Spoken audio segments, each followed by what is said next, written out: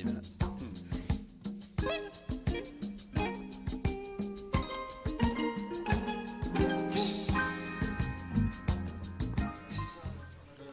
Hello everyone and welcome back to another Banco Casino final table. Recently we have brought you coverage of the Poker Code Festival as well as the festival. And today we've got the final table of the HendonMob Championship. €250 buy-in, €150,000 guarantee, and some familiar faces across the table. We'll be getting into the info on them shortly. So I'm joined by co-commentator Leo Worthington-Lees. How are you, my friend? I'm good. How are you? Lovely, lovely. Buzzing yeah, can't to complain. be here. Absolutely. And in seat 1, you can see there is a good friend of mine, actually, Jakub Janosowski, Slovakian, PLO regular, plays also online tournaments for Hold'em and PLO. Nice to see him. He's the chip leader with 20.3 million chips, joint in chips with Yanis Vogiatsoglu. You have a go at that. Vogiatsoglu.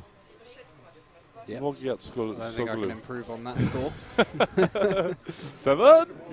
And I've also got some international faces as well. Muto Katsushiro. Katsushiro, it's got quite an impressive HendonMob, 300,000 in live earnings. Not bad at all. Looks Very like he's been respectable. touring the Asian he loves circuit it, pre-COVID. I mean, his top 15 tournaments on there are like all different countries. So. Yeah, that kind of looks like ours back in the day before the pandemic. But yeah, some great scores there. Lots of between 1 and 10k scores, sort of touring the live mid to low stakes circuit. He had one big score at some stage, didn't he? I think. What was his biggest score? That one there. $40,000 one there, 2k, second in a Unibet Open. Yeah, in Bucharest. High roller. Looks like he's hunting the live value. 12k there and the 1k. Ooh, I bet that was a tough field. Montenegro. Party poker Montenegro. The Eurasian Poker Tour, absolutely. I rate that. Got a couple of wins. 16k. Where the hell is that? Narnia. I don't even know where that flag is. No, I've never seen that flag before in my life. But that must be like an African or Asian country, some kind of. It was an Asian tour, so. There's Jakub there, or JJ as we'll call him, as he likes to be known. Very long HendonMob as well, all the way back to 2012 there. Yeah, so a decorated player from Japan in seat 5, scanning across the rest of the chip stacks. I recognise seat 4. Seat 4 is the Greek player, yeah. I do recognise his face, I think. And that must be seat 2, that's Marios Pavlo. And believe he is a Cypriot, which is where we're commentating. Yeah, bringing you the commentary from North Cyprus. We're currently in the Merit Casino and propped up as the internet holds up here and giving you the commentary from there. That's Josef Fabian, who is a Austrian player. Not a lot of information that we can find on him online. Might be some sort of tax dodging kind of routine going on there. And be a cash game player, you never know, do you? Actually, maybe I don't recognise that guy. I thought he was somebody else. Yeah, that's Yanis, the Greek. And then Muto coming up next. Yeah. This is the decorated player from Japan. Looks like he's got some HendonMob clobber on there, so it might have been something to do with winning. Flag Hunter. Yeah, Flag Hunter, and it's, I mean, the HendonMob that he's got. Hills of Japan. Definitely, yeah. Interesting to see that what sort of standard he's bringing to the table. There are a couple of actually pretty tough guys that have sort of quit their jobs and just travel around touring the circuit. That's Dmitry Shubin. He's a live PLO and Hold'em cash game / tournament player. He's actually been putting a lot of work in on his game and he's improved over the last few years. He works in property and has a full-time job as well alongside poker. Pretty tough recreational, I would say. Seat 7 is Jürgen Schoner, and this is Tamas Sandor, which I can only imagine is a Hungarian name. Yeah, short stack. Yeah. What are the blinds? Any idea?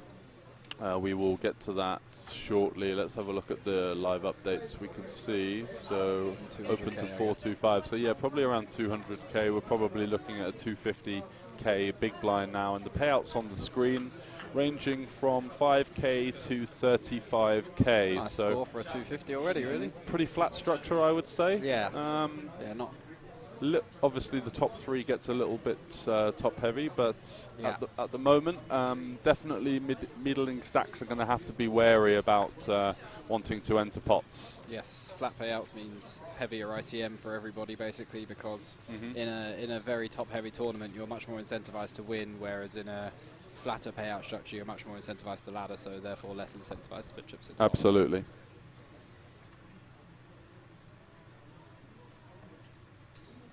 Here we go, in the mix. So Jakob first hand picks up a nice suited ace on the button. He's obviously going to be opening this one. He's just getting a... looks like he's just getting a look at the stacks, so he might have a shove here. It depends what the stacks are. Let's go back to those stack sizes. Seat 2, yeah, I mean seat 2 and seat 3 have both got 11 big blinds to seat 3 and 9 big blinds to seat 2. So I think Jakob just wants to go for a shove here. It looks like he's gone for an open. Yeah, he's made it 3.5 million, so that's going to cover both of the remaining players. Okay, nice, good play.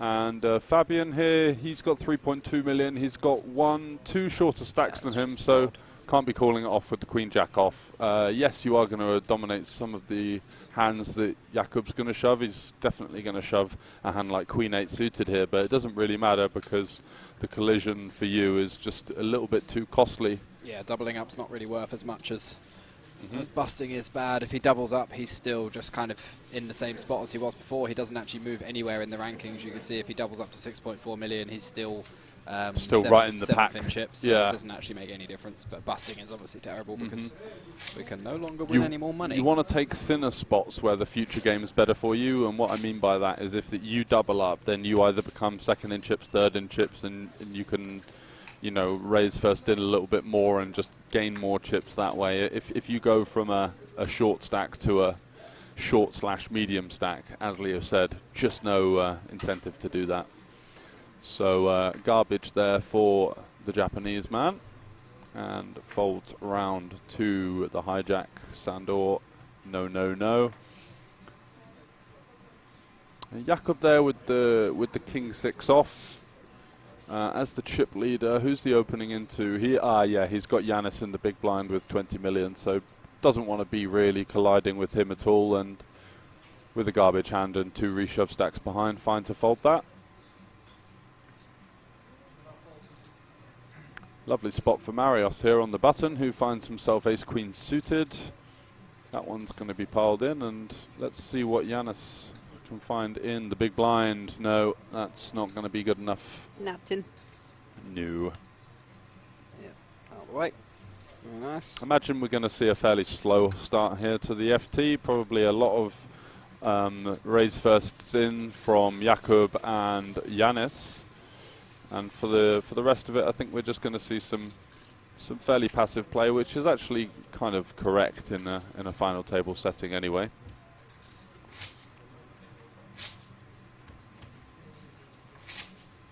Emotions on the table look pretty tense. Playing for a lot of money. If you buy into a €250 tournament, you're not really expecting to be playing for 30k a couple of days later most of the time. So certainly going to be interesting to see how the players react to that and cope with the added amounts of stress. We've seen some blunders, we've seen some people play exceptionally well, and it's been a real mixed bag over the last few months of commentating on these large low-stakes tournaments. Jakob there opening it up. That looks like it must be a 500k chip.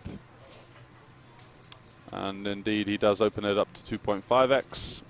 Fabian here with the pocket fives. 2 players left to act behind him. Ooh.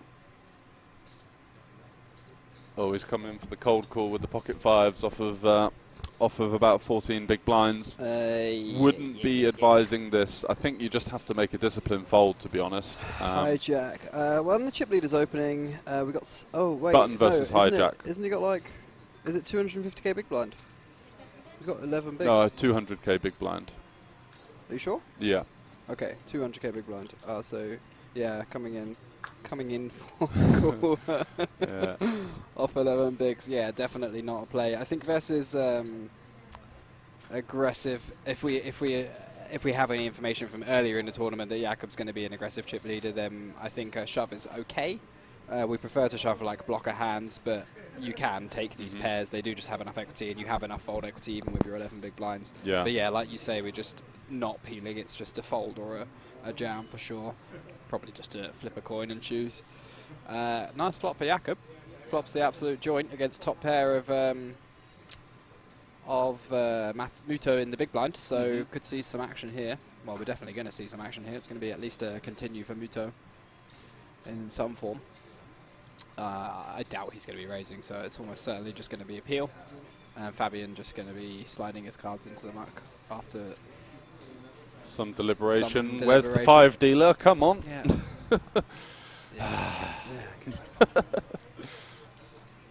And two chip leaders, well, two of the bigger stacks here.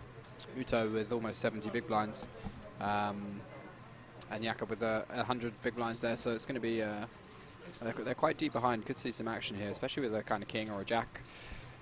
Even just a bricky run out, kind of deuce run out, you know, any of the low cards, that's not a brick at all, but it does improve Muto to a gut shot to the king high straight as well. A lot for Jakob to get value from, and a lot to protect against as well here. Muto can have all sorts of suited combinations from the big blind. He can have all sorts of hands like 9x of spades. He can have all sorts of hands like straights with a spade. Obviously, us having the queen of spades is nice, but he can have infinite combos here of like pair plus flush draw, pair plus straight draw, 2 pair with a draw. You know, like something like 9-10 of spades obviously would be a massive hand here. And all of those hands are within Muto's range. He's going to have some sets sometimes. I think 8s and 9s are going to be in there flatted sometimes. He's likely to squeeze a hand like pocket 10s or jacks. This deep he might even elect to just flat the 10s though. So yeah, a lot. Oh, brutal run out for Jakob here. Muto does improve to the king high straight on the river. Absolute brick, and he looks like he's going for a lead here, which I don't hate, to be honest. Don't hate it at all. The only issue is, actually no, it's not really an issue because Jakob's not going to bet ace-king 3 ways on the flop, yeah, he doesn't really have any ace-king here apart from ace-king of spades. Yeah. So yeah, not a lot for Muto to be worried about here. He can obviously have like Jakob. We could be chopping with Jakob a decent amount with against the kind of king jack, king 9, king 10s, king queens. But I do like this. The only thing is you may get more value from Jakob trying to get us to fold a chop when we have a lot of when we check we're going to have a lot of hands that are just, you know, were a pair or were 2 pair or were whatever, and we can get Jakob to just kind of stab to try and get us to fold a chop on the river. That might think he's kind of stripped of king x. Exactly. Yeah, it's hard for us to have that much king x unless we had king x with a flush draw. Which I guess there are actually a decent amount of combos with, so I'm indifferent to that. I think going for a lead for value against kind of recreational heavy field is going to be a decent play. People are probably just going to pay it off for a chop too often there. So a nice play there for Muto. Takes a few chips off the chip leader. So we've got a couple of stacks bunched up at the top there. Well, I think in Jakob's spot there, it's tough to think that someone who is covered in chips is going to bluff in that line. Yeah, just going to try and get us to fold a chop. It doesn't really make very much sense. Yeah, exactly. Yeah, so I like that fold. Very disciplined laydown. Yeah, he's a solid player. Yeah, very brutal run out there.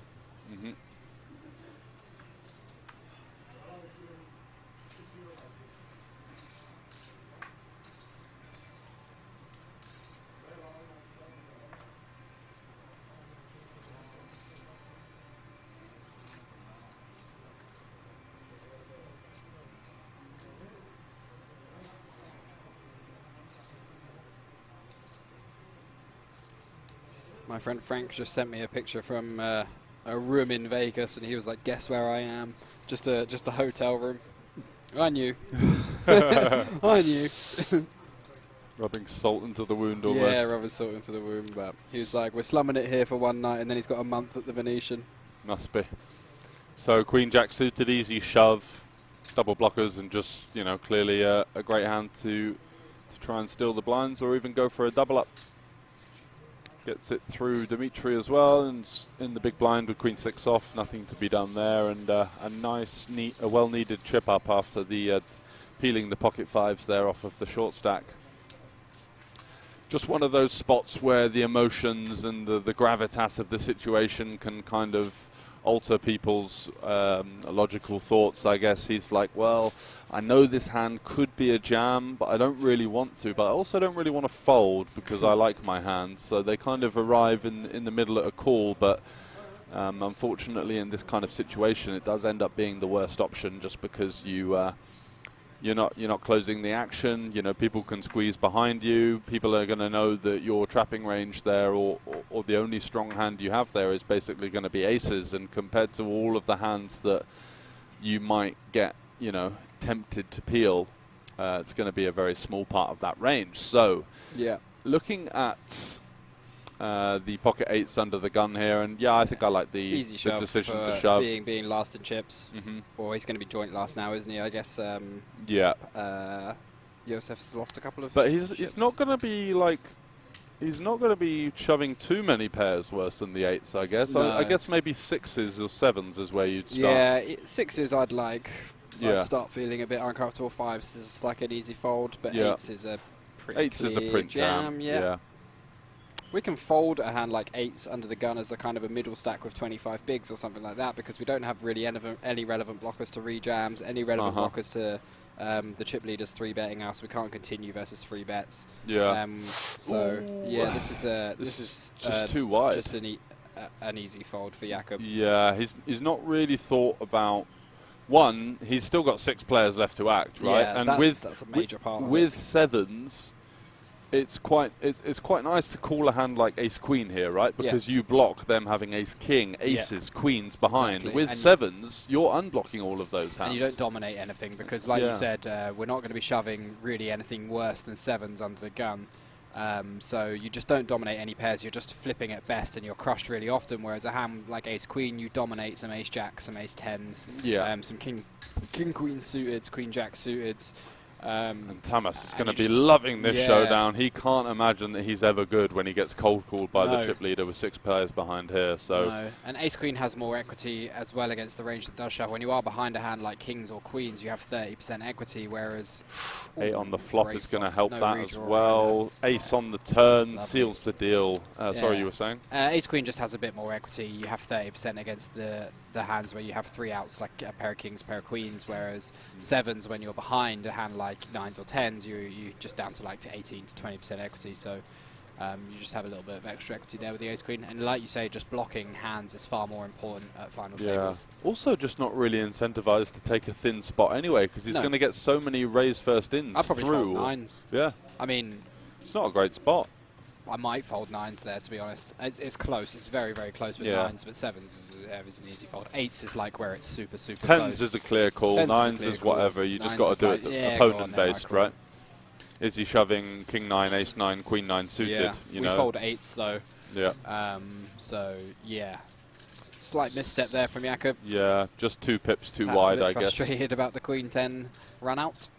Yeah, legs twitching a little bit there. Yeah. Just needs to maybe calm himself down a little bit. It's a big spot for him. I know that for sure. He usually plays about a 20 ABI online, so you know, it's easy to think, right, well, I'll just knock this guy out and then I'll have even more of a chip lead. But yeah, but we can't be too harsh. I mean, it's a 250 euro, like, very recreational tournament, so you can't really that's the beauty of these tournaments. If we saw everybody playing well or very, very well at this final table, I'd be quite frustrated, to be honest, and I'd be adding to my reasons to want to get out of poker, you know, and be like, well, what's the point in this if it's a 250 euro tournament? You know, this is the kind of stuff we should see. So very, very kind of easy trap to fall into there. I think he's not alone in making that decision. A lot of people know that they would kind of call 7s there in a normal game. Even in a normal game, though, it's a bit like, do we really want to flick it in with 7s? hello, Mr. Oliver. Well done. This is my good friend of mine who plays PLO live cash games. He won the Zodiac main the other day. Hey, I played against him online the other day. Yeah. I was playing like 10-cent PLO or something, and he was like, Leo? I was like, yeah. He was like, what are you doing? I was like, I'm just learning a bit of PLO, mate. Leave me alone. Yeah, leave me alone. Shh, don't tell anyone. That's Joseph Fabian pumping it in for what looks like 14 bigs with ace-6 suited +2. Ooh, that's a bit wide for me, Yeah, I a bit think. wide. We want to have, like, ace-5 suited much better, just that, again, like, the equity when called, yeah, the extra equity of being able to make a straight. No, he's just coming for an open. Oh, is he? Yeah, not a jam. Which oh, okay. That's actually not like a terrible idea. It's like a 3.1x, which 3.25x. Oh, he's gone for one of those, like, yeah, but then if someone shoves on you, you just want to fold, right? Yeah, so yeah. it's not really like a 2 shoves behind and then fold. You're just kind of wasting another big blind. Really. Yeah, it's just a min raise if we're going to enter this hand. I think it's fine hand to open, especially as a short stack. Definitely like you a should good be definitely taking these kind of first in spots, because it's very hard for people to put pressure on you. A chip leader facing like a short stack opening off 11 bigs is quite a handicap, because you can't really 3-bet bluff. No, you can't 3-bet bluff, and you can't ever expect that someone's going to open a hand that they're actually going to fold. Yeah, exactly. For the most part. And even if you know those hands are in there, there's just not very much you can do about it. No, so it's a good open, but he's just made a bit of a blunder with the sizing there. Yeah. Get in there, Coxo. Get in there, Coxo. So some Tamas fans as well in the chat. Good to have you in. Welcome aboard. Thanks for joining us. Jack 8 suited under the gun, just going to be an easy mac, in theory. Does find its way to the mac. Nothing doing so far. 7-6 suited for Muto. Ooh, interesting. Just straight into the muck and the hijack. Very, very tight there, considering he's one of the chip leaders. That is a very easy open for me. We just have free reign to put pressure on all these short stacks.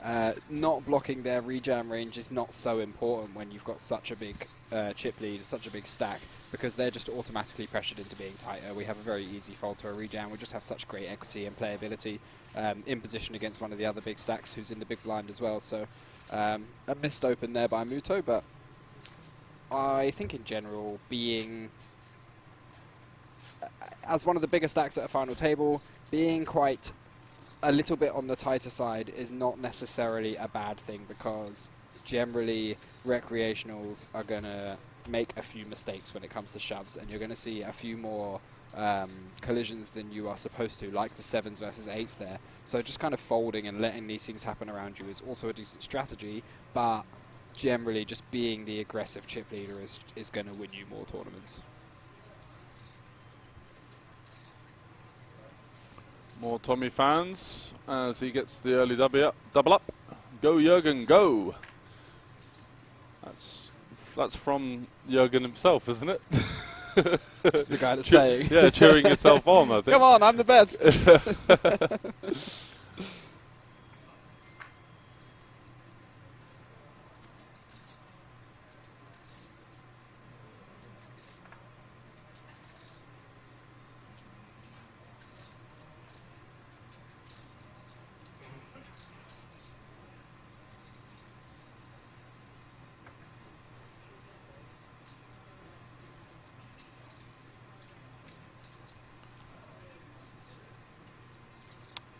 So Jurgen popping it up here with the Queen Jack off from the cutoff.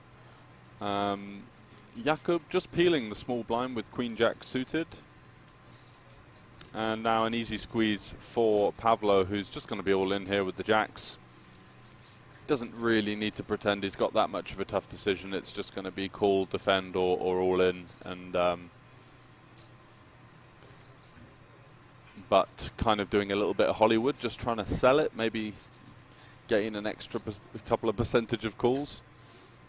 Easy fold for Queen Jack offsuit, and now Queen Jack suited, getting a rather attractive price here. He's got 2.3 million to win 6.7.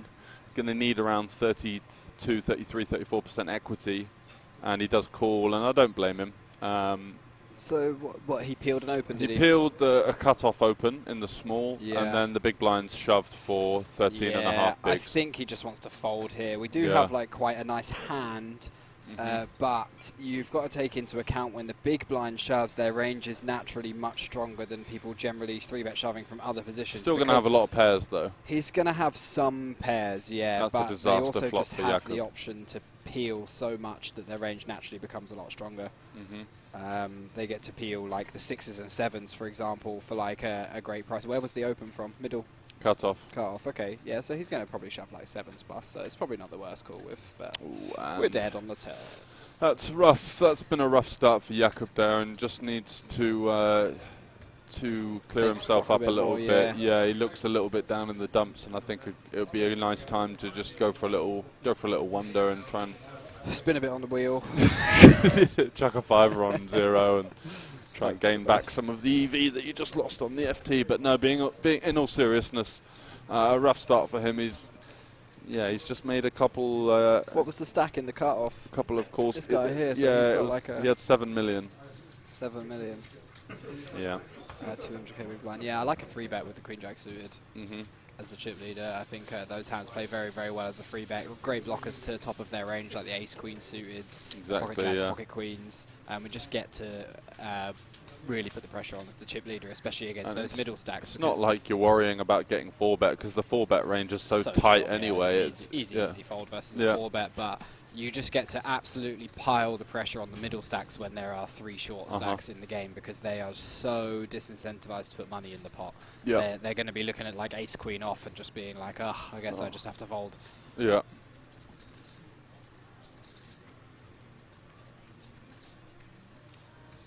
Who puts cucumber in a drink, man?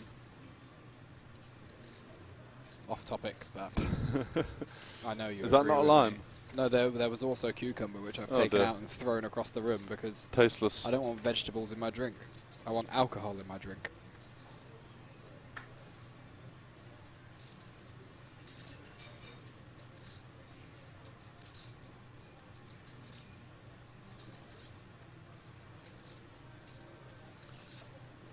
Ace 6 off in the cut-off for Sandor, playing around 22 big blinds. Oh, blinds up now, so playing just under 20, 18 big blinds. Yeah, he's also got Jakob on the button, who's hot under the collar and maybe ready to start 3-betting. I don't know how much you want to read into that kind of thing, but yeah, you know, the hand's a reasonable blocker. Don't mind it. Just for a late position steal only, and yeah, it's okay. I'm neither here nor there. I think you can again like either or. Opening into a short stack as well, who might elect to just kind of pass some of the closer defends. Definitely makes it nicer to be opening into a big blind that you cover. Yeah. Fabi is just going to be defending here, I think. Nothing else to do. Yeah, it would be a bit too loosey-goosey as a jam. Yeah, I don't think there's because the guy that you're jamming against isn't incentivized to open that. Oh, that's too tight. That's very tight, yeah. The cutoff here isn't incentivized to open that wide, right? That's why you just prefer to peel in a spot like that. Yeah. He is still going to have some King 8 suited, some King 9. Yeah, and some pocket 6s and stuff. Like he doesn't have any other option but to open his kind of weaker pairs and his King 9 suits. And like he might even open jam some like Ace X and King Queen and stuff like that, right? So like your King 10's doing pretty well against that opening range. Yeah, we definitely have to defend there. You can just flop very, very strong with King 10. Like you flop good top pairs a lot of the time. You flop very strong draws to the nuts. You don't tend to get in too much trouble with a shallow SPR. You can't really go wrong stacking off on a king high board. So, yeah, a bit on the tight side there.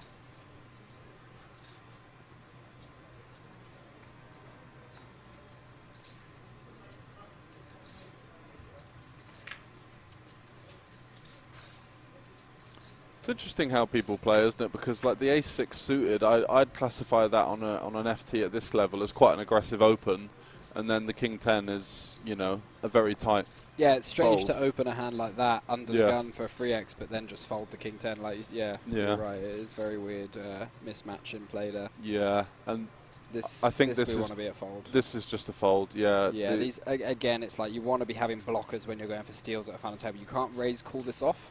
No. So when that's the case, your hand is now very, very bad as an open because you don't really have very good playability. You don't have good properties as a steal because you don't block any rejams. You don't really block any defends. You have a lot of difficulty playing post flop against the big blind or against somebody who peels you in position. And yeah, you just have to fold to a rejam. So you want to be opening a hand like ace-2 suited is much better here than pocket fours, because you just block so much more. Block the aces, the ace-king, ace-queen, etc. when you're having an ace, but the fours are just unblocking. You're blocking folds from the rest of people's ranges. So. And just to say here, I really like Jakob's demeanour here. He's composed himself, thought about his best decision, not rushing into anything. He's had a rough start to the final table. He's identified that his hand is probably going to be a 3-bet. Yeah. Yeah, I like what he's done there. It's just you could see the camera work was excellent. The fact that he just composed himself, thought about his decision, and executed it well, and it's going to get through here. Yeah. Unless Tamas finds some kind of suicide jam with the fours, which would work in this instance. We saw it on the GKPT. Yeah. Rifled it in with the pair, but yeah, it does get it through. Tamas, interesting. He seems to be playing. Yeah, he's not afraid to open. Yeah. He looks like he's in the mix. He's open. Slightly aware. Yeah.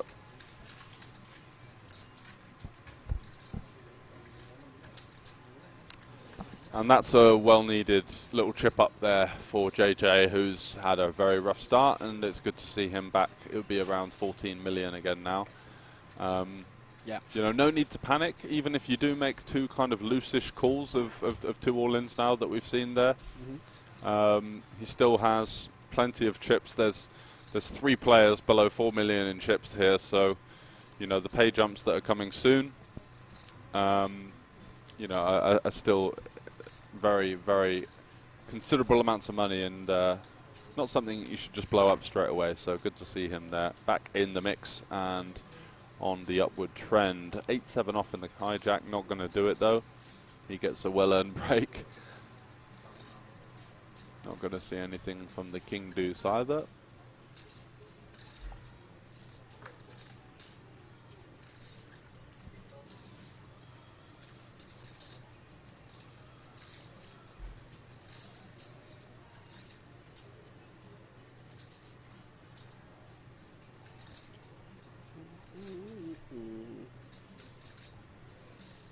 Ace-7 off in the small blind. There's the chip leader. Yeah, just want to be ISOing it in. Yeah. Oh, very small size though. We want to be going much bigger, I think, and potentially actually not opening this one into aggressive chip. No, we are the chip leader, right? So Yanis is the chip leader in the small, but he's only open to 2.5x. Opening into a big stack is what I meant. Sorry, it's not even 2.5 because the blinds are up. He's open to like a min, basically a min plus. Yeah, I like 2.2. this flat. It's a beautiful flat. Yeah, this is just this is very aware. He's obviously got a few tricks up his sleeve, the man from Japan. And here I think we're probably going to see a couple of barrels because he does have that all-important ace of diamonds here, and that could come into play. Muto here having a little stare at the board, little recheck at the cards. Have I connected with that? I'm not sure. All right then, let's see another card dealer. Really great acting work here from Muto. The 10 will slow things down somewhat. I think Yanis isn't going to look at this as a natural card that he wants to continue with a combo like this, because ace high still could be the best hand. Muto's going to have some straight draws, some flush draws, just some king high with 1 diamond, queen high with 1 diamond. A hand like queen jack is just not going to fold the flop, you know, so not really any incentive to now go for the second barrel with the ace-7. I guess he might be thinking that he wants to fold out a hand like a deuce, but like how many deuces is someone going to defend here? I think all of the offsuit ones are just going to fold pre-flop even for the small sizing. Yeah. So just to, I'm not sure whether this is like a value bet or like a bluff or... It's like a bit of a merge, isn't it? He can fold out some like 6-5s and stuff like that and get value from some flush draws, but then you want to not really have the ace of diamonds. Yeah. This is working out nicely for Muto. Yeah, he can't be too worried about the 10, especially when his opponent bets this size on the turn. It's just not screaming 10x, is it really? No. And the king is a very bad card for Yanis now. Yeah, Yanis, this turn sizing, when you're betting a board pairing turn, especially when it pairs the top card and you're the aggressor, you really want to be choosing like a polarized size, because you're not going to be... I mean, on a flush draw board like this, it's not so bad to have a few more like queens, jacks, nines, but even those are like somewhat polar. They're like very strong value compared to Muto's range. So you want us to be choosing like a bigger size or a check here. Tamas will punish loose 3 bets. You cannot push around the guy. There's not so much he can do with like 20 bigs. So Biscop, the buy-in was 250 euros, mate. Thanks for tuning in. bet 1.6 million. Yeah, don't know about that hand at all. That was It was all a bit blasty, that. It was quite blasty, yeah. Yeah, just kind of chucking chips into the abyss and hoping to get the pot back. There wasn't really much thought going into that. I mean, he could just check the river and win a decent amount. Like, his bet's small enough to keep Muto's range very wide, keeping all those flush draws and stuff in there. So just like checking the river, even bluff catching. I like check call better than bet. Yeah, definitely, 100%. And a couple of... He didn't really give it, he didn't really make it a size that... Wasn't a committed size either, was it? Yeah, he didn't really put any of Muto's range in a difficult decision. He just folds all the worst hands that we were ahead of anyway and calls all the pairs because of the sizing. He's calling 1.6 million to win like 5 mil on the river or more, so it's like... And he's got to think about the hands in which he would be 2.2xing out of position blind v blind, you know? Yeah. On the turn, he's kind of repping some sort of pocket pair or like was it 10-4 deuce, right? So he's saying he's got like King 4 or like a pocket pair or something like that. Something that, you know, is worth a small bet, but not doesn't want to polarize. And he's just not going to ISO those hands for that size. He's either going to limp or ISO a lot bigger because he wants the fold equity from the overcard type hands pre. Yeah, so. I think all of the streets there were a bit of a misplay, to be honest. Yeah. But as to be expected, right? It's an FT, and like people just tend to size down with bluffs and size up with value on FTs. You know, just the way that the game works. And it's a great thing if you're watching from home and you're an avid poker player yourself to watch out for when you next play an FT, because these kind of small little population tendencies are things that are concurrent from even up to medium to high stakes online. You know, people do tend to freeze up in the big spots. And it's something to watch out for. Good open here. The King Jack for Fabian, though, is just going to be a fold.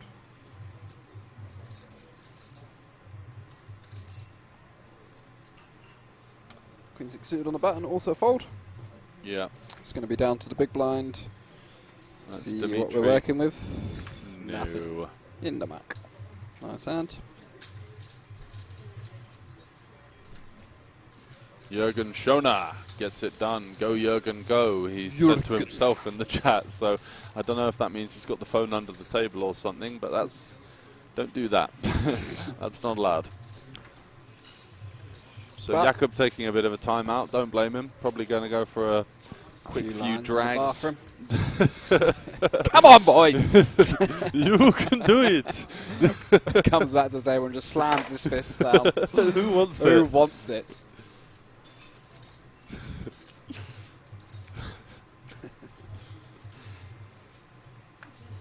They took my baklava away. Ooh, lovely little Jack 10 sweeted. Definitely going to be an open here for Tamas.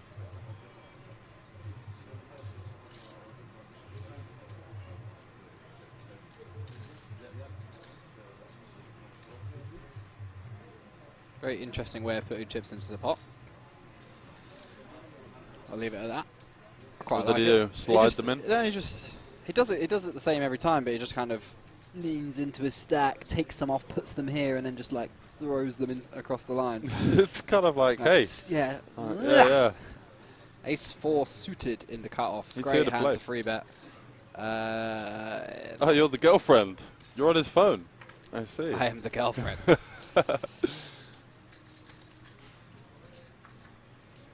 Well, all the best to him. Ace 4 suited, it's an okay peel, but versus the under the gun range, we're going to be dominated quite a lot, and we're not that deep, so we don't get to play a lot of our backdoors, which is kind of a problem.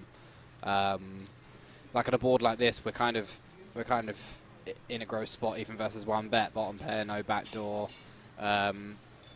So I prefer to just 3-bet this one pre-flop and really just put the pressure on. Like, you want to be 3-betting a lot versus stacks shorter than you at final tables. That's just generally a good rule of thumb, especially when you're one of the bigger stacks. What do you think about Tamas's check here on the flop? It's got some nice backdoors. It's quite a dry board. Yeah, I think it's got quite a strong range. I think it's fine, yeah. He can just check like ace queen and kings and aces here and go for check raises. He can check raise a bunch of like flush draws and stuff like that. He's going to get to realise here quite often, because I think Yanis's peeling range pre is going to be obviously a lot of like mid-strength hands, you know, 6s, 7s, 8s, a lot of hands similar to ours, king jacks, jack 10s. So I think we're going to just get to the turn a lot, and he can check call a small size. And we also don't put very much pressure on those hands by betting flop out of position, because he's not just going to, he doesn't want to just c-bet like half pot or more with jack 10 suited. He's going to go for like a third, and when he does go for a third, like all those hands like 6s, 7s, 8s, king jack with a backdoor can just peel anyway. So I like the decision to check. And yeah, it seems fine. Seems like a well played hand there.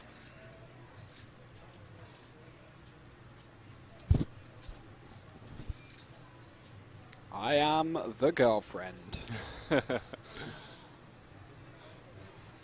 Roland and Nicholas live are the bomb. Don't know who either of those people are. Roland is Roland Boothby, who is the HendonMob, well, one of the guys that are working for HendonMob, yeah, right. Organizer, yeah. I see him at a lot of the live stops. Nice lad from the UK.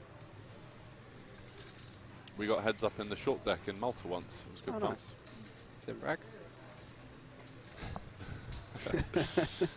Muto folding the 6-5. All right, mate. Muto folding the 6-5 suited on the button there again, just electing to. Yeah, very nitty there. To being sit out. Chip leader. He's looks like he's going to be quite staring off into the distance, watching the football. Yeah. Not my turn. No, don't worry about me. No, you guys get carry me on. out of there. 6s on the button. Yeah, yes. 2 20 big blind stacks or less. I like the shove. Great shove. Yep, good work. Got king 10 suited to fold there on the small blind. Very nice. Good placer. But if he opens king 10 might jam, peel, he's going to be and then you don't want to call spots. it. You don't want to raise, call it off with 6s. So no. Great shove there.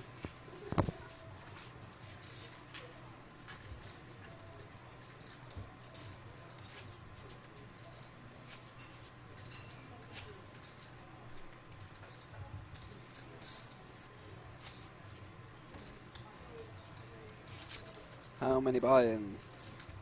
250 euro buy-in this was. 150k guaranteed. I think they beat the guarantee. I'm not sure on the numbers exactly of runners, but around 34.5k up top. So obviously a very decent payout there for somebody. And I mean all of the it's very nice already. 5k locked up for 9th place. Up to 35k for first. So it's a very nice tournament this. If you haven't made the trip to the Banco Casino in Bratislava, I highly recommend it. Absolutely love playing in that place. I spent a good few months there in the last couple of years. Played a bunch of tournaments there. Great room, great atmosphere, lots of very friendly people, great staff as well.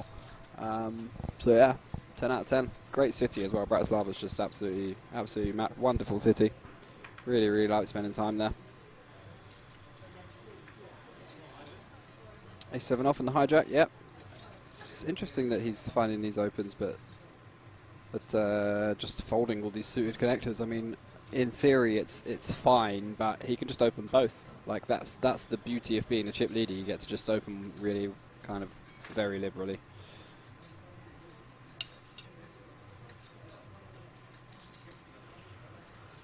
Ace Queen suited on the button, just calling very tight here versus the chip leaders at open. This is like a kind of slam dunk shove, really. He's playing about 24, 25 big blinds.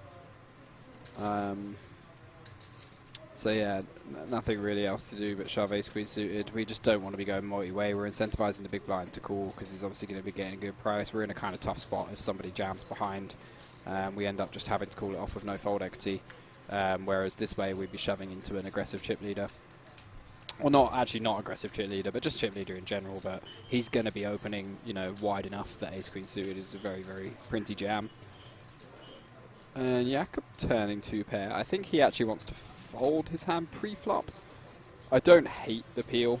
I don't hate the peel at all, but I think folding is going to be slightly preferable just because we are going to be dominated quite a lot. The offsuit ones aren't going to play so well out of position multi-way.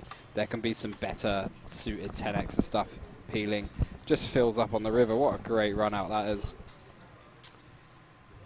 Goes for the check, which I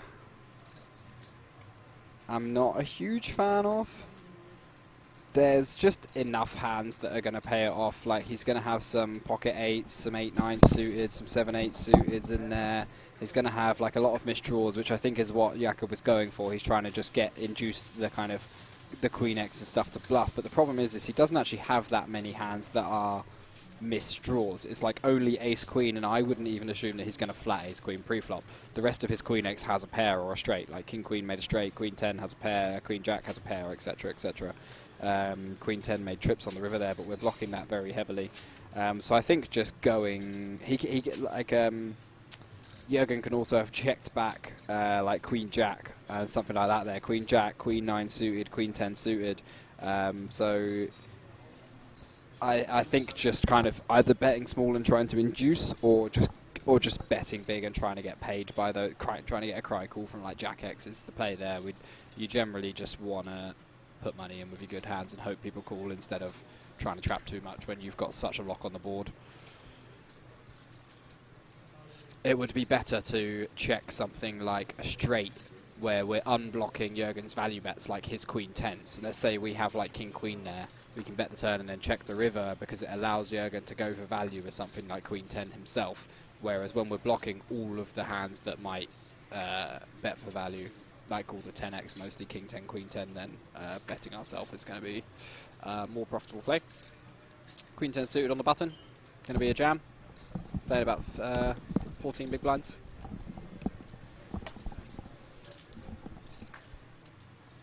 Nothing else to do. Nice, well played, sir. Seems like a pretty capable player, I think. Yeah, not bad at all. The fours open was a little reachy, but yeah, not the worst. Gets it through there. Welcoming those chips to his stack.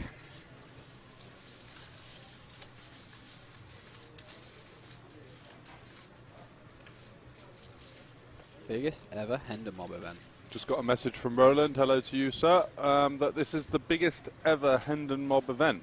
Very nice. And they've been doing, well, they've been running a lot of flagship low to mid-stakes tournaments around Europe for a while now. I played one, I think, in Malta, Irish Open and Irish Battle of Open. Malta, yeah. Yeah. I think Endrick got heads up with Joe Field in the Oh yeah, I remember the Irish that. one. Yeah, that's right.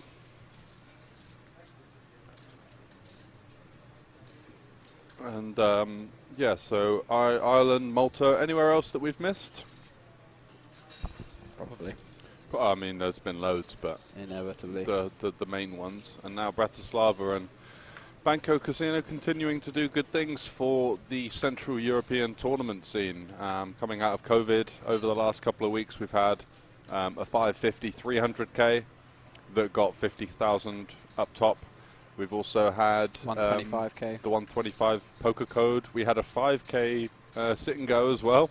Yep, biggest buy-in tournament Slovakia's ever had. Exactly, and yeah, just lots of good things happening. Yeah, and there's also coming up is the Swedish Masters in November, which is another 550 euro with I think a 200k guarantee. Mm-hmm.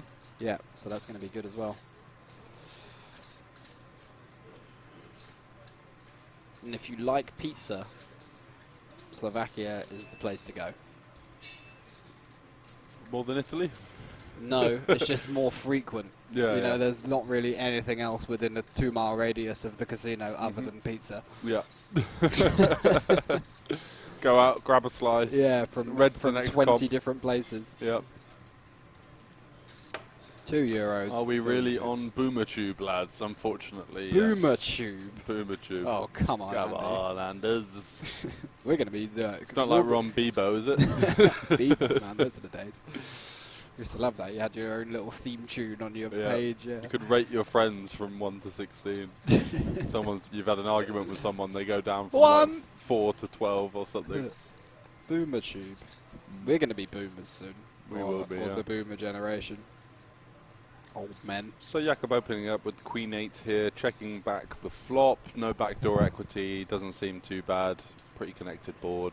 Just Yeah, it does favour the big blinds range quite heavily. This, I mean, it's not super connected, so we still have, like, betting wouldn't be the worst, but like you say, we just want to have some kind of backdoor flush draw here. I think like Queen 8 of Hearts would be a good bet because we're blocking some continues like 8-9, 6-8, some 10-8 suited, 7-8 suited, and stuff like that. But just having no backdoor at all, it's not particularly inspiring pot to put chips in.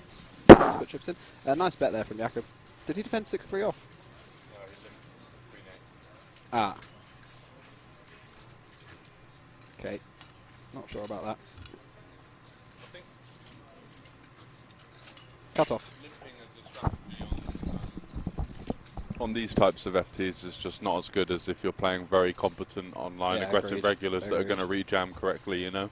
Here you can just get away with ISOs and opens, I think. Yeah, and yeah, your limps aren't going to get punished or attacked, so therefore you end up naturally just limping quite a weak range, because the idea of limping is that you can mix in some traps and stuff in there against, like you say, competent aggressive opponents, because you're going to get attacked often, whereas people in here are just not going to go for the attack, so limping out in my cases doesn't really make any sense. Once you play very good aggressive players online, you realise that you're going to have quite a big raised fold gap if you're just opening too many hands. Yeah, exactly, right? Yeah. Jackie boy, how you doing, mate? Thanks for joining the chat. The heater you're on, I'm surprised you aren't gym leader. That would be quite impressive from Cyprus, but definitely not out of the realms of possibility the way it's been going. Good to have you, mate. Ace 5 off here, nothing to think about. That jam from Shona is quite a lot of chips, isn't it? It's over 20 big blinds. 250k big blind, right? Yeah, so yeah, 21 bigs. Yeah. Yeah, this hand is... There are going to be hands we want to shove with here, but I think Ace-King is too strong. We want to be inducing a hand that strong into like a chip leader who's shown himself to be quite capable and quite aggressive. Free bet the Ace-Jack off earlier. I don't think I'd have a jamming range there, personally. I think like a hand like 3s, 4s, 5s, 6s really want to jam because they don't want to raise, call it off against the chip leader. What, from +2 with 20 over 20 I thought he was bigs? button. Was it not button? No, he was early there. Oh, right, yeah. okay, sorry, my mistake. Yeah, then definitely no jamming range. Yeah, 8-handed, and he was opening. Oh yeah, geez, the button's there. +1. Yeah, he was. Yeah, he was literally +1. Yeah, okay, definitely no jamming range there for sure. Sorry, I thought it was the button. That's all right. Try opening my eyes next time. Tommy Deans, Dino. how you doing, mate? You still in Greece? Yeah, he was I've in seen Athens, his photo wasn't he? pics today. Yeah, Yeah, it looks was looking good. very similar to what we got going on here, to be honest. Cyprus has been great, mate, apart from the poker. I mean, the poker itself has been great. We just haven't been getting the good end of it between us. No, we had infinite shells between us in the first that live series that was on. There was what in terms the of high the roller group? and the main event and stuff. There were some just amazing fields. The $500 main, a 1.1k high roller. We did get bashed around a bit though, unfortunately. And then the only shred of chance was me getting to the FT of the high roller and then busting in calamitous fashion in 9th, rifling it in with an ace blocker straight into pocket kings. So that's all she wrote. It's been nice. It's been quite low-paced, slow-paced, and we've just been kind of chilling out, eating food. We managed to adopt a dog the last couple of days. Followed us home from a restaurant and is Old Suarez. Disneyland Nicosia. Is there a Disneyland here? No, surely not. I don't think so, mate. But yeah, it's been nice just kind of hanging out, enjoying the sun. I've been recovering my ankle, really. Yeah, I had a bit of a tumble the other day. Great flop for Jakob here. Hijack versus small blind. Yanis just electing not to 3-bet the 10s. Don't mind it. Doesn't really want to play a massive pot out of position.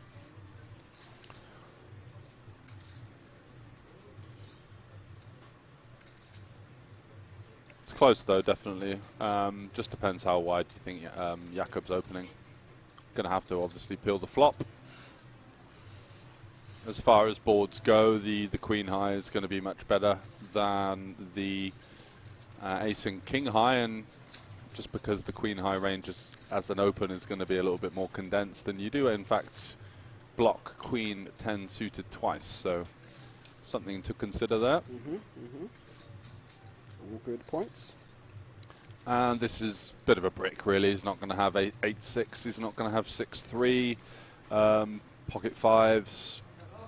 Yeah, maybe he sees a turn, but Yeah. I think we can go for 3 here with the king queen personally. Yes. I mean, he can have ace queen sometimes. Yeah, he can flat ace queen off there. Yeah, just definitely flat chip ace. leader I mean, versus even chip suited, leader. I think he can flat chip leader versus chip leader, but Yeah. that's a really only one hand we lose to, and it's quite heavily blocked. So Mm-hmm. I don't hate checking, but we are just giving away quite a lot of equity because he's going to have hands like 6s and 8s. Yeah, And definitely. stuff like that had just like turned a decent amount of equity. You're going to want to continue again.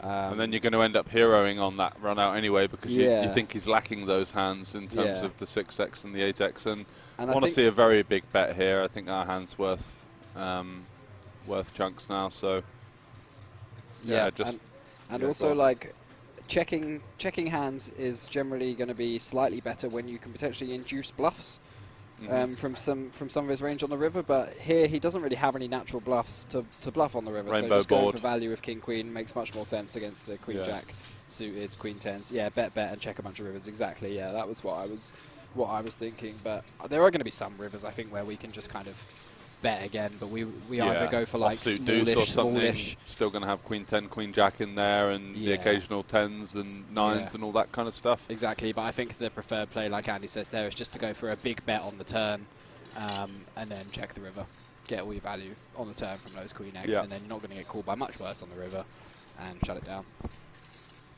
Yeah, caps himself hard now. Exactly, like he never has sets, he never has like over pairs, never really has.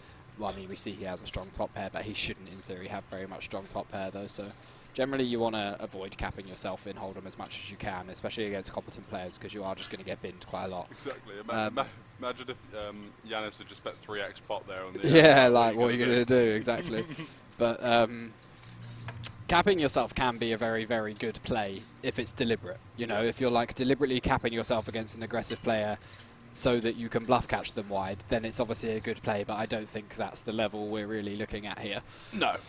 I think he's thinking, well, what if I get raised on the turn and, you know. Yeah, well, what kind of spot am I in here? You're in a very easy fold spot, that's the answer. Exactly. Don't worry about that, fella. Yeah. Especially on Queen 7-4 Rainbow. A good baseline strategy for Hold'em tournaments is bet aggressively for value and fold when you get raised. I think that's more, live Hold'em cash games. Just keep betting until someone raises and then angrily muck. Easily fold, yeah. Okay, you win, well done. Next. The amount of times I just double barrel top pair and then snap fold to a fucking raising position on the turn or something. Yeah. It's just on Queen 7-3 deuce. Yeah. And the guy's gone for the 4x raise IP. What have you got, mate? They show you Queen What do you deuce. think you're bluffing me with here? Ace jack, pocket tens.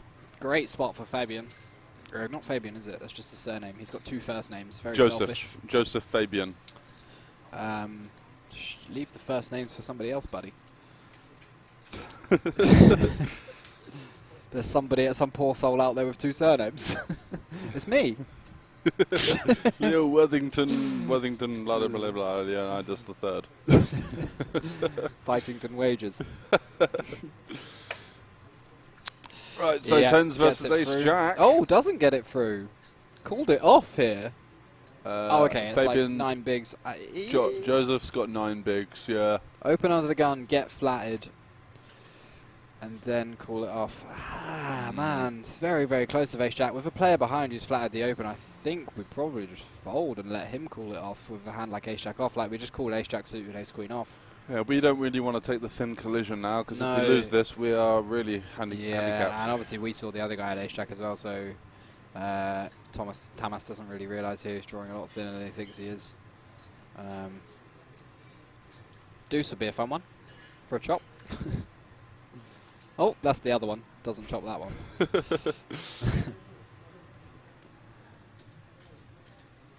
Nice double up there for Joseph, was it? Yeah. Joseph, very nice. He's going to be happy with that one. Absolutely. Nice to find a spot like that when you're getting very short at a final table. Sometimes it can feel like the world's just kind of falling apart and you're not getting dealt anything, but great spot there. Tamas now going to be one of the short stacks. Looks like he's down to about 1.5 million or something, very, very short. Yeah.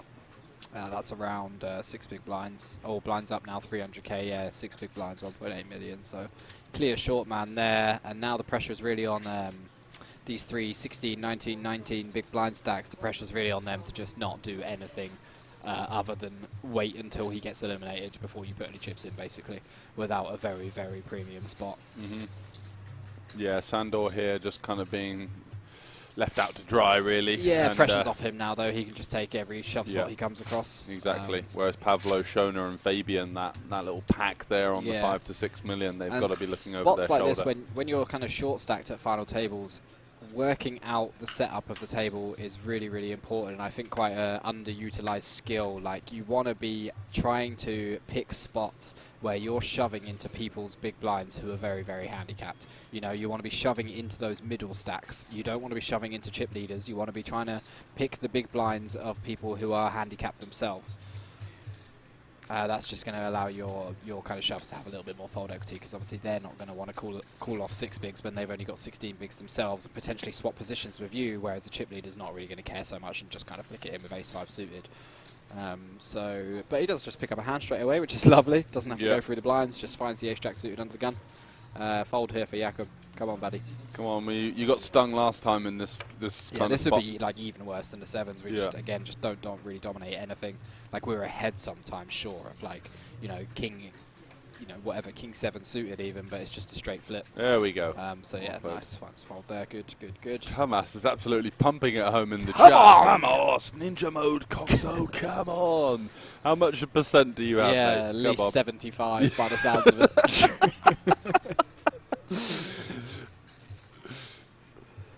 Anyone else in the chat on the under-over? Looks like Muto's found some kind of hand. Yeah, pocket 5s. I think he can call this one, being a chip leader. Just 6 bigs. It's like, we get an easy pay jump. Doesn't really affect his stack if he calls and loses. And he's going to be like ahead a decent amount. He does dominate some stuff sometimes. Like, obviously, Tamas is going to take all pairs here. And he's going to take like ace-deuce, ace-3, ace-4. So we do dominate some stuff. Maybe even goes for the king 4 suited panic jam or something like that. I mean, I'd shove that, but yeah. I think it could be. I don't think it's correct. Fold, I mean, I don't hate folding. I think it's very reasonable. With 5s or king 4. With 5s. Yeah. King 4, I think I would just fold. Andy's saying low in chat, so somebody's blundered. Whether it's you, me, or Muto, we'll find out in a second. Everyone. He's the backer. Yeah, makes sense. Yeah.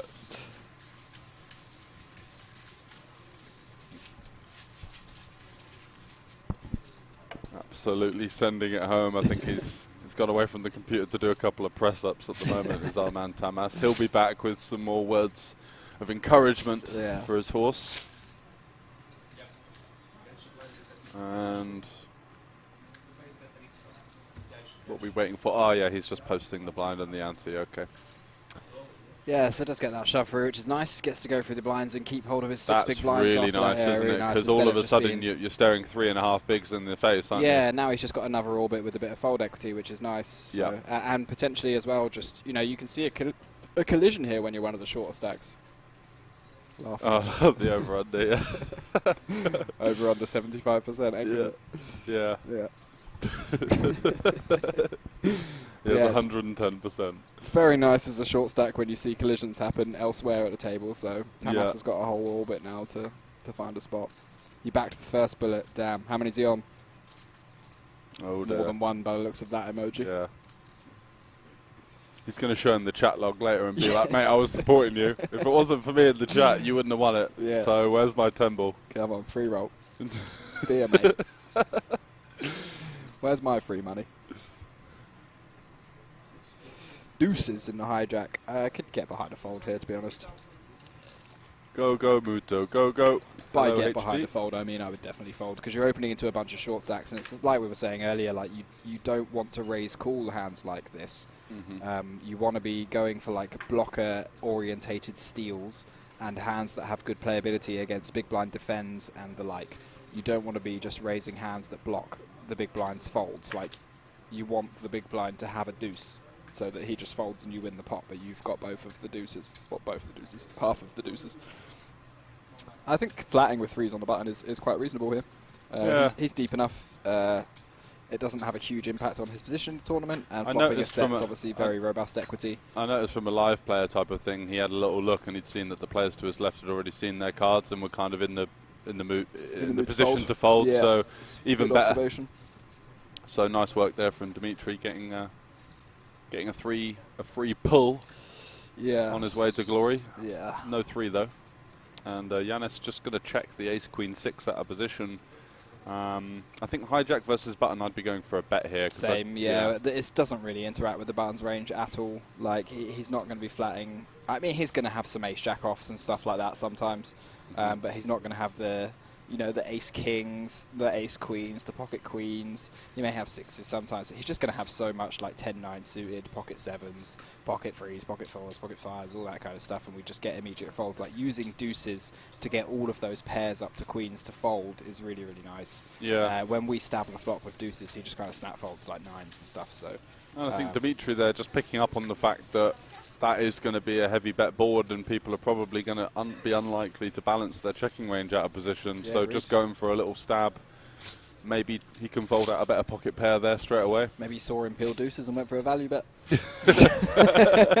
He's got everything covered. He's got the laser eyes. That was going on in Glasgow and Edinburgh, wasn't it, for a while in the live cash games up there. That's how I've been feeling the last few months. I feel like every time I enter a pot, everyone can see my cards. They just take the perfect line against me every single time. The reverse postle, as it were.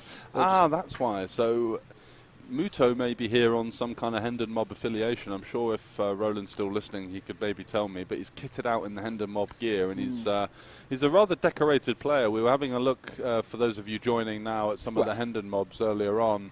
300,000 in cashes. Yeah, that's more than you usually see in a tournament like this, that's for sure. Exactly. Pretty decorated, I'd say. He's been sort of travelling around. I'd imagine he's, you know, some sort of proficient recreational type player. Yeah, he's probably got more flags than I think I've seen in a while. Yeah. The last 6 flags are all from different places, and he's obviously got one here, so that's 7 cashes in a row from different locations. Yeah, he obviously took a break during the pandemic. So, hey, Naga World, was that the one we were at? That was the one we were at, yeah, the World Poker Tour in 2019. Event number 3. Came $12. Yeah, I played 300. That. I'm down there somewhere. I didn't cash it, though. No. Yeah, I was in that as well, I think. I won the next tournament after him. He does not have a Japanese flag yet. Good chance. That's because they don't have any tournaments in Japan. Yeah. Muto loves I think Slovakia, it's coming soon. I've heard rumours of tournaments coming in Japan, and actually I worked at a ski resort in Japan a couple of years ago, and there's another ski resort kind of down the road about an hour or so, and they were saying that they were planning on building Japan's first casino there, which would be unbelievable. If they did that, I'd probably move there and never leave. Because the ski resort was absolutely unbelievable. It's just a complete playground. It was an amazing place, but. Slovakia is a beautiful country. Lots of great things to do. A slightly different pace to the rest of Central Europe, which I quite like. You go to places like Berlin, Paris, London. Yeah, Paris. A bit of a rat race everywhere. Yeah, it's just everyone's rushing around in Slovakia. It's beautiful architecture. Yeah, wide open streets. Yep. Very pedestrianised. Beautiful nature as well. Very reasonably priced. I won't say cheap. Good value is definitely good value compared to the sort of and the best go-karting I've ever been to. George and I have rattled around that track many times, many an hour, many a night. Shaved off a lot of seconds off of the lap times over that course. I'm sure some of you guys listening who have played who have gone go-karting, perhaps some, especially in England, maybe share the same frustration that we do, like turning up, sitting through a half an hour safety debrief, getting talked to like you're a complete idiot who's never driven anything before, and then you go out there and they tell you off for bumping into each other, whereas in Slovakia you turn up, you give them €10, you get 10 minutes on the track, then you come back out, then you do it again. Just fly around. You want to go again? It's excellent. One it's more? Excellent, absolutely excellent. That's like one of my top to-do things in Slovakia is that go-karting track. Absolutely love it there. Completely agree. Aces. Asso for Mr. Shubin. Dmitri. And he gets a shove next to Act as well. And fine shove. Fortunate timing for Jürgen. Fine shove with the double blockers, definitely. Yeah, fine shove. Just absolutely run into it here. And Dimitri's sitting here going, oh, yes. Oh, yes. Come Who on, else baby. wants it? Roll up, roll up. Away. And that's the one chip call. And Jürgen knows as soon as they get on their backs that he is He's drawing thin. I saw a queen folded behind. Seen worse. Seen he's got some diamonds more available. unlikely get theirs before, so yeah, definitely not over yet. 17%. We'll take a 10-9 deuce flop, 2 diamonds. That would be interesting. That's not really it. That is Not dead yet, though. Going to need a 10 or a 9 or an ace or a king or a queen for some hope. Any other card is going to see him out the door. Ooh. A queen gives him the king or the queen now. Dimitri now like, no. No. I've seen this one he's getting out the chair as well. That gives you an extra 2% equity. Jacket on if you want a few more. Exactly. Boom. And the 9. Didn't put the jacket on, so the 9, not the king or the queen. And he will be out the door. Unlucky, sir. So thanks for the girlfriend for the rail. Yeah. Unfortunately, we are hitting the rail there in 9th place, but still a reasonable payday of 5,000 euros, just under 5,000 euros. So still not bad. If somebody says when you enter this tournament you can just have 5k now, you'd be like, yeah, go on then. Well, I'd take it and head to the karaoke bar for sure. Head down to the go-karting track. Oh yes, could make a day of it. 500 rounds. No problem, mister. One more. So 6.5k locked up for the 7 remaining players and 34.6 to play for. Very nice. Nice set of payouts. That 4th gets us a 5-figure score, which is always a nice milestone. Took a while to get rid of the first one with all the short stacks, but yeah, I was expecting a bit faster than that. Yeah. Blind's going up now as well. And what are we down to? We got be 300k big blind now, so things are getting a bit dicey. Yeah, great ladder for Tamas there as well. So like we said, like you can see those collisions, which we did see, and Tamas just makes a nice ladder there for doing absolutely nothing. Just makes about £1.5 for his 6 big blinds. Yeah, we'll be loving that for sure. And just another example of the fact that when you are on a final table, you, as a short to medium stack, you're just disincentivized to enter pots when people are going to be colliding like this all the time. Yeah, I think the king queen off was completely fine, but just unlucky to. No, I mean an example for the 6 big blind guy there as well. Right, you know, he just gets to sweat that for free. Yeah. And unfortunately, Dimitri turning into the role of the Terminator here. He's going to give me the chips. Yeah, exactly. Yeah, he's going to be busting another one here unless going on a bit of a run. Fabian. It's just going to be a fold here for 9s. I think so. Yeah, Let's very easy fold because he didn't want to fold the 5s earlier to the hijack, so I think we might see him flick this in, you know, but I hope he folds. It should be a fold just because Dimitri is guaranteed to call Tamas here. There's no hand he's going to fold. So when you're guaranteed to see a collision with the short stack being at risk, you are incredibly incentivized at worst, Dimitri's going to have 30-35% versus Tamas, right? Yeah, you're just like free rolling a bust out here by folding, and by getting it in, you're getting it in against 2 uncapped ranges. They can both have aces still. There's like neither of them have made a play that says they can't have aces, so you don't want to be getting in against 2 uncapped ranges here when folding is just an absolute print. But we did see him fold the king 10. We saw him fold the queen jack after the shove as well, so I think he's slightly aware. Looks like he's counting out a cold call. Which what's he going to do now if Dimitri shoves fold? He does call. Yeah, this is not what you want to be doing here at all. Dimitri's thinking, well, I wasn't expecting that. Yeah. I was expecting an all-in or a fold. I think Dimitri now just completes the 1.5 million. Yeah. Plays in position. He's going to obviously be worried that this is a very, very strong hand, but the thing is Fabian's not going to flat a hand like queens or kings or jacks. He's going to just shove those. So his only trap is aces, and when we have an ace, it makes it very, very unlikely. Still, that being said, it is very hard to kind of range him here. Very tough to range him. I would never expect to see this kind of... but yeah, I'm just calling ace-queen here and then hoping to play, get to like showdown, because also there's not going to be a side pot post-flop. So if Fabian starts betting into us post-flop, we can be pretty sure that he has a very, very strong hand because he's absolutely not incentivized to bluff into a dry side pot. It's likely that we're just kind of ganging up against the short stack and trying to check it down to eliminate a player. But yeah, getting this price, what is it, 1.1 into like 4.8, so he's getting like over 4 to 1 here. He only needs to find like 18% equity, which is very, very easy. Well, it's 1.1 into 6, isn't it? Yeah. It's going to be including that as well. So 6. He's getting like 5 to 1. Yeah. Oh, he looks like he wants to fold here. I don't think he's going to shove after all this, so it looks like he's on... leaning between folding and calling. Yeah, I think we just call. I don't really see any other option for this price. It's not like he's at risk by calling. Yeah, nice. Good play.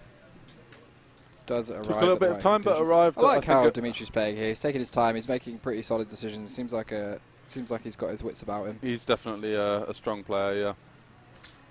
This is the guy you were saying he's been working on his game. Like I played him a couple of years ago in live PLO, and he was very nitty. And now he's, you know, just improving every time I go back and play against him. He's finding spots. He's applying pressure. He's obviously doing work off the table. You know, so. Queen high flop, so a great flop for Dimitri here. Check. It's the old lean forwards onto the rail and then check. I think we'll see Dimitri just check it down here. He just rips it. Oh, he goes to the shove. Yeah, I don't think that's too bad either. I think a 0.5 SBR between them. It's just And now Joseph has sort of corded himself into a bit of a tricky spot. Yeah, very tricky indeed. But again, it's like the bluffing into a dry side pot here. Dimitri's just not incentivized at all to bluff anything here. What he's not going to shove like with? eights. Yeah. He's not going to shove a hand like King Jack suited or, you know, Ace King or something like that. He probably just shoves Ace King pre, but, you know, Ace Jack suited or whatever. None of those hands are shoving, so we really just have to think, okay, he has a queen here. Run of tens one time. Your best bet is the King Jack run out, pal. Yeah, not 10-10. Not the 10-10.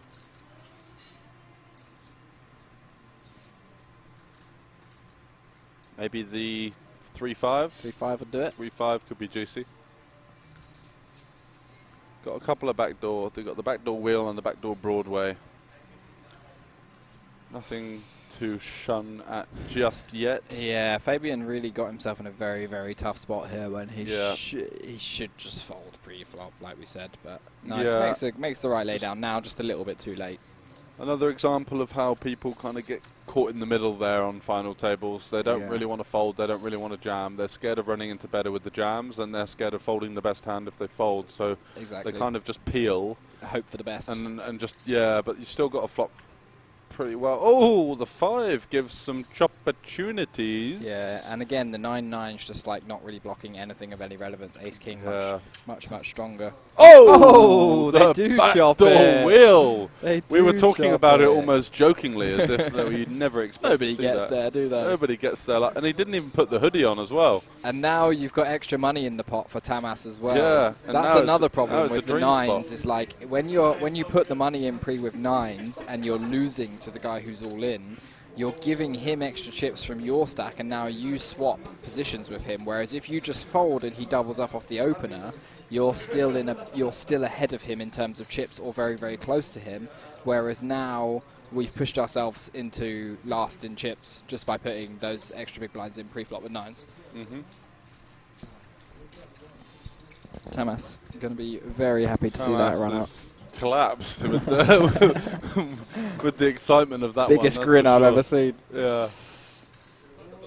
I've met Tamas in the chat. Tamas in the chat, both of them. I think they're the same person. Do you reckon? He's like, run of 10s, come on! Here he is.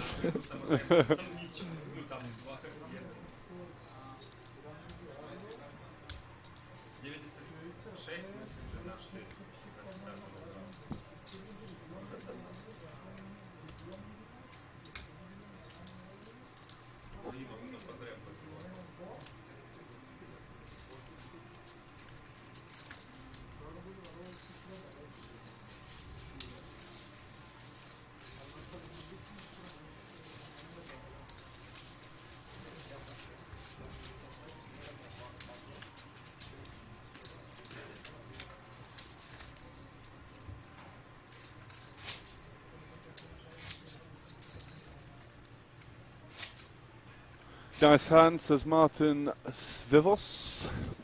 Tamas was greedy with the 10-10. Yeah, you're just hoping for the drop there at best. And lives to fight another day.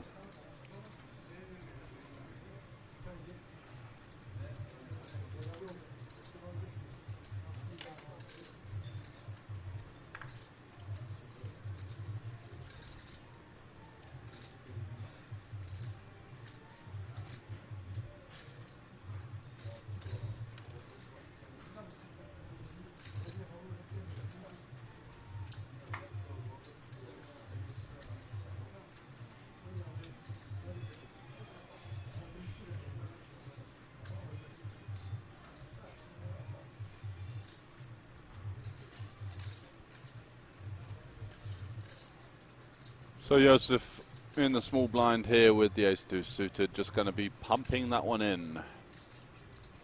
Looking to get a little rebate from that cold call with the pocket nines last hand.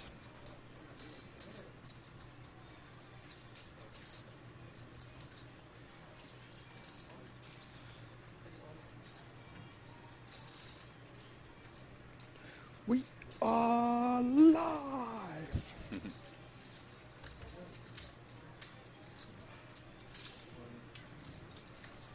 Last 8. Oh, we're down to 7. Yeah, 7. Oh. 8-handed final table. Oh.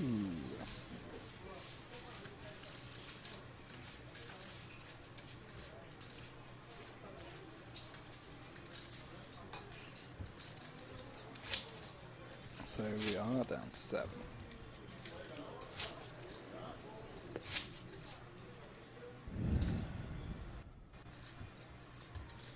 Oh. Grey screen. And we're back. Yeah, no, we're back.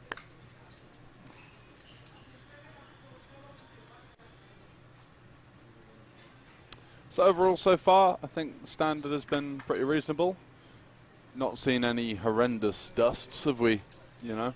Nothing too outrageous. Kind of does happen like that in a multi-day. I think it's a 3-day tournament that with a decent clock, you're going to see a pretty reasonable level of players get to the final table.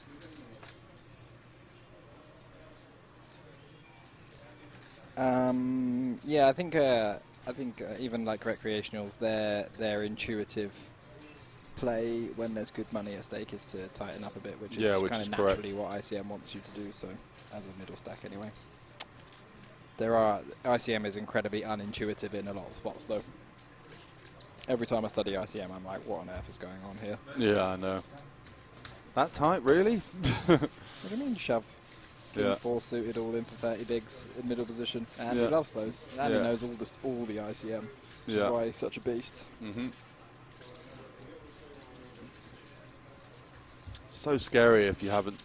It's like one of those things that once you study it, you realise the patterns and you can apply it. But at first, you just think it's so counterintuitive, isn't it? Because it just feels like you're just completely blasting it into the abyss. Yeah, it feels so weird. But then it's also spot dependent, you know, stack distribution behind you. Lots of different situations to factor in. Yeah. So it's easy to misapply as well. Yeah. Might be time for a Gin Tonsky number 2. One for every player that busts, perhaps.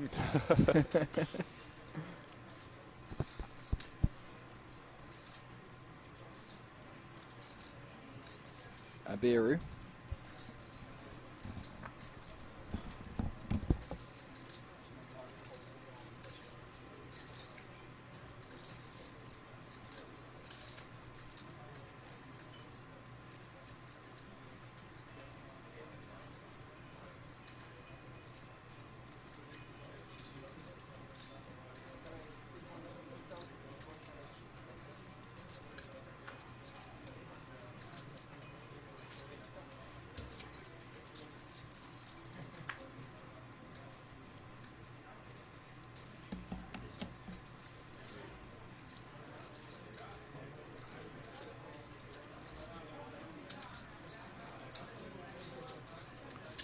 Dimitri coming in for a defend with the King 4 suited. Sorry, King 4 off. Wouldn't mind, he does cover the button. I wouldn't mind using this as kind of like a blocker 3 bet bluff candidate, blocking some of the stronger hands in Yanis's range. Just targeting a slightly wider button open as well. Does elect to peel though, and this is a great board for Dimitri, obviously, because Yanis is going to think his hand is going to be best here quite a lot of the time, betting for value / protection. Just wants to fold out some overcards that have got 6 clean outs. And he does come for a 3rd pot size bet.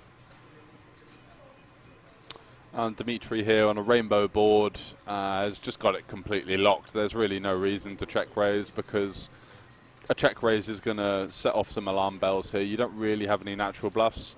Like your 6-5, your 5-3. That's about it, really. Looks like he is going to raise, though. And the problem is you just block most of the continuing range with having the top 2 pairs. So there's a lot less, oh wow, but this is just working out ideally for Dimitri, as Yanis is not going to be going anywhere on the turn either. Picks up a gut shot and a flush draw. And this is Action Jackson here. Dimitri's can't be too worried about ace-3 and 6-3 getting there. 6-3 is not going to be in the opening range. Ace-3 off will be, so 16 combinations of that. But when you consider all of the combinations of King X, 4X, pocket 8s, pocket 9s, pocket 7s, all of those types of hands are going to be in there as well. And as we see, the 4X not being a heart definitely can have some. Oh wow, and he just ships it on him. Dimitri bets the turn. We haven't seen the size. He bets 3 million into 8 million and just gets snap jammed on by Yanis. And Dimitri now actually might start to be worried about the ace-3. But you can't be, really, once you've arrived at this situation. Yeah, not got a heart in his hand. No, exactly. You're just going to have to call it off. Like, if you've got a bare King X, this would be a pretty tough spot, I think. But with the King 4, just not going to be able to fold here, and Yanis is just snap jammed. Yeah, the snap jam versus tends to not be very strong. We have seen that. Solid read in terms of live reads is timing. Fast actions generally don't tend to be super strong hands. That's a pretty surefire read, actually. Yeah. Hoping for a brick on the river. Yes! Oh, and he gets there, and he goes for the fist pump. For the fist pump, as if I deserve that one. Gives him a high five. Gives him a punch to Dimitri's high five as well. In the face. And that is a huge chip lead pot there for Yanis, who moves up to 23 million stack. Very, very brutal for Dimitri there, who's played very well so far. So Yanis kind of punting around there, really, again. Yeah, I mean, I don't hate the play with 6-4 suited. I just think you want to take your time for the shove. Like, he is blocking some 2 pairs. He does have good equity, and it does put all the 1-pair hands in a very, very tough spot. I just think that board, King 4 Deuce, is so under check raised as a bluff that you're shoving into a lot of hands. Like the 6-3 got there, right? Yeah. That's now a straight. He's going to have some hands like King 4, King Deuce, pocket 4s, pocket deuces. And a lot of them improved on the 5, and he still bets again. So I don't see the reason when you've got 5 million behind to jam. Just peel in position, right? And you're going to realise all of your equity. And I just don't think you have much fold equity in that spot. I could be wrong.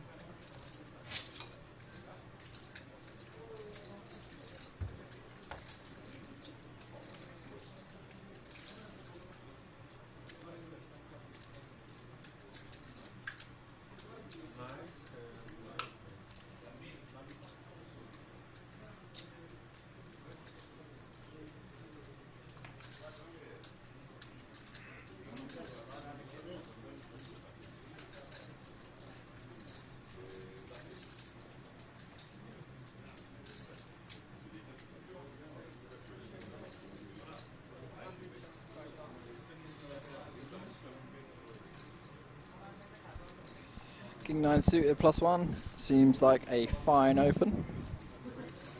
8-6 suited. Oh, we opened 8-6 suited under the gun. I did not see that, Jakob. It's okay. It's okay as the chip leader.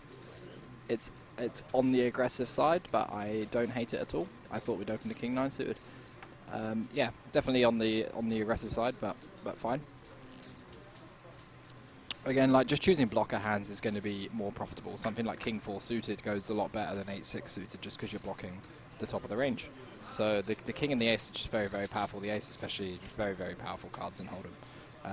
And you just got to think about what you're blocking and what you're not blocking.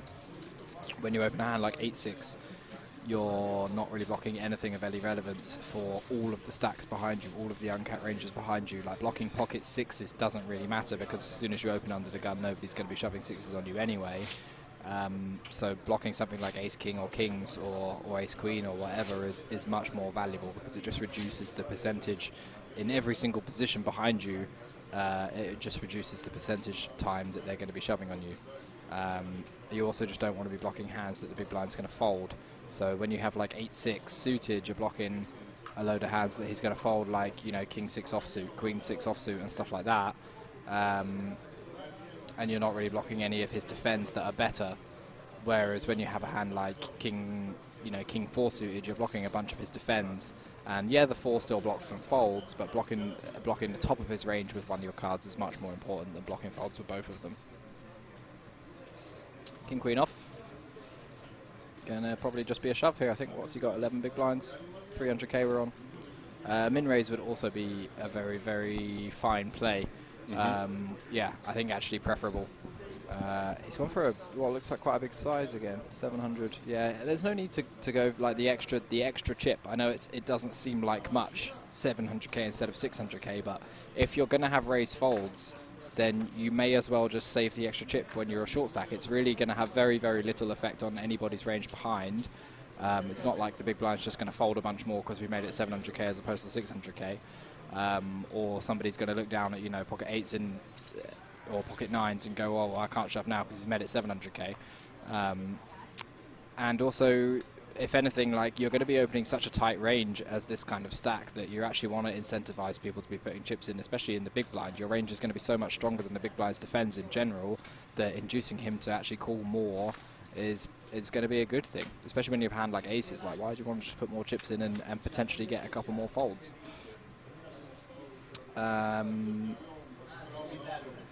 Jacob defends the 9-4 suited multi-way, and I think at this stack depth, out of position against one of the bigger stacks who's flatted from, like Yanis's range here is going to be pretty strong. Flatting in the hijack versus a short stack opening from early position, his range is really not going to be very wide at all. Under the guns range is uncapped and very, very strong. Middle positions range is like slightly capped but also very, very strong, and 9-4 suited just doesn't have the equity. The problem with defending multi-way as well is that you make the pot bigger, reducing the SPR, which means we just get to defend even less and play even less of our kind of backdoors and stuff like that, because the bets are naturally going to be bigger. A third pot becomes a bigger bet. So yeah, I think we just fold the 9-4 suited pre.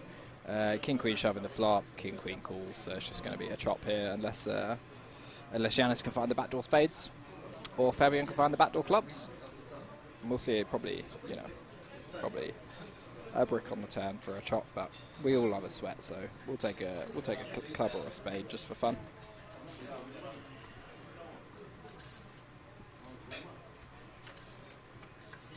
Woohoo! Is the spade. Free roll for Yanis here. This is a brutal spot for Josef. Yeah, never want to be faced with the reverse free roll. And we've just seen him get there as well once. Oh. Running good. Oof. Oh, a deuce of diamonds, as bricky as it gets. The brick.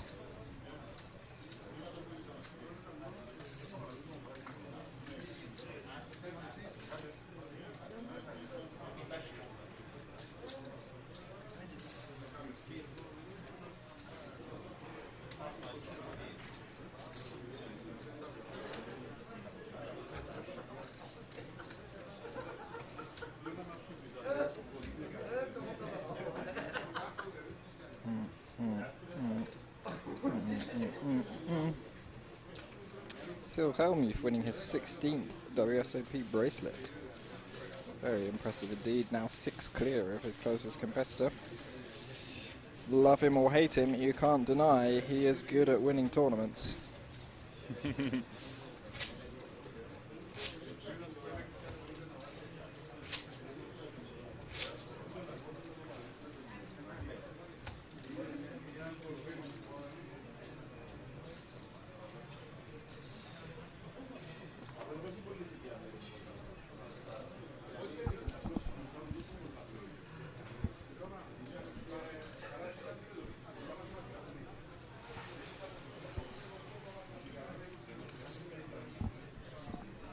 Jack 9 suited for Yanis. Can't see him folding this one. No. Now he's got some chips. Oh, no. Does fold it. Doesn't fancy it. The body language there said everything. I've got quite lucky. He needs I'm to just calm down a back. bit after all those hands he's just played. Yeah, exactly. I'll sit this one out, lads. You fight amongst yourselves. 5-3 off here for Jakob. Looks like his opponent has around 3.5 to 4 million. Yeah, 4.5 maybe.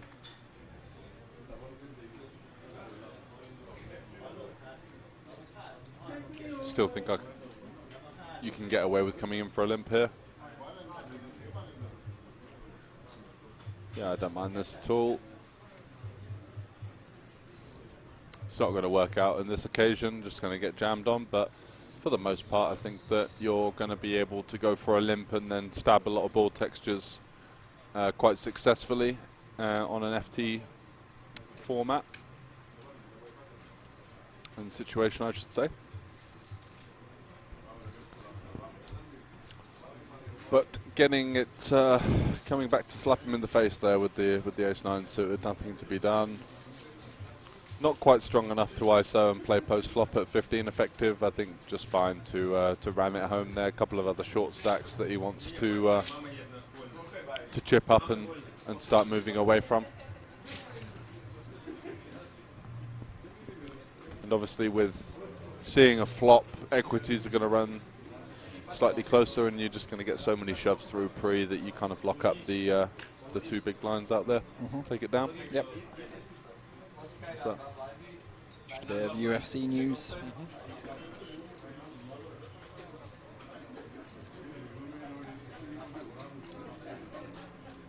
Ace Queen. Not seen too much from Muto so far. Been playing quite snug. Yep. Did win a big pot versus Yanis earlier where he traps aces blind v blind versus a small open and calls down 3 streets versus an ace high sort of bet, which was a misstep. And chipped up that way, but apart from that, certainly been on the tighter side. Has definitely elected to take the passive option when he can, from what we've seen so far. Don't mind it. It must be thinking that, you know, he's quite an experienced player, probably quite wants to go post-flop and not gamble too much pre. Kind of an old school logic, really. But not to be sniffed at. Everyone's going to have their own strategies coming into this final table. Very strange timeline, this. Dominic Cummings advising Nate Diaz about UFC contracts. Just a weird world we live in, isn't it? You would 2 people you would just think would never interact in a million years. And a very disciplined laydown there from Fabian. Yeah. Ace 5 off versus the tight under the gun open. I think that's pretty solid fold.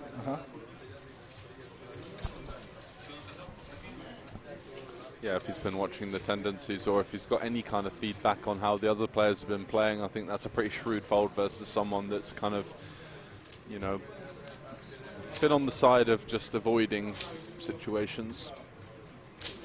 But it's worked for him so far. Muto has chipped up nicely, and he's definitely within the top 4 stacks here, and in the hunt for the HendonMob trophy.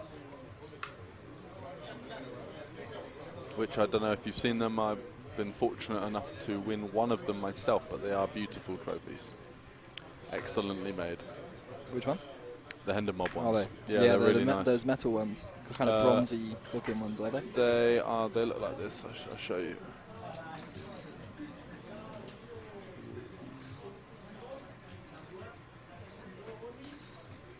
Like that. They're quite cool. They're sort of like glassy with THMC at the top, and then it's got the flag from where you won it. Obviously, with the flags on HendonMob being big, and then the winner and the event and where.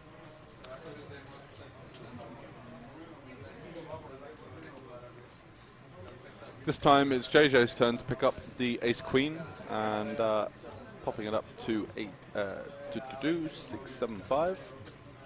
Just getting it through.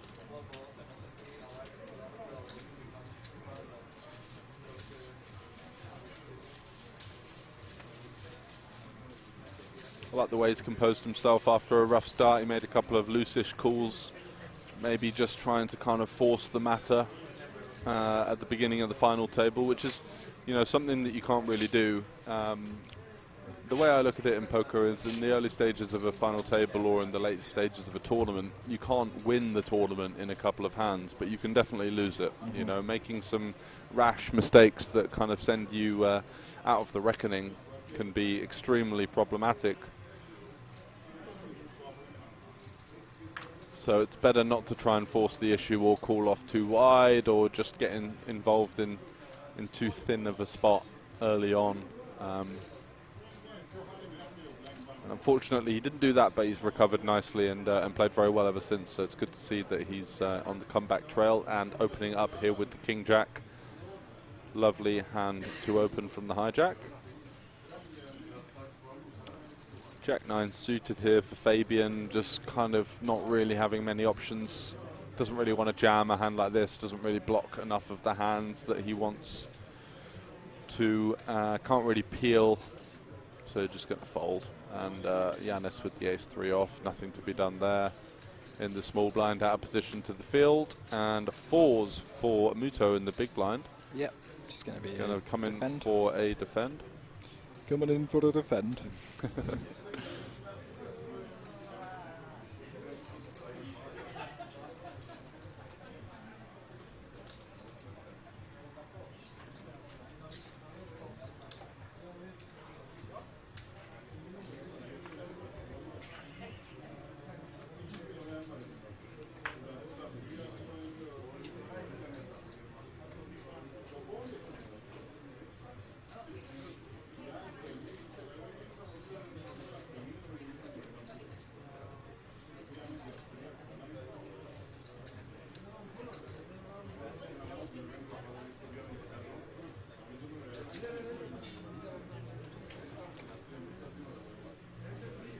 So Queen 5-8, quite a nice board for Jakob to have a stab at.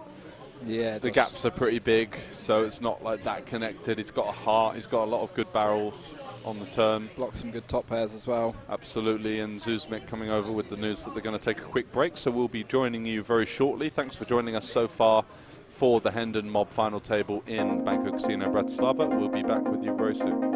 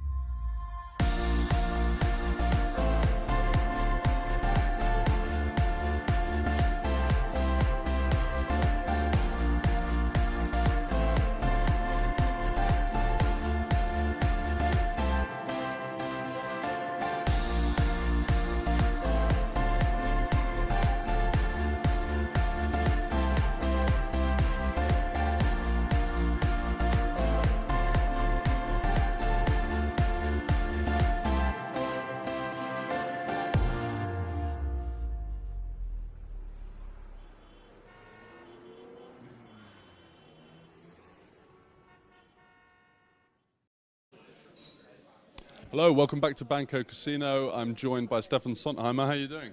All right. Just had a nice dinner at the buffet. So yeah, before just busted the main event, final table bubble boy. It's a little sad, but Was it the second chocolate cake for sort of like that disappointed post-bust out meal? Absolutely. Yeah. So I've seen before, like when looking at the buffet, that the chocolate cake was out and someone made it reappear. So I was happy for a couple of minutes. Now I'm sad. No, I'm not. It's like some comfort in that. So what happened with the bust out, just to relive it? Not too much. Actually, a buddy of mine, Yannis, jammed on the button, and I found pocket fives and had a short stack. So I was supposed to go all in. I was flipping against Queen 9 off, and the turn got me. The river didn't help, and that's the end of the story.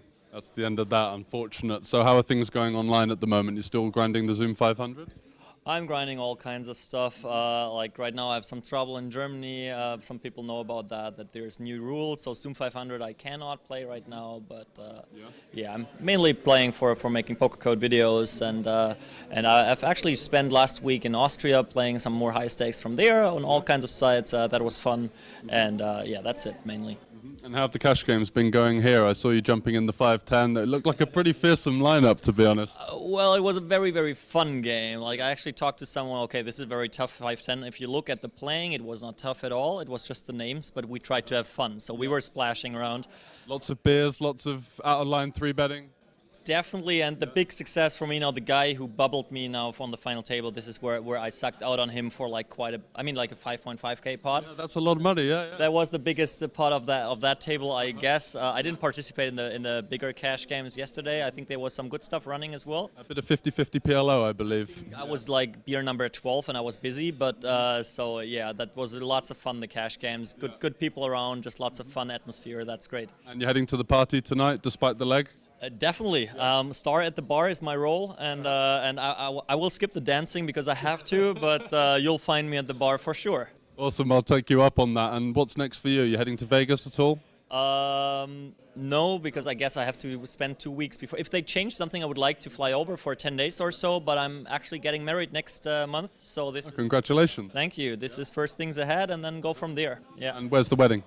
In Tuscany, Italy. Oh, very romantic. Nice job. Good brownie points there. Nice. Did you pick the destination? We picked together, yeah. We were looking for like some sunny place for start of October, and that was where it brought us in the end. And what does she think about the poker? In the beginning, it was weird. Now she actually wrote me today, like after, I didn't play a live tournament for 2 years. It's like, oh, it's finally fun to rail you again. I sent her the Poker News live reporting, yeah, and she was like, got that like 2 hours ago already. Like, what's up with you? And it was fun. Like, she was like doing stuff at home and railing on the side. Hello, welcome back to Banco Casino, joined by Rainer Kempe here, online and live professional. How's it been going so far? Oh, the trip has been nice. Like poker-wise, it's been fairly disastrous, or as disastrous as it can be. But like outside of that, it's a smooth, fun, short trip for me. Nice to be back at playing live poker after. Was it the first live event you've been to since the lockdown? Since like February of 2019, was it? Oh, wow, yeah. okay. And how many bullets did you fire in the main, but going on behind us? I got 2 in the main, 2 in the high roller, and I think there weren't that many other tournaments, right? No, exactly. And giving up on the high roller now? They make me give up. Really? There's only a single re-entry, yeah. So. Yeah. Okay. Unfortunate. Decision is made for me. And what was the bust out hand? I got a 9s to aces, an ace jack suited to ace king suited. So yeah, those are fairly unfortunate. Nothing much I could have done, I believe, in these ones. Yeah, I saw you had a couple of unfortunate spots. I think Kate decided to randomly bluff you as well. Did you see that? Do you remember that hand? Did she tell you? That's a couple of my friends apparently enjoyed that hand, so I got like a couple of messages about that. Yeah, nice. Fair play, nicely done by her. Like. Yeah, exactly. An interesting combo to choose. No backdoor equity, but just didn't fancy you for anything. 2 overcards in the backdoor straight. It's not even the worst one. If there was a backdoor flush with it, it might even be the one. A bit nicer, yeah, for sure.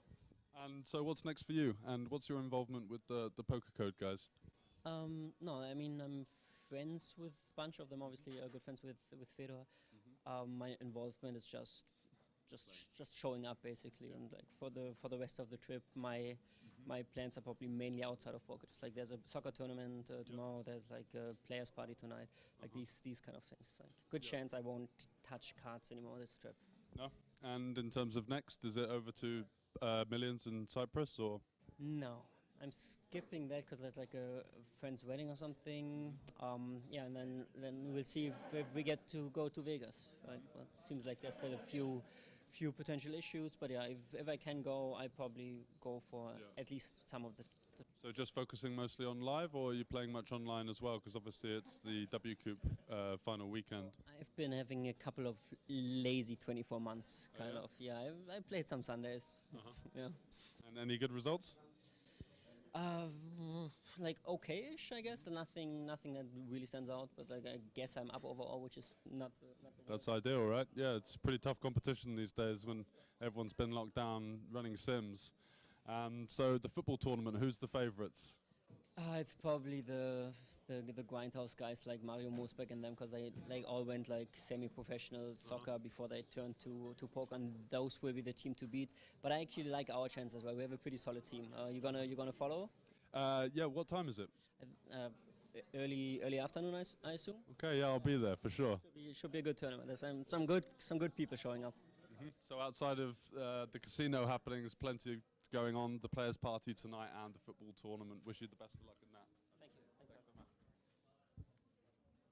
Welcome back to Banco Casino. I'm joined by the legend Fedor Holtz. How are you doing? Hey, pretty good. Having fun. Yeah? Yeah, for sure. I wanted to ask you about that spot with the Jack 10 where you raised the river there.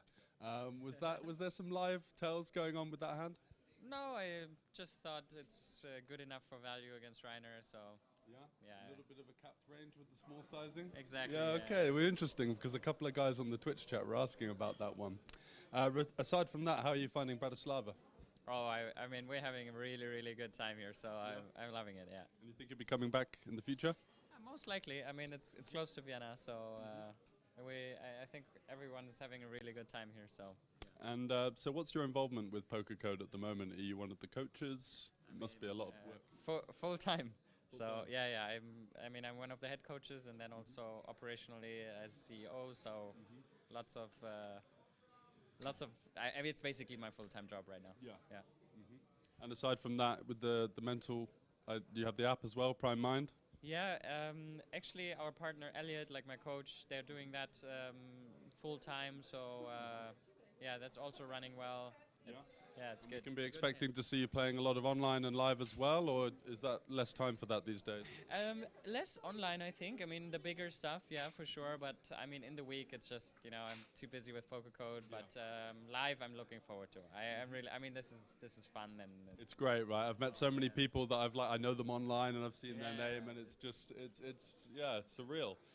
In terms of the Grindhouse too that you've got going on, how are these guys getting on? Are they doing well? Oh man, it's I mean, it's just 2 weeks now, but it's amazing. It's really nice to to see them thrive, and like they're excited, there's this energy, and let's see let's look again in 3 months, 6 months, like. And you wanted to bring them here just to give them a taste of what they're in for. I mean, yeah, they gotta get in the live streets, and obviously also improve online. But then, I mean, I think live poker is a nice balance.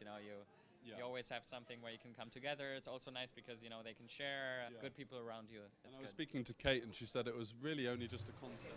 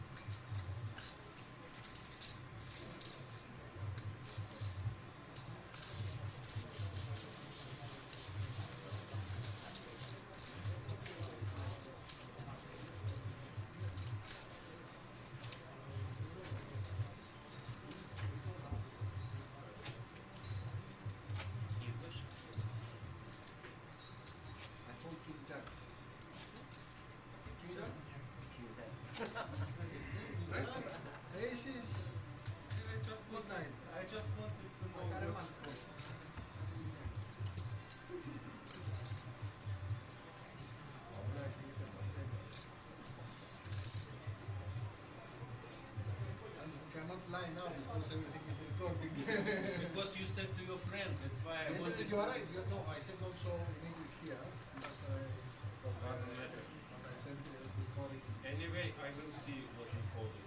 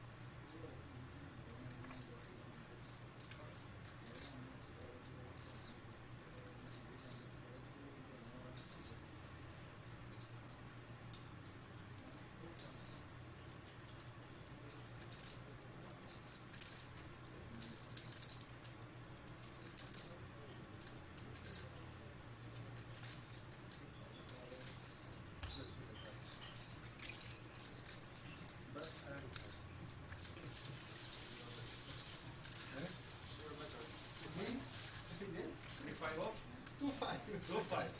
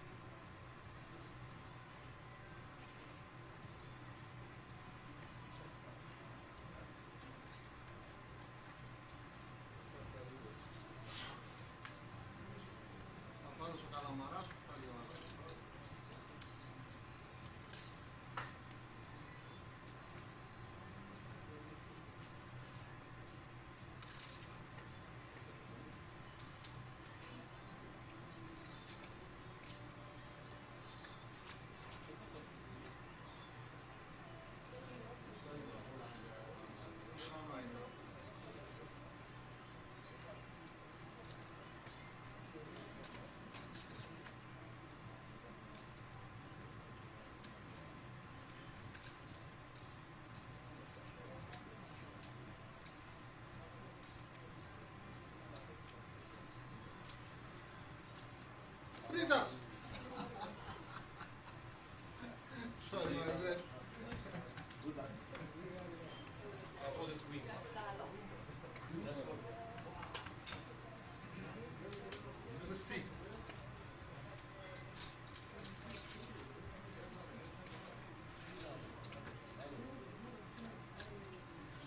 Στο βλάκο δεν σας βλέπω να φύγετε. Θα πάμε 30 μαζί εδώ πέρα.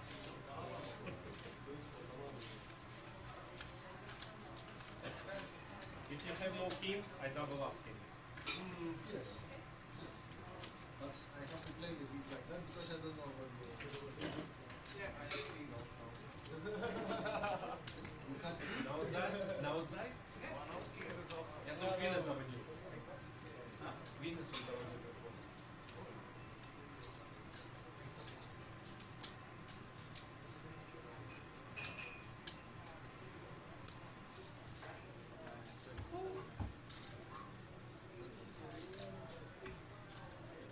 I was behind against boss. Eights and kings.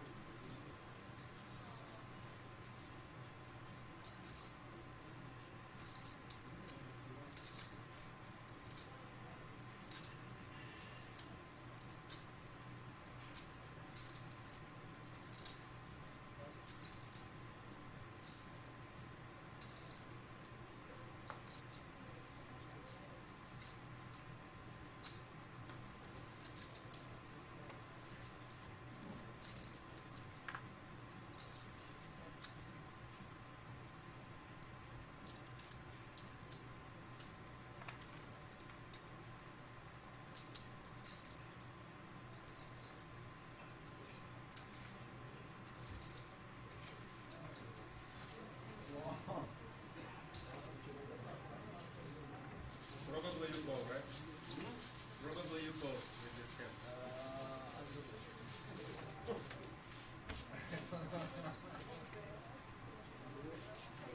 Nice answer. We have last time, huh?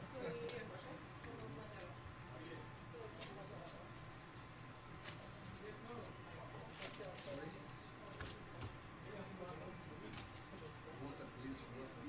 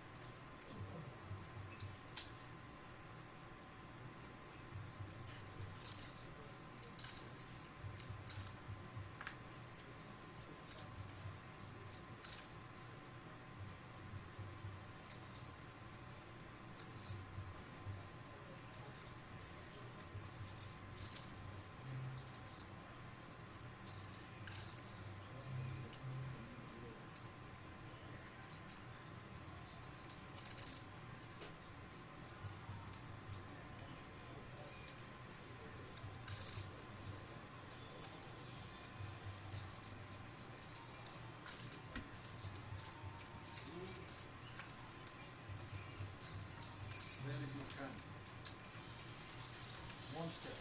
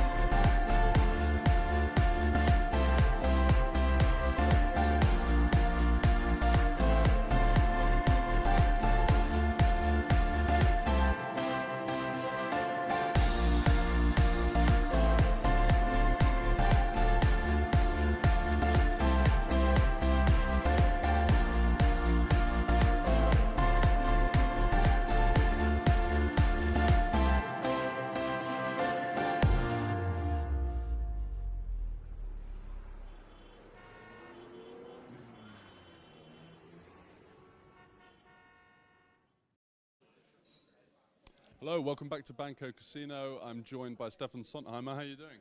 All right. Just had a nice dinner at the buffet. So yeah, before just busted the main event, final table bubble boy. It's a little sad, but Was it the second chocolate cake for sort of like that disappointed post bust out meal? Absolutely. Yeah. So I've seen before, like when looking at the buffet, that the chocolate cake was out, and someone made it reappear. So I was happy for a couple of minutes.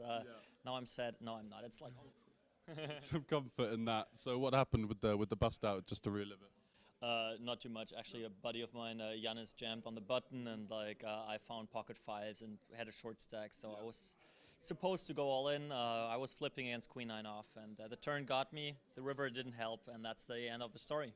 That's the end of that. Unfortunate. So how are things going online at the moment? You're still grinding the Zoom 500?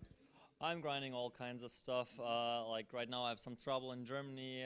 Some people know about that there's new rules. So Zoom 500 I cannot play right now, but yeah, I'm mainly playing for making poker code videos, and I've actually spent last week in Austria playing some more high stakes from there on all kinds of sites. That was fun, and yeah, that's it mainly. And how have the cash games been going here? I saw you jumping in the 5-10. It looked like a pretty fearsome lineup, to be honest. Well, it was a very, very fun game. Like, I actually talked to someone, okay, this is a very tough 5-10. If you look at the playing, it was not tough at all. It was just the names, but we tried to have fun. So we were splashing around.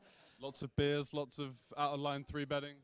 Definitely, and the big success for me now, the guy who bubbled me now on the final table, this is where I sucked out on him for like like a 5.5k pot. Yeah, that's a lot of money, yeah. That was the biggest pot of that table, I guess. I didn't participate in the bigger cash games yesterday. I think there was some good stuff running as well. A bit of 50-50 PLO, I believe.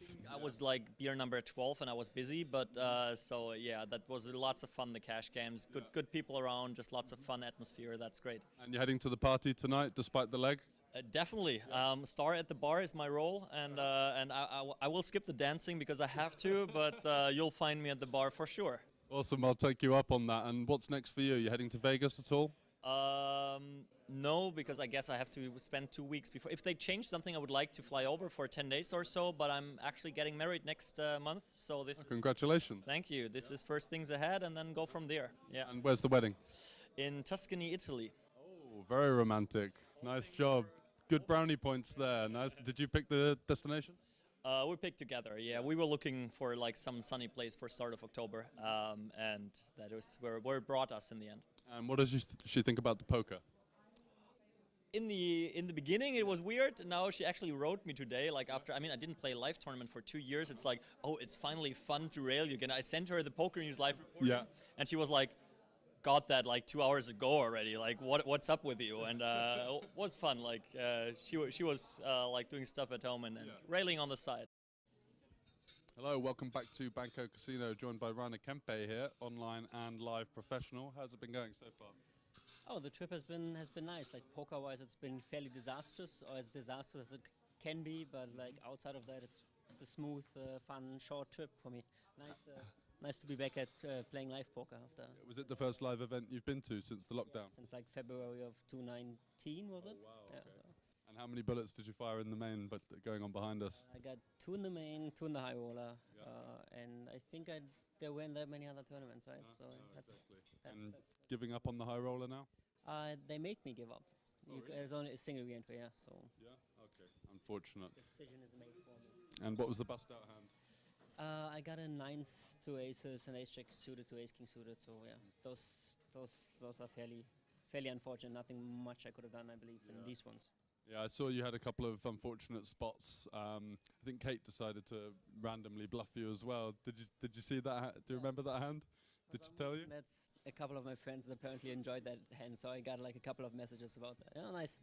Fair play, nicely done by her. Like. Yeah, exactly. An interesting combo to choose. No backdoor equity, but just didn't fancy you for anything. 2 overcards on the backdoor straight. It's not even the worst one.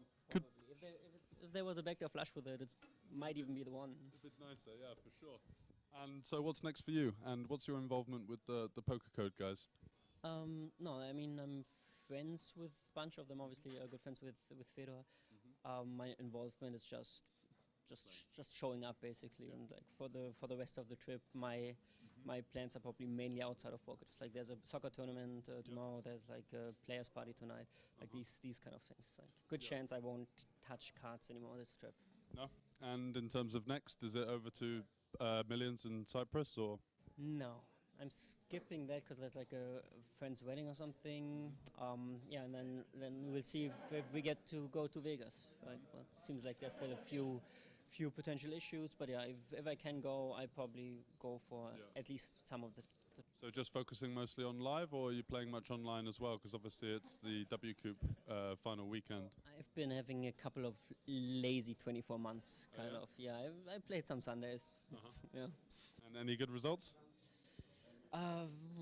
Like okay-ish, I guess. Nothing that really stands out. But like I guess I'm up overall, which is not. That's ideal, right? Yeah, it's pretty tough competition these days when everyone's been locked down running sims. So the football tournament, who's the favourites? It's probably the grindhouse guys like Mario Mosbeck and them, because they all went like semi-professional soccer before they turned to poker, and those will be the team to beat. But I actually like our chances as well. We have a pretty solid team. You gonna follow? Yeah. What time is it? Early afternoon, I assume. Okay. Yeah, I'll be there for sure. Should be a good tournament. There's some good people showing up. So outside of the casino happenings, plenty going on, the players' party tonight and the football tournament. Wish you the best of luck in that. Thank you. Thanks so much. Welcome back to Banco Casino. I'm joined by the legend Fedor Holtz. How are you doing? Hey, pretty good. Having fun. Yeah? Yeah, for sure. I wanted to ask you about that spot with the Jack 10 where you raised the river there. Was there some live tells going on with that hand? No, I just thought it's good enough for value against Reiner, so... Yeah, a little bit of a capped range with the small sizing. Exactly. Yeah, okay, we're interesting because a couple of guys on the Twitch chat were asking about that one. Aside from that, how are you finding Bratislava? Oh, I mean, we're having a really, really good time here, so I'm loving it, yeah. And you think you'll be coming back in the future? Most likely. I mean, it's close to Vienna, so I think everyone is having a really good time here, so...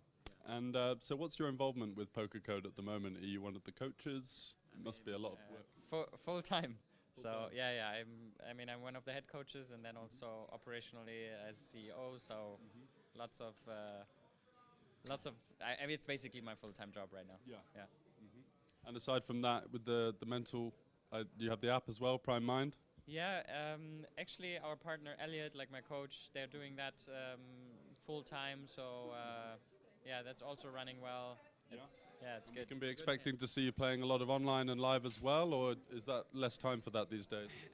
Less online, I think. I mean, the bigger stuff, yeah, for sure. But I mean, in the week, it's just I'm too busy with Poker Code. But live, I'm looking forward to. I mean, this is fun and it's great, right? I've met so many people that I know them online and I've seen their name, and it's just it's surreal.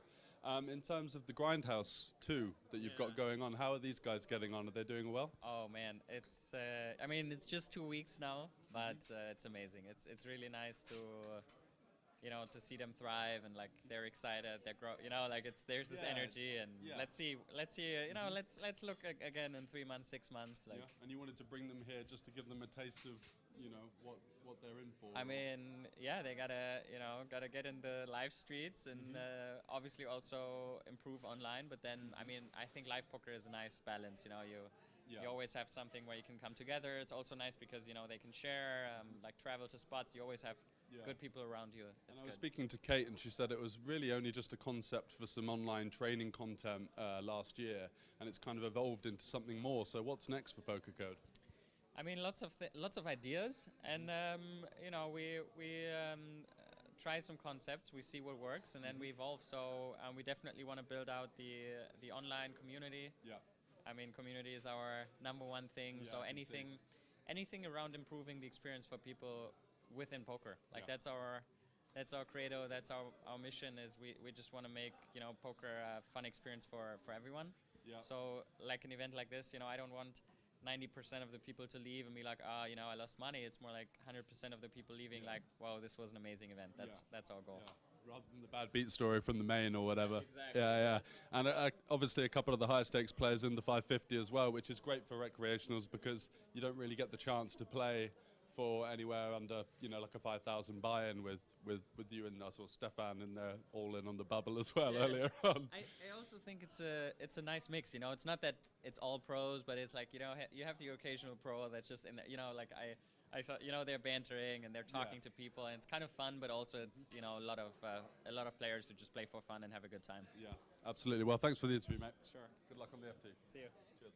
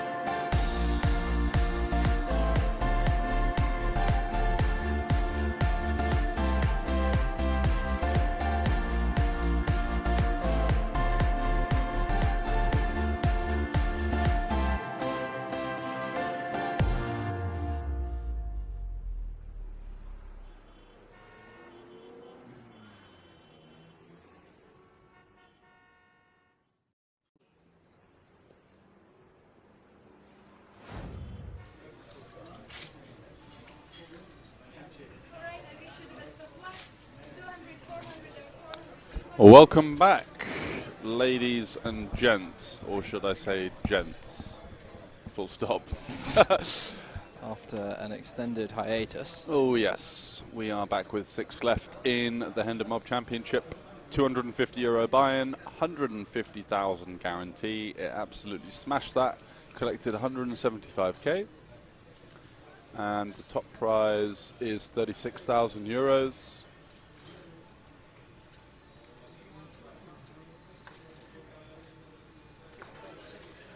So plenty to play for here, and Fabian just going to be pumping it in with the deuces under the gun now, getting dangerously short, almost to the point where he's not got much fold equity, but Jack 3 off I don't think is going to call. I think if he had Jack 3 suited, he's going to have to flick it in, but does get that one through, and that's going to be very welcoming news for him, because if he goes through the blinds there, he is all of a sudden just, you know, 2 big blinds. So 6 now after getting that shoved through. So he was down to 4. Yeah.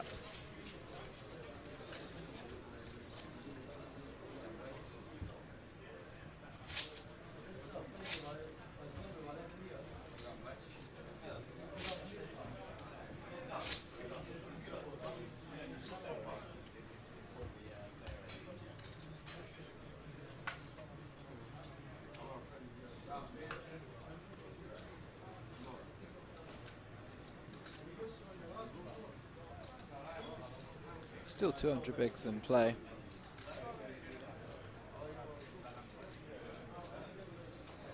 Very deep, average is like 37 bigs or something. Which is great for a live €250 tournament, 3-dayer. So the guys came back yesterday for the Sunday day 2. We had day 1s going from earlier on in the week, I think Monday, Tuesday, through to Saturday morning.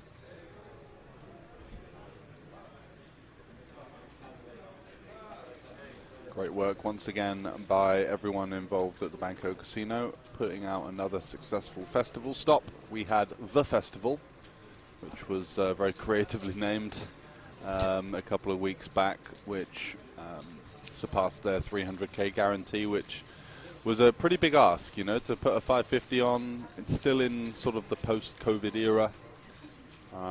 With 300,000 guarantee is a big ask, but they managed to get through that. Managed to hit the guarantee in the poker code as well, the 550 125 main. And here we are once again for a €250, 150k guarantee, and coming up even more, the Banco Masters next week. As if the local economy hasn't been rinsed already, we've got more coming. So €170 for that one. Get yourself down to Banco Casino Bratislava. And there will be one leg in Banco Casino Kosice. My Slovakian pronunciation not the best, but check that one out on bancocasino.sk if you're thinking of playing a tournament like this with a great structure, multiple day 1s, and 3-day format. So Dimitri popping it up with the ace-9 off. Seems decent one to do so. Into Yannis's big blind. Fabian here in the small with King Jack off. It's only got 6 big blinds. I think versus Dimitri in the hijack, this one is interesting. He can go multiple ways here. I think shoving is okay because you do dominate some of the hands in Dimitri's range, but also passing and allowing yourself to get a chance to go for a first in shove that's going to have a little bit more of a chance to gain fold equity would be quite nice as well. What do you think? Yeah, how many did he have? He had like 5, didn't he? I think he had 6. Blinds. Well, no, because he's just paid the big blind and he's the just small blind, so he's probably down to like 4 bigs. He had 1.7 mil behind, so yeah. I think I'm probably putting it in there, to be honest. Just hoping to see. I think your hand's just even against ace-9 off there, like your hand's doing pretty well. And, you get the little overlay from the big blind, and you're going to dominate him a reasonable amount. He's going to have Queen Jack, Jack 10 suited, Jack 9 suited, King Queen, you know, King 10s, King 9 suited, maybe potentially King 8 suited, a bunch of pairs we flip with. I mistakenly thought he had 6 big blinds, but yeah, it was about 4.5 or maybe even 4 by that point. Yeah, so. might have been a nice spot to gamble there. And, you know, occasionally you are actually dominating some hands that Dimitri can have. His King 10, his King 9 suited, certainly not going to be folding pre, going to be coming in for an open. Going in for a raise. That's just stuck with me now. I can't get rid of it. It's rather annoying, that coming in for we see in UK commentary sometimes. Sometimes. Every hand. Every hand. Queen 10 off, coming in for an open in the hijack. Pops it up to a million. Coming in the hijack for an open, coming in. In he comes. Yep. Watch him come in now. In come Jack High, Queen 10. Coming in for a fold. And nothing to be done. From our man from Japan, Mr. Muto. Muto Katsuru. Shigoto wa suki no sushi desu. I can speak a bit of Japanese, you know? Can you? Yeah. Konnichiwa. Tiny bit. Igarisu katakimashita. What does that mean? That means I'm from England. Okay. Shigoto wa ski no sushi desu. That means I'm a ski instructor. Okay. Shigoto wa ski no sushi desu. Watashi wa Leo desu. That means my name is Leo. Okay, didn't work that one out.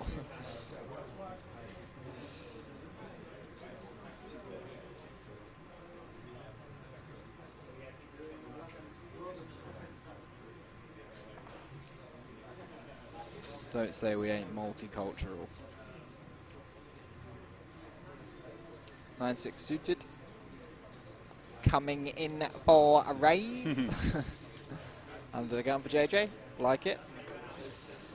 Letting his hands go now. 8-9 suited in the car for Joseph. Yeah, just going to fold that one.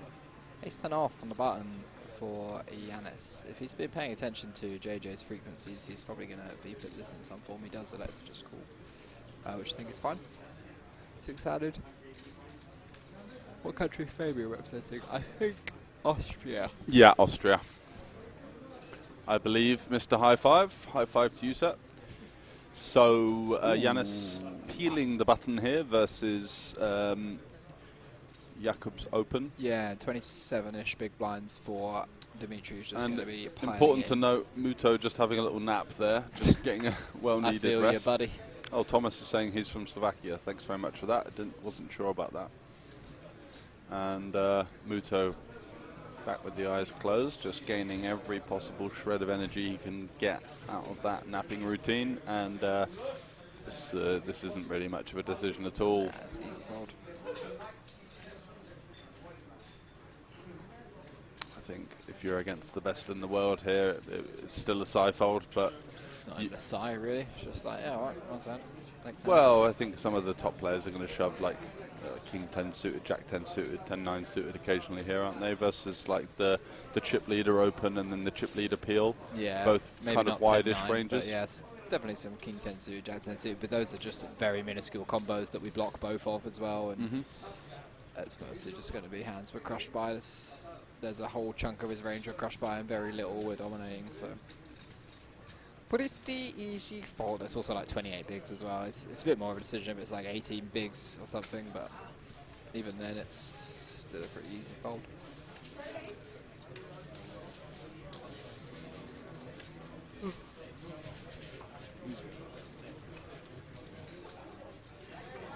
Everybody locked up 8k.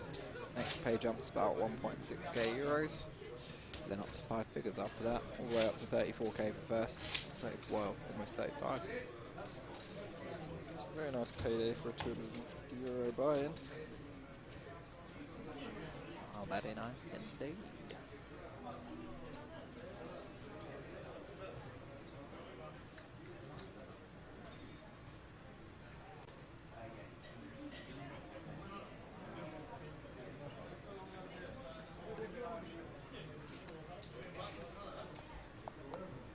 Full suited in the hijack, going to be a fold. Yeah, and it's 8-5 off in the cut-off, going to be a fold as well. See what Muto's got there on the button. 8-6 suited. Just next to fold again. Playing 30 bigs. Are you with me? Totty Lind, hello, King sir. 8 off. Coming in for the fold in the small blind. Very tight indeed. Appreciate the love. Hello to you as well. Did you end up deciding on moving to Bratislava in the end? Totty came for the festival. He's living in Malta for a long time, saying that maybe it's drying up a little bit there and looking for pastures new. So Bratislava is a pretty good spot for a tournament player, isn't it? Definitely. Lots of even just a local action. You're going to get a €100 tournament on twice a week on Fridays and Saturdays. One of them's a knockout, which is I think a 150 now. Is it? Which makes it a bit more worthwhile. Yeah. 100. It's not a progressive KO. It's just a straight €50 knockout. Yeah. Those progressive KOs were very good indeed. Those were nice. Yeah. Absolutely rinsed them for a few weeks. My best ever streak in tournaments, actually. In the 4 wins in a row. 4 wins in a row in the local hundreds in Slovakia.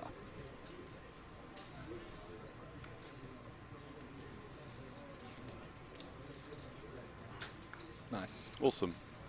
I'm going to be back as soon as I can as well. Maybe based in Vienna, maybe Bratislava. It's going to be difficult as a UK resident to stay in Bratislava for an extended period of time now because they don't have any kind of citizenship certificates or options or paperwork that you can do, whereas Vienna have something called a third citizenship test or something like that, or third nationality test. I will just check that one.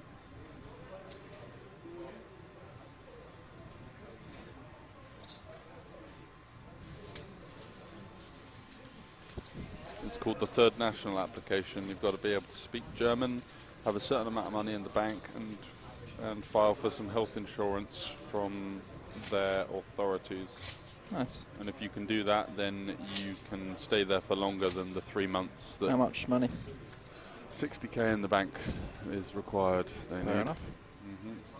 Seems pretty reasonable. I don't think that's like bank account. It's just like if you can spread it across assets and stuff like that.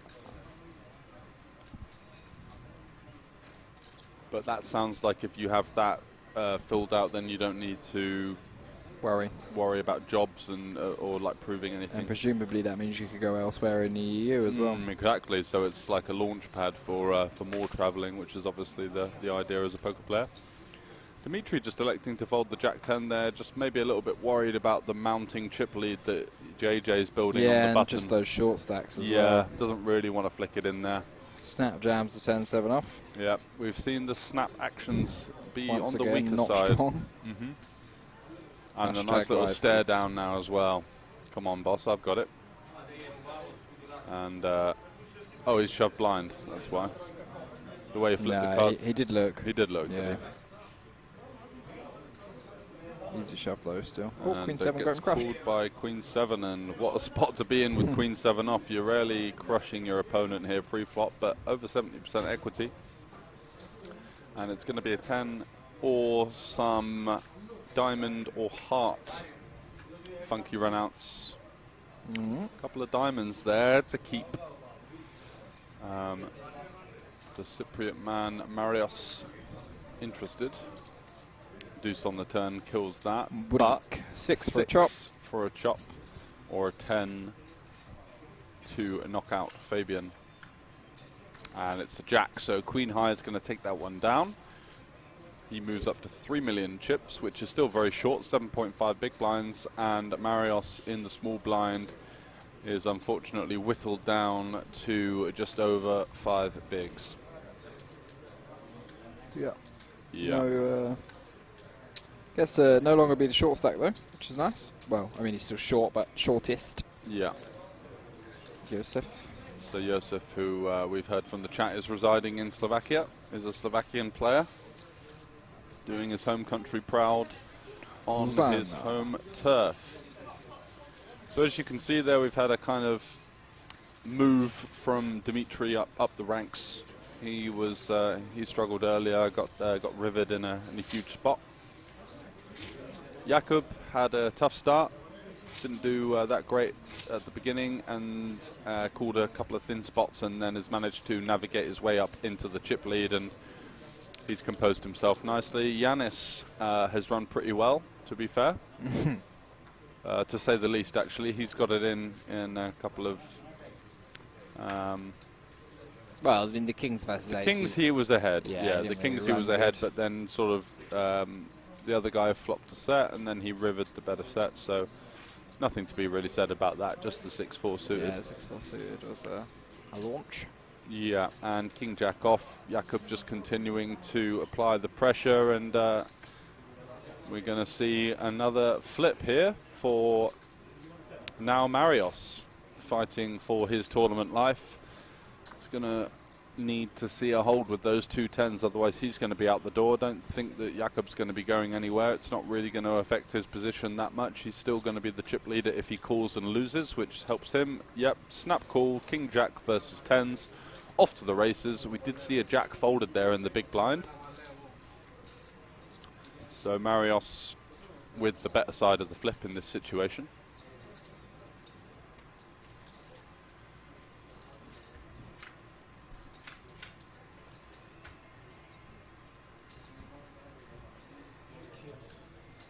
And Queen Deuce 4 with 2 spades, so lots of interesting turn cards that can come. A 9, a Jack is just a disaster for Marios. And now staring exit in the face, but there's the 10 on the river, and he manages to keep his hopes alive. And we've seen a couple of those all-ins now. That's the second one where it's been the rebang, suck out and then the resuck. A wry smile there from Jakob, from JJ, who realises that, you know, not much to be done there really. Still got the chip lead. He's got chunks. And time to order some food from Marios there. I think I saw a menu flying around, so he might have thought, well, I've only got 4 big blinds. I'll pass on that one. Nothing worse than the food coming and you're just being bussed out of the tournament. Yeah. Where's this guy gone? He ordered food.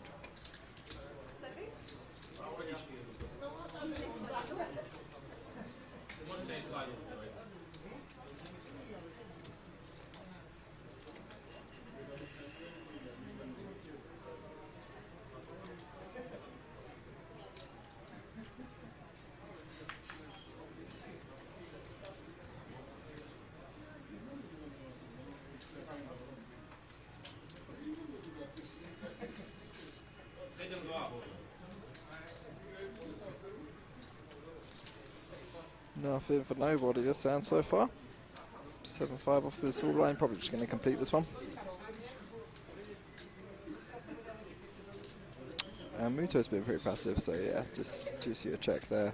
Great hand to ISO, but doesn't go for it. Off to a flop, second pair for Yanis. He's just going to come straight in for a bet, trying to protect his hand a little bit, just get all those kind of, you know, Queen 8 offs and stuff to fold. All the hands that have 6 outs. Just trying to clean up his equity a little bit. Does take it down. Damianos Oresti in the chat saying Pamedi. Not sure what that means, but I'm sure that that might be some kind of support for Marios finding that magical 10.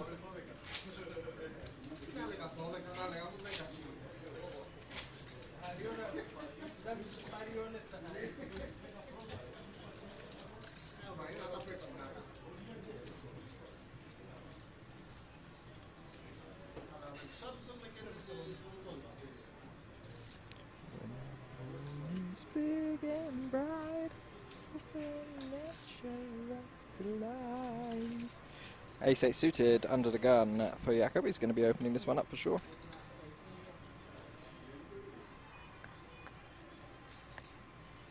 Ooh, and a pair of ladies for Marios, who's now down to around 14 big blinds. Or should say up to 14 big blinds after doubling up there, catching a 10 on the river. Not often you get there when the Jack's on the turn, so that's very nice. He's all in, the 1 chip all in. Oh, and Queens for Joseph as well. Queens against Queens.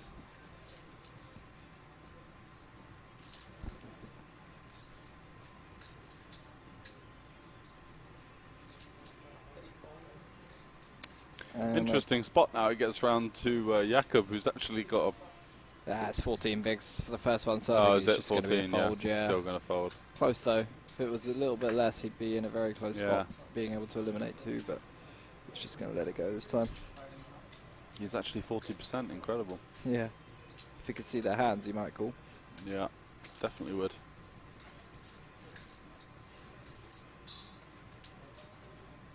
Yeah. Discipline lay down. Not going to get this spot very often, that's for sure. Both of them have... oh, hey! That'll be... you have pair, sir. I have pair. 4 flush incoming. It's inevitable when you get it in pair versus pair. Somebody has to win. Yeah. Knew it. Oh, I thought it was 2 diamonds. No, no.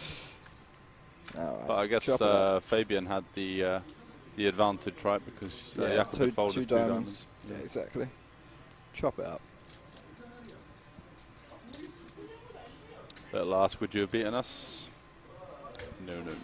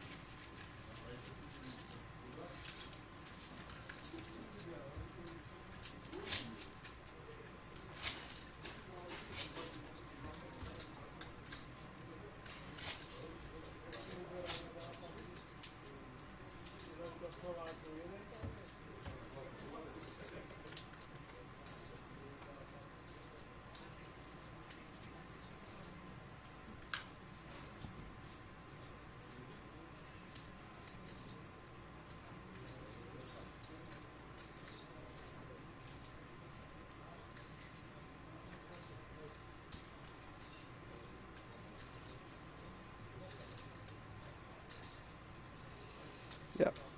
Good fold. Mariusz under the gun, 16 bigs with deuces.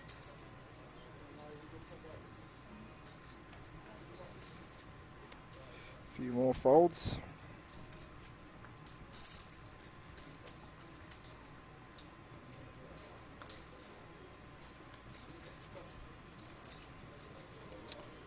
Dmitry with Jack 7 off. Will he elect to limp? Will he elect to just let it go? I'd probably like to see some form of continue.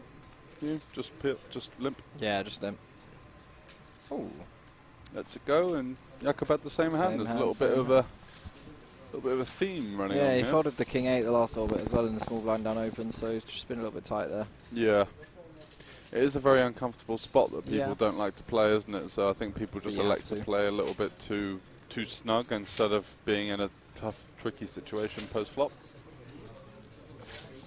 Because now, if somebody notices you folding your small blind every orbit, then when you do suddenly start to limp or ISO, limp or raise first in, then they're going to be a little bit more suspicious and potentially start to just not be giving you as much action, which is kind of bad. Like, you want them to be able to attack your limps because you're going to throw some strong hands in that limp range to limp jam. But if you're just folding every single time and then you start to limp, the big blind's just going to be far more incentivized to just start checking back more often, because he thinks you're overfolding in the first place, so his ISO is not going to be as effective. Yep, makes perfect sense. Yanis finding the king 10 suited. Lovely spot to pop it up there to 900k is going. And Dmitry now with the ace queen suited. And we'll see on set. A little furrow of the brow. Yeah, this is a somewhat tricky spot. I think a shove is completely fine. A call is reasonable in position on the button, and a 3-bet not all in also fine. Yeah, you can go 3 ways here. Obviously, I think it would be a mistake to fold, but everything else seems other than that pretty reasonable. Let's see what he lands on.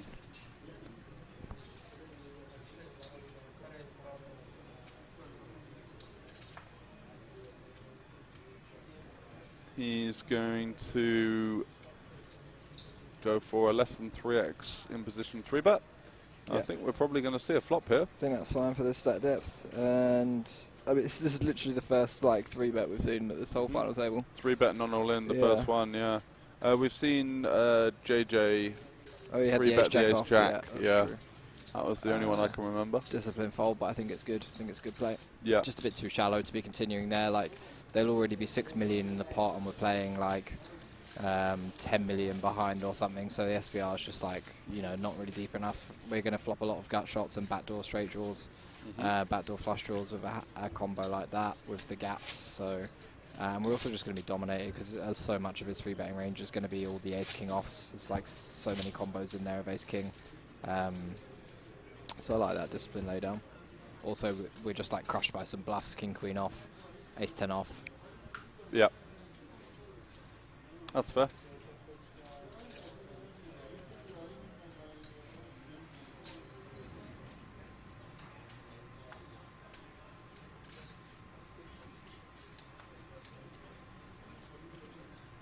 Muto just again not looking really to enter the pot here, just kind of hanging on in there in the middle. Had the 6-5 suited, could have been a hand he wanted to open. Not a great hand on an FT really. Yeah, I think I'm okay with folding it now, but earlier he had a couple of better opportunities. Yeah, and JJ here with the 3 deuce suited. Limping. Looks like a limp. Yeah, I don't know. This is not what you want to be doing. You want to be limping with hands that force these blinds into a spot where they can be dominated. Yeah. So, for example, limping something like Jack 9 suited is good because it forces the big blind to be in there with his like Jack deuce offs and stuff. But here is the other way around. You're forcing yourself into a spot where they automatically can dominate you. Yeah. Very strange. And best flop for Joseph. The 9-4. He's flop best here, and Jacob's obviously going to be stabbing this board. When he limps, he's just pretty much going to be stabbing any 2, I think, or any flop, I should say. I think that's probably his plan, isn't it? Yeah. Now, I don't think Joseph can really fold. I think he just has to shove and hope let's for see the what he best. arrives on. It's yeah, lovely. Big fan of the jam. Yeah. Nice hand to that. You just have to be kind of resigned to your fate. Of course, you're flop the pair, beat some draws. Yeah, Get exactly. called by worse. Let's go. Exactly. Can't just kind of hang around for a turn. It comes to jack, and then you have to fold, exactly. like, you know. Now or never. Yep. The button limp's not going to be very strong. No, exactly. If he's got his occasional trap there, then good luck to him. Got 10, I don't know, 10-8 suited or something, then so be it.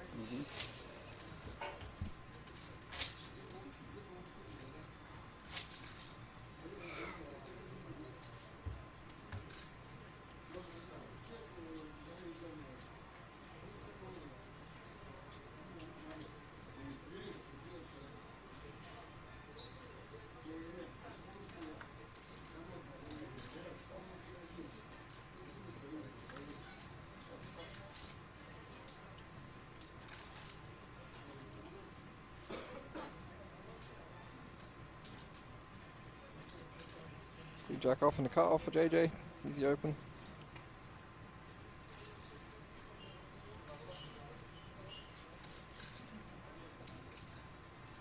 Couple of folds.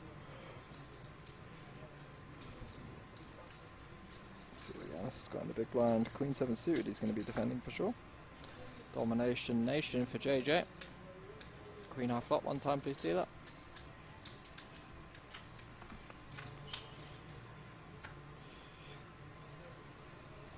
Uh, 10-3-3. JJ's got 2 clean overs.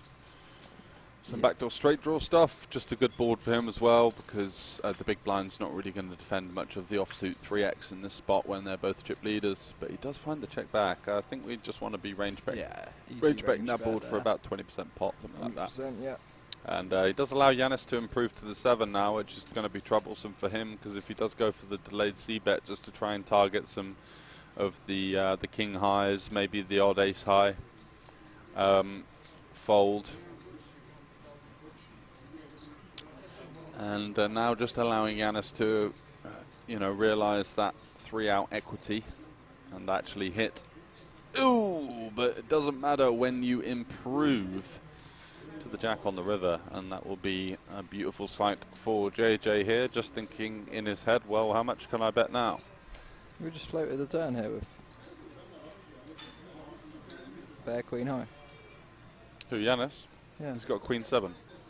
No, but no, check, check, bet, call, check, bet, call, and now I thought he led the 7 and got called by Queen Jack. And Giannis has been quite sticky actually.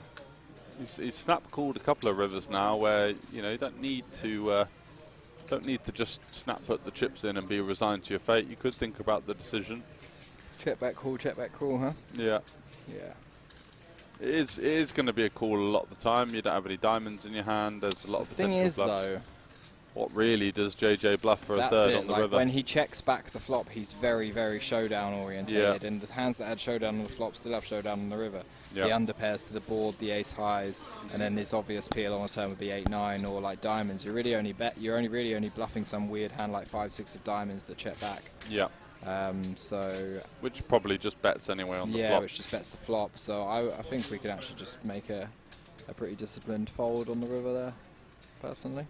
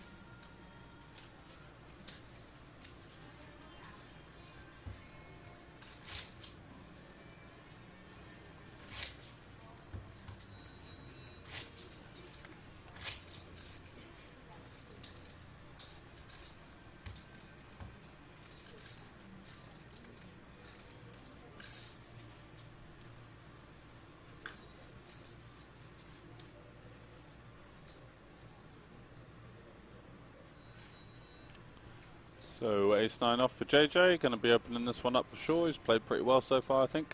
Yep. Up to the chip lead.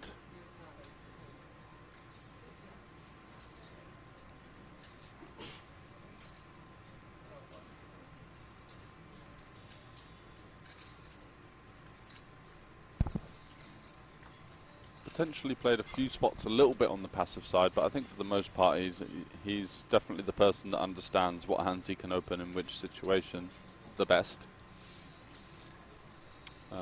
Ace-6 off for Fabian here. This is yeah, I mean, I guess I know what he's thinking. He's got the ace blocker and he's against someone that's opening very wide, but there could be some better candidates to jam. Rather than the issue is here, you know, Jakob is still opening under the gun 6. It's not like he's just got the full deck, and you do run into some hands if you shove and get called here that could be problematic for you, almost drawing dead and just mostly to the 6. So does fold round, I think, from what we've seen so far from Muto. He's going to fold the ace-5 and does, and now Dimitri in the big blind with the jack-10 suited. Slight size up, but it's not really that much of a problem when you've got such a beautiful hand. You're just going to be continuing in one way, shape or form. And versus under the gun, I don't think a jam is necessary for this many big blinds. So to the flop we go. Great board for JJ.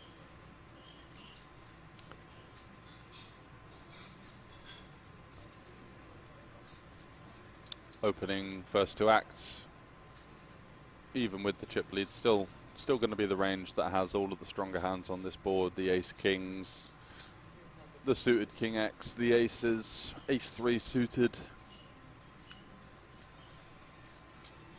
And Dimitri there, even with the backdoors, backdoor straight draw, backdoor flush draw, just against the the strength of the top of that range from JJ, just making sure that he gets that one through. And again, a nice little chip up there. Looks nice and composed after the early stuff. Done well to get his head back in the game and continue in a valiant fashion. And now starting to see a couple of short stacks get towards the danger zone there. Josef in seat 3, Marios in seat 2. These guys are really under the cosh now.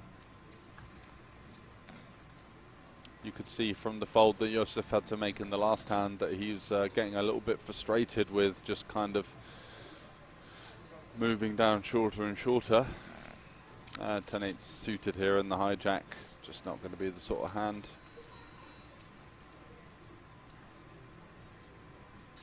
Yeah, just from the body language there you can see he's a little bit hesitant to fold, just kind of wants to get in the mix, wants to see how he's going to get on, just needs to have that patience. Don't want to force it on final tables. There's a lot of other people that can make mistakes if you don't enter the pot.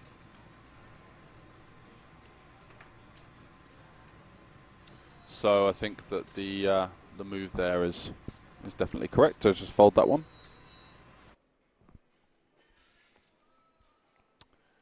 And it's ace-queen versus ace-queen here.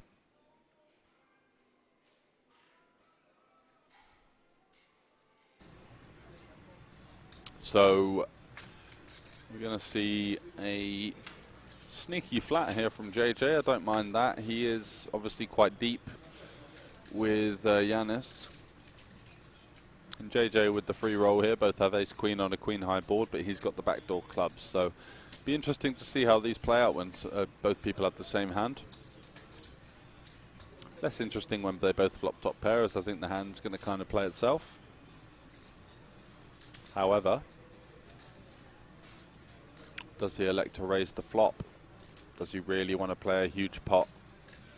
I think the peel is nice. Yeah, does come in for that, and I can see that being good. The size up from Yanis is worrying if you don't have a strong hand, and does turn that backdoor equity with the queen of clubs. Yanis now, he's looking at that board thinking, well, 9-8 got there, clubs got there. That's quite a big part of the big blind defending range, you know, the suited varieties. He's going to be mostly suited heavy. And Jakob's just going to have a look back at his cards. Does see sure we do have the free roll. Does see the queen of clubs there, and again, something to note is the difference in bet sizing on the flop and turn here from what we can see as a recreational player. Okay, so he's raised to 900 pre. He's been defended from the big blind. There's about just over 2 million in there. Bets 1.6 million. It's a large size, right? Yeah. Turn, sweaty card, improves the big blind a lot.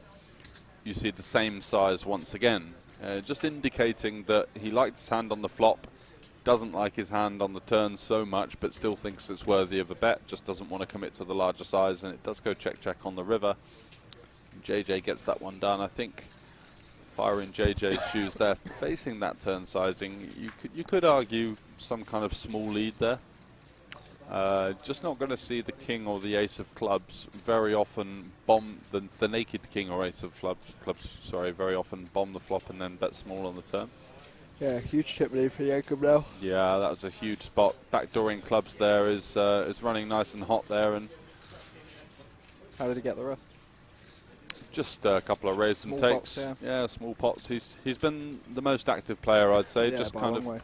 of happy to get in there. Excuse me.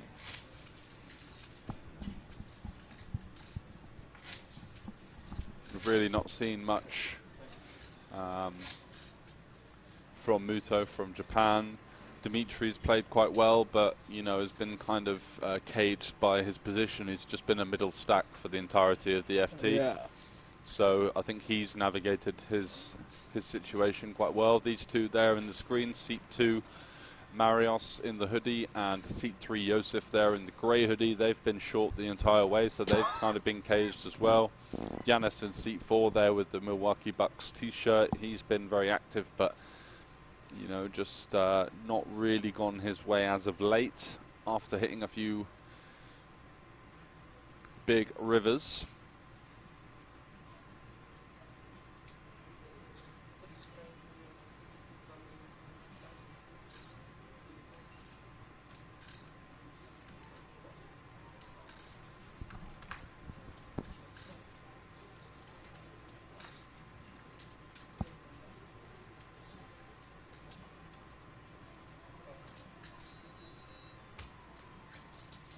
And Josef there getting a nice steal through there with the ace blocker. Yeah, he's chipping up a little bit. Yeah, he's done okay. Hanging on in there. Mm-hmm.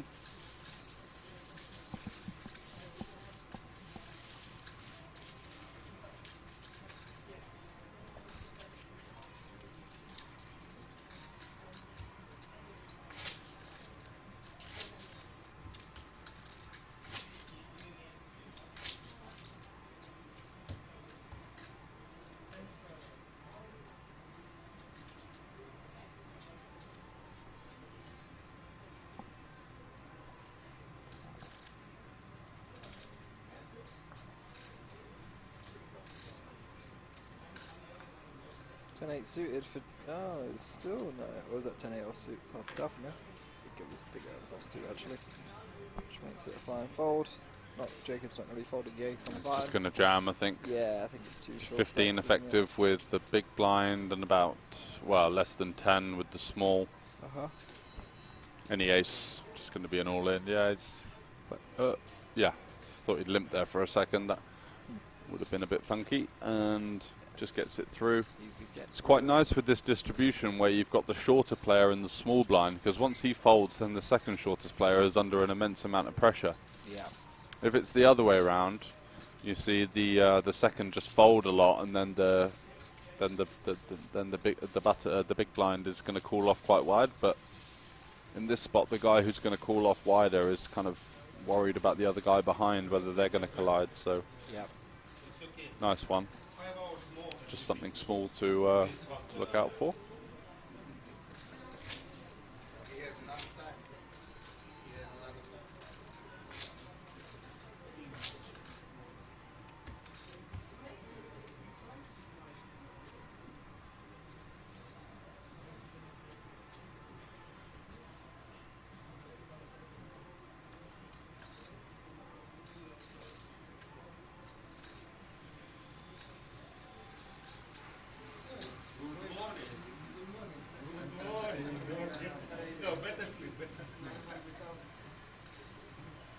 King Queen suited for Muto. Finally found a hand he can pip. So it's just getting through though. Ace 3 off, probably just going to be a fold as well. Definitely going to be a fold. Yeah, I think that's the first hand he's played at about an hour. Yeah. He's been asleep for most of the final table. No, he hasn't, but yeah, Muto's definitely been on the more conservative side. Yeah, I don't really know what he's tanking for here. It's just yeah, he's been a little bit of a Hollywooder as Josef. Nothing for Yanis. Getting it through there, Muto. Chip up a little. Yep. Now you can sleep 3 hours. But no more. Job well done there.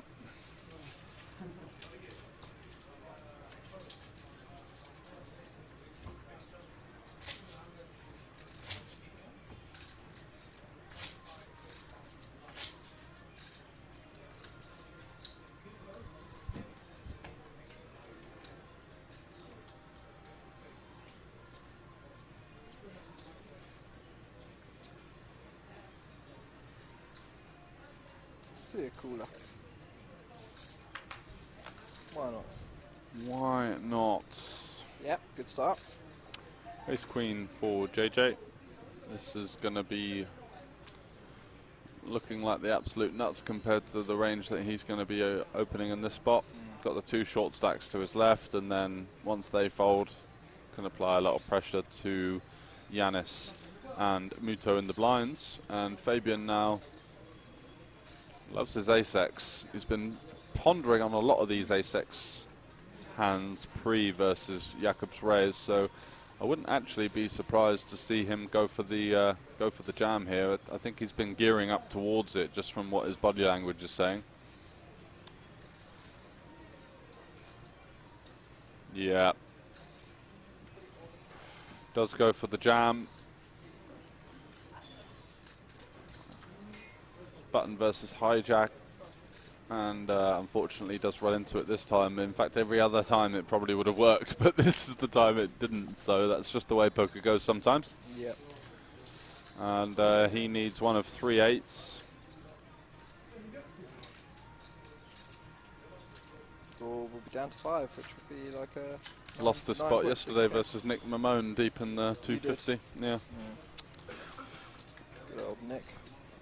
8 on the flop, 8 on the turn, 8 on the river. It never fails to get there, does it?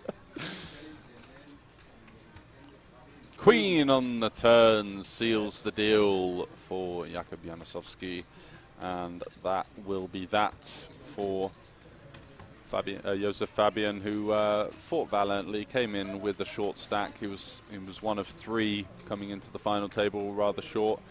And to get 6th there, coming in short, not the end of the world. He's going to take home about 10,000 euros, I believe. So could be worse. And the domination of the final table continues to side with JJ there in your picture. Just getting it done, finding a lot of hands to open. Isn't scared to get in the mix. And he has 80 big blinds compared to 28, 25, 20 and 9. So will be good to see how he continues here, because he's in such an amazing spot. This is what you dream of as a tournament player, having a chip lead in a tournament with a lot of strong ICM pressure on your opponents, and just being able to put them in the bin every hand. It's very satisfying.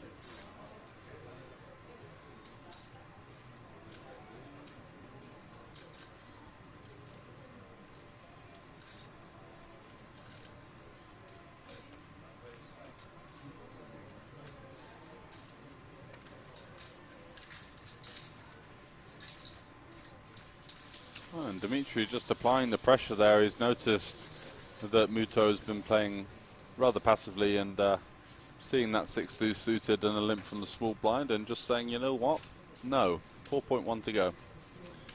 And gets that one through. Got anyone in the chat? No, if you guys are tuned in, please feel free to drop us a little comment. Tell us what you're up to, who you're cheering for. See, there's 136 of you lurking on YouTube.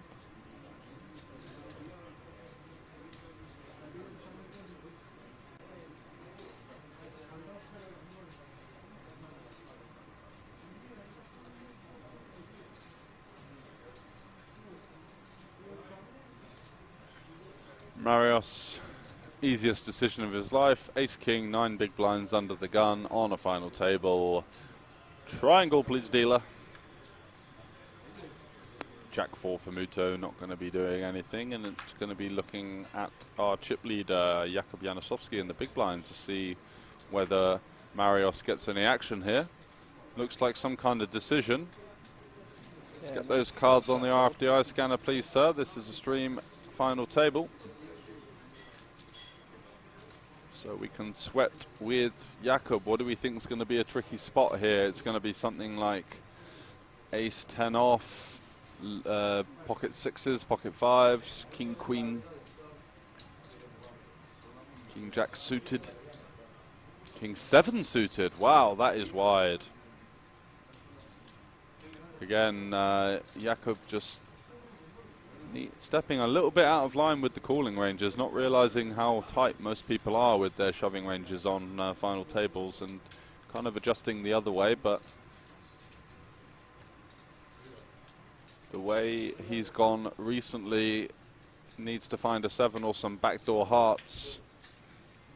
Could even find a funky chop every now and then. Oh, the 8 of hearts is going to be sweaty for Marios, who it's just never easy, is it? As the short stack, you pile it in, you get called by a worse hand.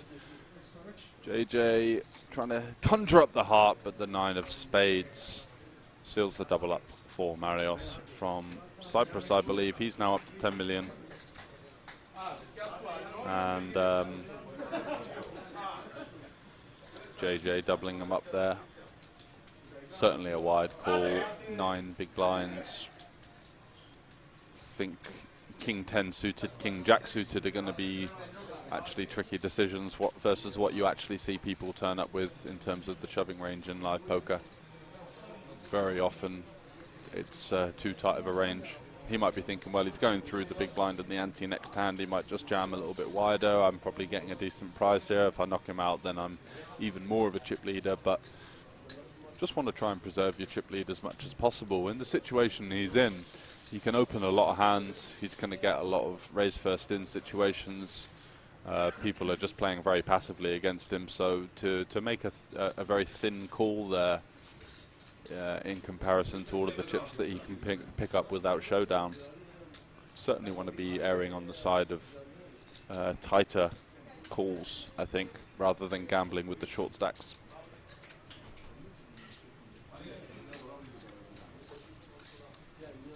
So the only information on Marius on his HendonMob is 1 cash, and that was in a $275 tournament in the Merit Casino here in Kyrenia, in northern Cyprus, where we are at the moment.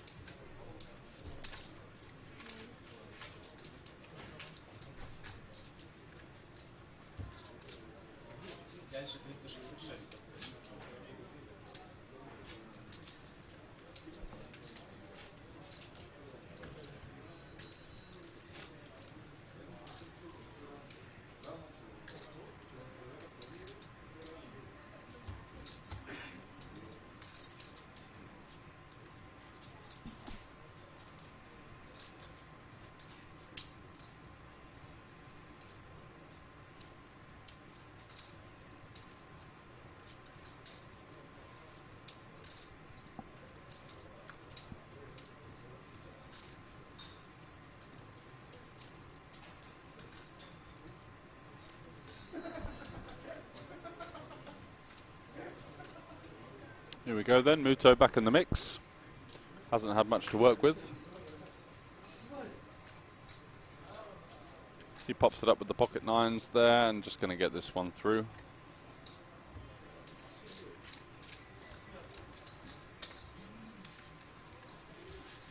So 5-handed now. 36,000 euros and change up top.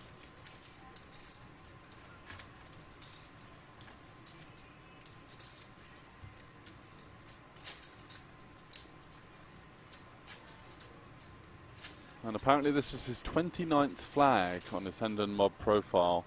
I'm just going to have a little look and see if I can find the data on the most flags of all time, because that's quite interesting. That must be up there. Top 1,000. So the leader of all time is a guy called Casey Castle, who's on 45. And Andrew Hills, who I know quite well, on 31, and this will be his 29th. Muto is actually 6th in the world for the most number of different caches. And looking at his HendonMob, I can see Portugal, Philippines, Montenegro, South Korea, Belgium, Czech Republic, Narnia, which I've never heard of, and Las Vegas, of course, in America, Poland, Malta, Macau. He's really been around, must love his poker.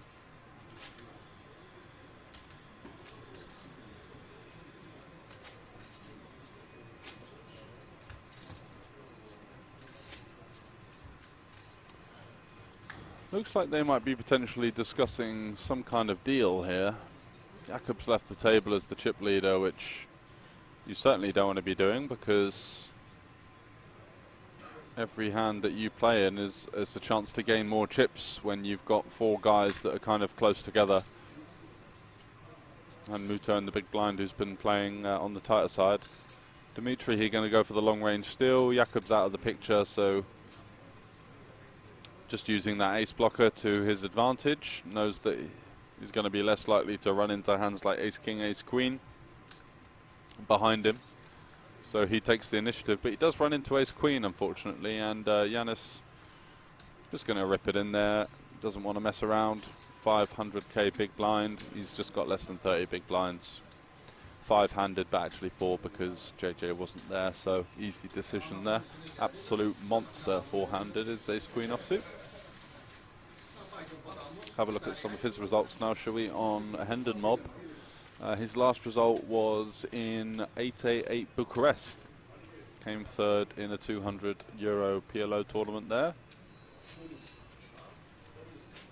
which had 12 entries. Looks like he's been around a little bit. Amsterdam, he played the WPT. That was before COVID started. We were actually in the same spot when it all went a bit south. WPT Brussels as well. Been touring around Central Europe for the most part.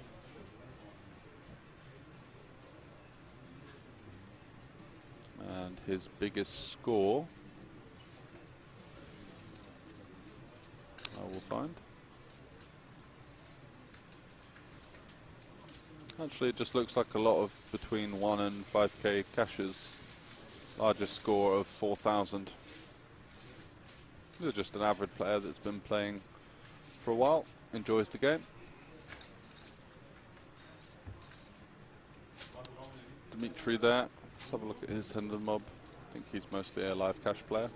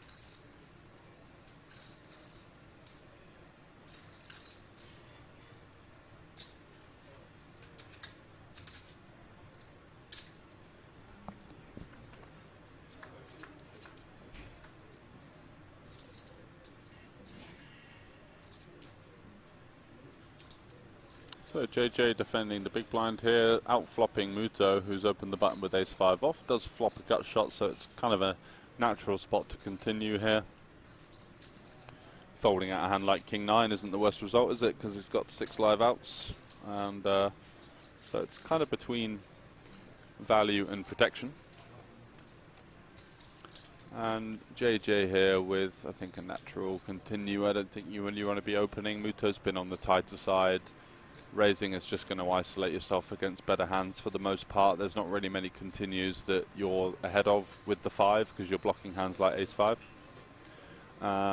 Does turn a flush draw as well, so he's going to certainly be seeing a 5th card. But it just goes snap, check, check, and Muto improves to the wheel on the river. And I think with the queen on the turn, that's going to slow JJ down a little bit. He's still going to be fearful that Muto is going to check back a hand like King Jack or Jack 10 or Jack 9. So not really the spot to be going for thin value. And Muto now, let's see what size he goes for. Looks like a 3rd pot. Something around 1.4 million, 1.8. So in that kind of middling range. And I think his line is quite consistent with a jack as well.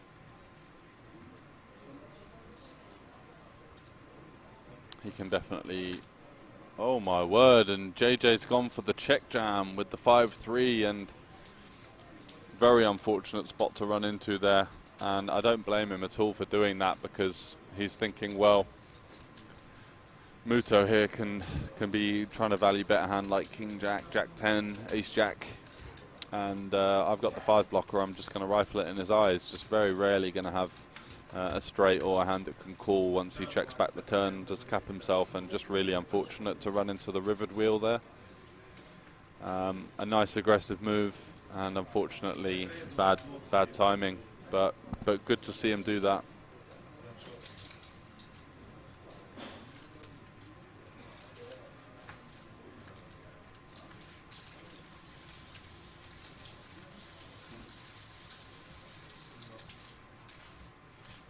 Yeah, Romania. Sorry, I don't know if I said that correctly.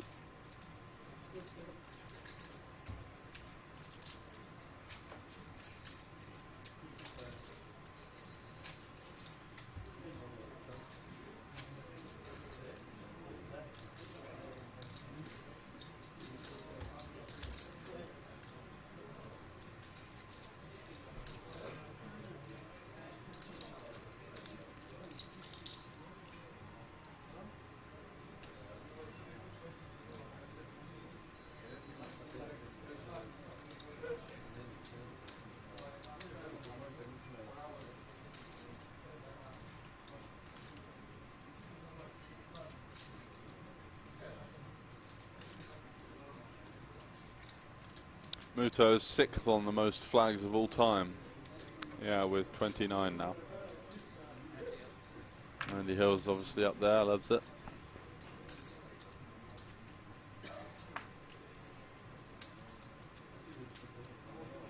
Wonder where I'd be. About 12, I think.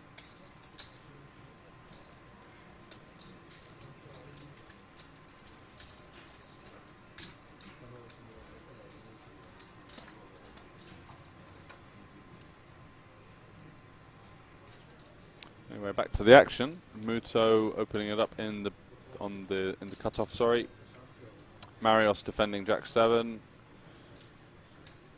Both players not going to be really liking these boards. No additional equity for Marios with his Jack high, and Muto just happy to take it the showdown with the 2 overcards now. 6 of spades doesn't really change an awful lot, and yeah, just going to give that one up, and Muto moves up to 22 million now after the check jam from JJ. I think it was a valiant effort, but just unfortunate timing there. Holding that all-important 5 blocker.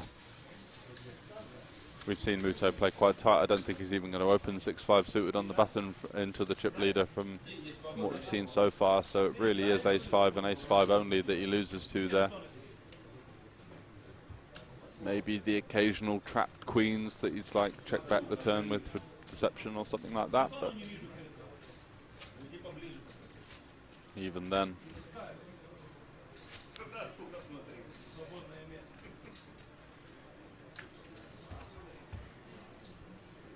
So the next up for the HendonMob Championship is actually the Japanese Poker Festival, which I'm sure Muto will be going to. They've got a 3-day festival between the 5th and the 7th of November. And that's going to be in Tokyo at the Grand Central Tower in a couple of weeks' time.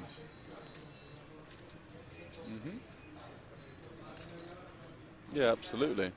They're packing a lot of events into to a very short time frame. Got the main event. They've got the Super Midnight Gorilla. I'm not sure what that is. There's Tokyo Sports Turbo Tournament. They got 10 events in 3 days. Yeah, how much is that? 10,000 yuan.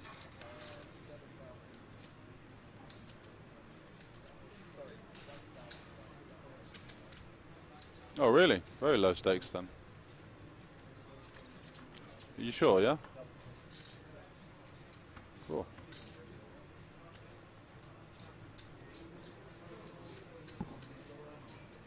£31 main event.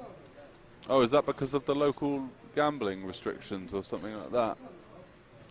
Yeah, £32 main event. I've never seen a main event so small apart from the UK Student Poker Championship.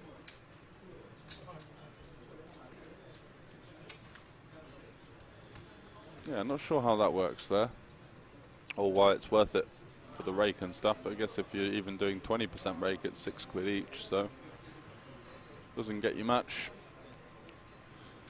So Dimitro here, flopping the best of it, and getting a continue out of Yanis in the big blind with his overcard gut shot. And I think the second barrel's going to get the job done here, as it does. And I'll just leave you in Leo's capable hands for a second.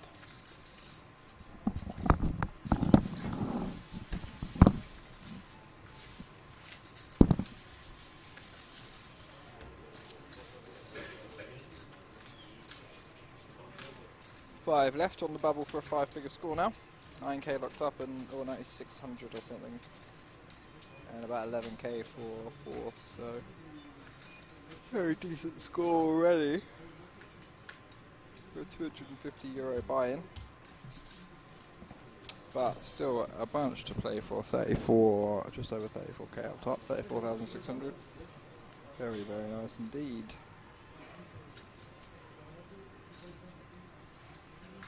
Still anyone's game.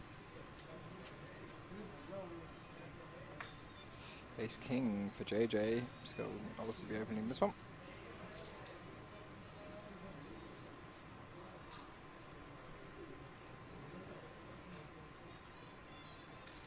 Oops, to make it 1.2.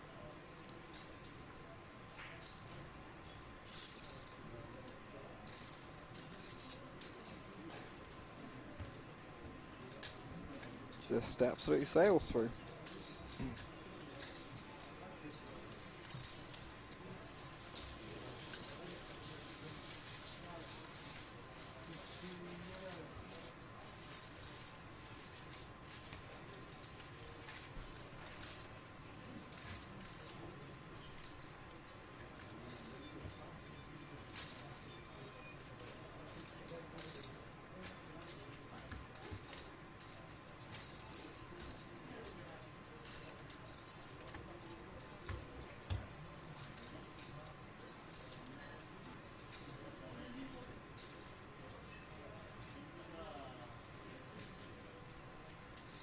Now queens, back to back, ace king, pocket queens, card rack.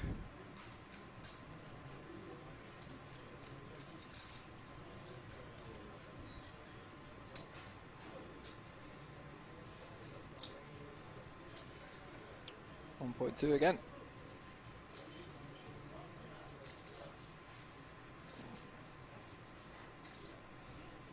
Nothing for anybody to play back at him with yet though. Muto snap folds the small blind, don't get to see what he had. And Dimitri going to be folding the king out off in the big blind as well.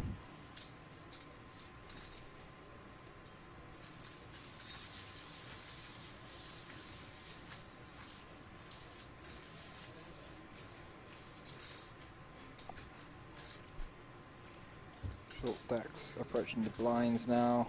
They're both going to be praying for a spot to get their chips in.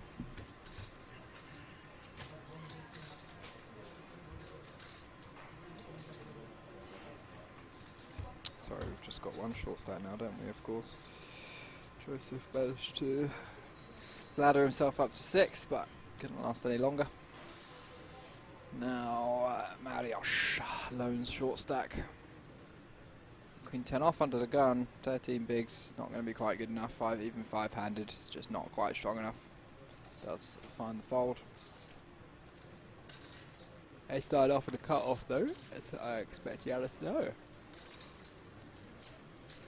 Definitely an open, the ace-9, the ace blocker, just very, very valuable. Playing in position against the chip leader in the big blind. Dimitri, not going to be folding this one, I assume. Probably just going to be completing from what we've seen so far. I mean, it would just be the right play anyway. So. Oh, it looks like he's coming for a min raise. 3x. Goes for the 3x. Yeah. Good size if he's going to open. I think the hand is just a limp play. Yeah, hand plays nicely as a limp. You can limp call comfortably. Yeah. JJ is going to be defending this one. Maybe induce some wide ISOs. Just plays well versus the check back range as well. Dominates a lot of Queen and Jack X. Yeah. JJ's going to peel. King 10 off. Performs very strongly in position, blind v blind. Flopping a lot of top pair. And swing and a miss for both players, but Dimitri's going to be a bit worried about this board. Doesn't really interact with his range that well. No. Does hit the big blind. Somewhat.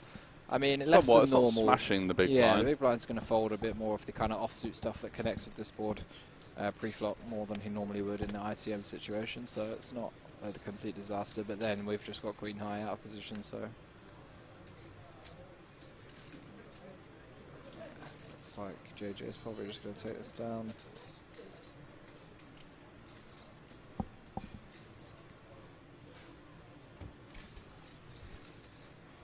And Dimitri does fold the second best hand. JJ just having a stab at it in position. Dimitri giving him the keys to the bank, and he's opening up the safe and chucking his hand in and grabbing what he can. So 5 left in the HendonMob Championship main event. Day 3 of 3. And we are left with a Ukrainian, a Slovakian, a Cypriot, a Greek, and a Japanese player. So something for all the family.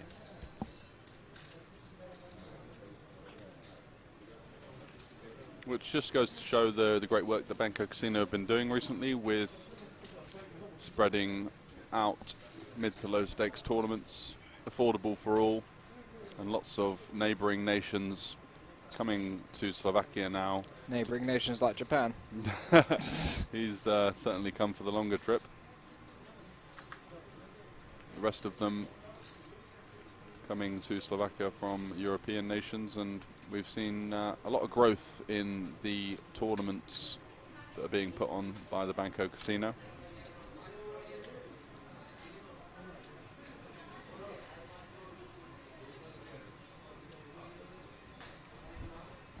Jack 9 off, just not even wanting to see a flop there versus Muto, who takes it down with his ace-X steal. Had the chip leader in the small blind, always quite a nice spot to go for the steal.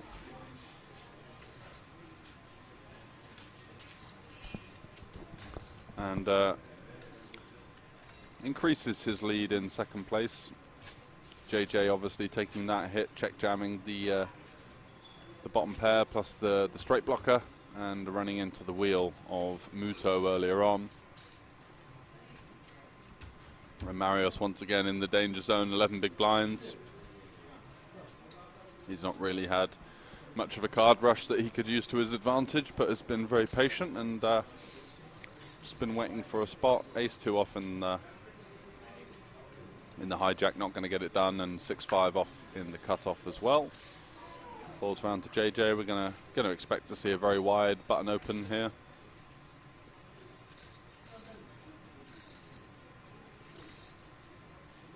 He can just easily raise fold a lot to the small blind, who's been on the tighter side anyway. Still yet to see what JJ has, but can expect him to just have a lot of stuff here. 6-7 suited, of course, not going to fold in the big blind from Yanis. Going to see a flop. The go heads up. Flicks them in there. Almost hesitantly. And flops the bottom end of the gutter with no backdoor flush draw. Probably just going to see a check and expect to see JJ bet this at quite a high frequency. Does check back. That's gonna, looks like he's gonna have some showdown value with that check back quite a lot of the time. 8 of diamonds going check check. Yanis improving to the straight. And goes for the value bet on the end.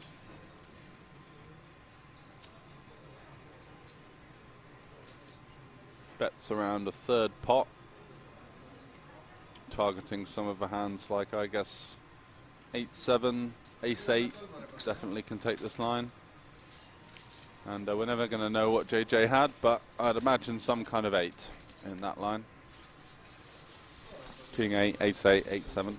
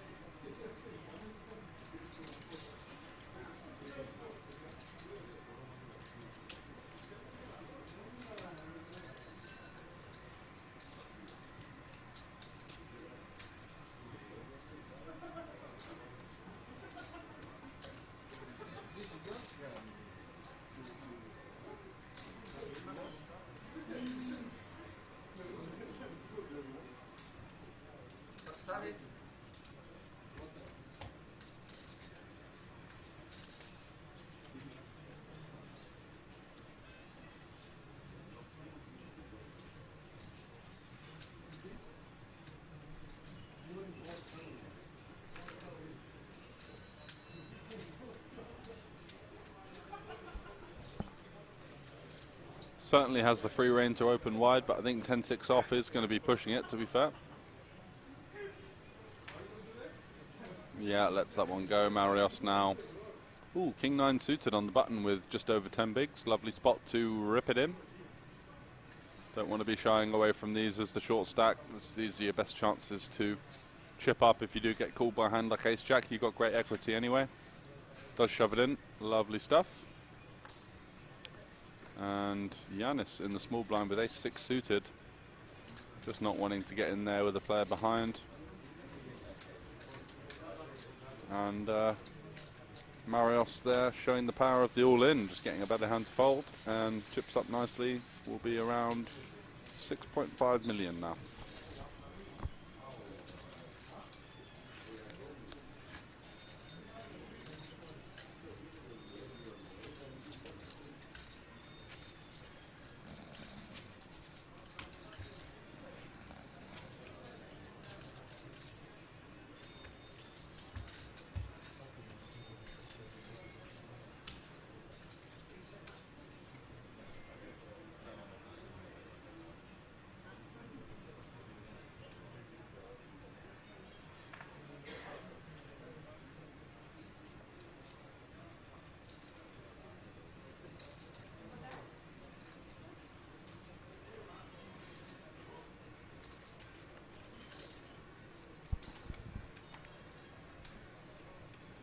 Yanis on the button with the King 10 off. Definitely a nice candidate to be popping up.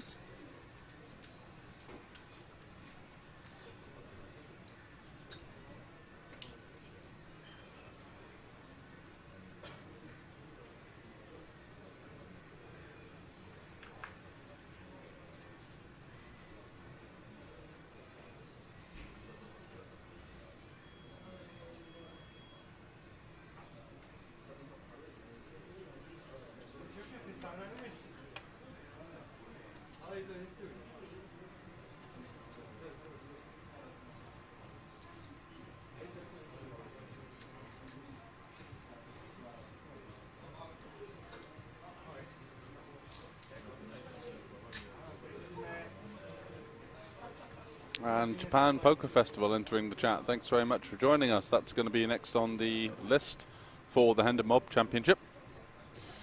After this main event in Bratislava.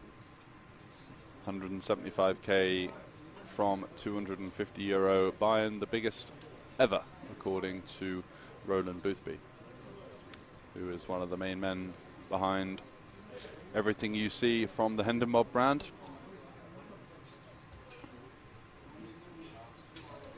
And the flop goes check, check on 8, ace, 5, deuce, rainbow. Yanis there potentially missing a c-bet. And allows the man from Japan, Muto, to have a stab at the turn and takes it down. Up to 24 million chips now. I believe he's peaking for the tournament. Certainly for the final table anyway.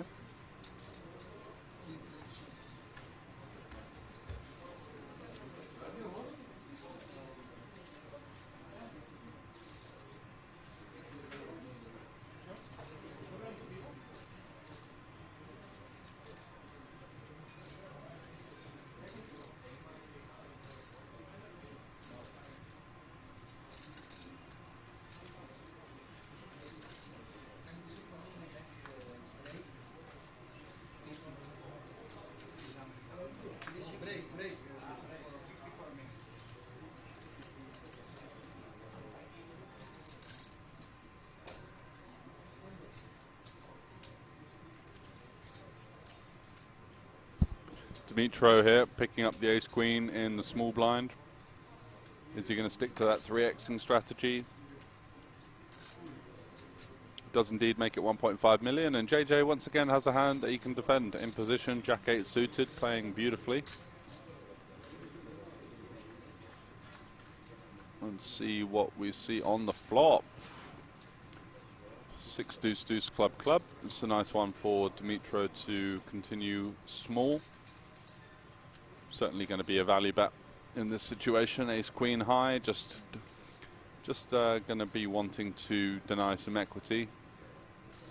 A hand like 10-9, 7-8 has some overcards and backdoor flush draws, backdoor straight draw type stuff, and just getting that to fold straight away is quite nice. And it goes check check, which is quite a tricky from both players. Both players could have stab. I guess JJ can't really rep that much and doesn't want to get check raised here. Would be a nice board for Dimitro to check raise quite a lot of hands aggressively, as he knows that JJ is going to be stripped of a lot of deuce X.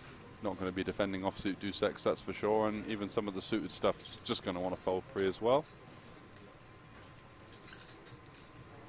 But we do see a bet of 2 million, just over half pot on the turn. And a tricky spot now for JJ. I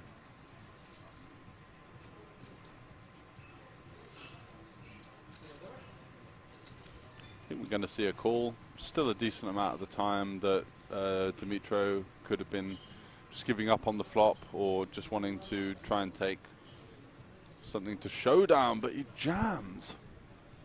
Oh my word, this is a massive shove from JJ, and I don't get it really. The board is just very locked down.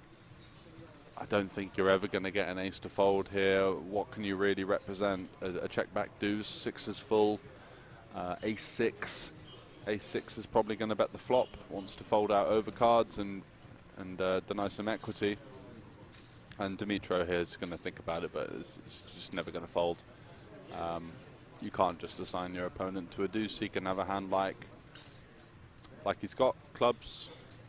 Yeah, he's a little bit confused as to what he's going to see from his opponent here, but does end up flicking in the call, and JJ here, a little bit of a misstep. I really liked the 5-3 check jam earlier, was unlucky to run into it, but this one here on a board that favours the opener, just have to respect the fact that they're going to have a lot of ace X here, especially that flop as well. It's going to be quite showdown driven, which is going to reside around a lot of ace highs, and goes for a pretty meaty size on the turn as well, and just repping too thin of a value range.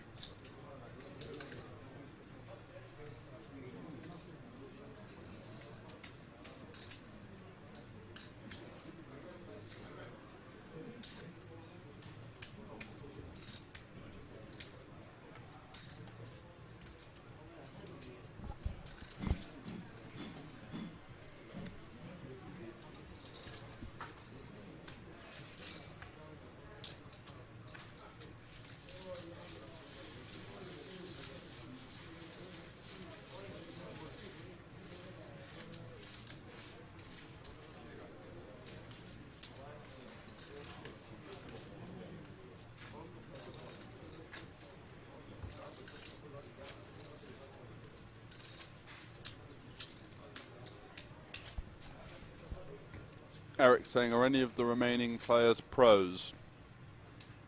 I know JJ quite well. I know he plays a lot of poker. I think he's playing low-stakes tournaments online for the most part. Dimitro is a very capable recreational player. And not sure on the other three guys. I think Yanis is a recreational. I think Muto the same. And I'd guess that Marios seems pretty competent himself. I'm not sure whether he's full-time or not, but everyone has a pretty good understanding of the game from what we've seen. And you would imagine so anyway, for someone to make it this far in a tournament with a good structure.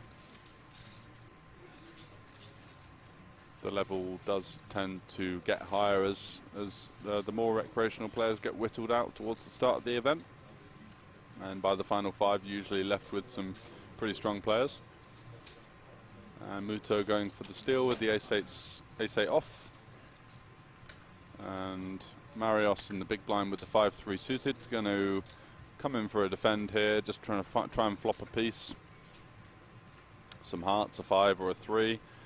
That's one of the interesting ones now, because Muto flops the world. Open-ended straight draw, open, and the nut flush draw, I should say.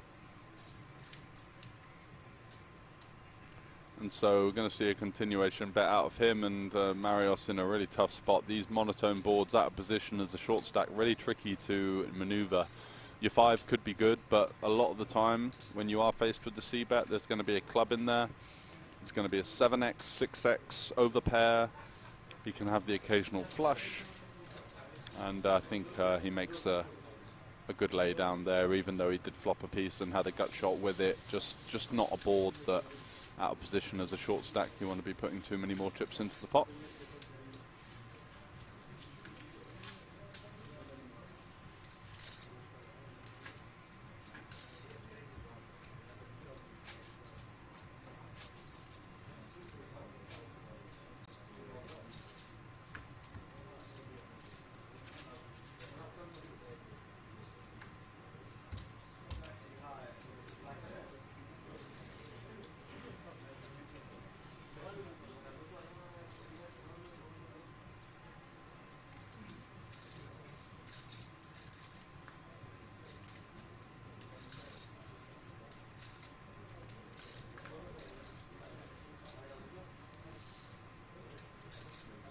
Jakob here on the button with the Jack-9 off. Just going to let it go now. Now as the medium stack, not really incentivized to enter the pots. And also, wow, and Marios folds the 9-7 suited in the small there. That's a clear jam. 10 big blinds, 9-7 suited. You're going to get a lot of folds, and if you do get called by a hand like Yanis had, ace-3 off, you're going to be in a great spot anyway.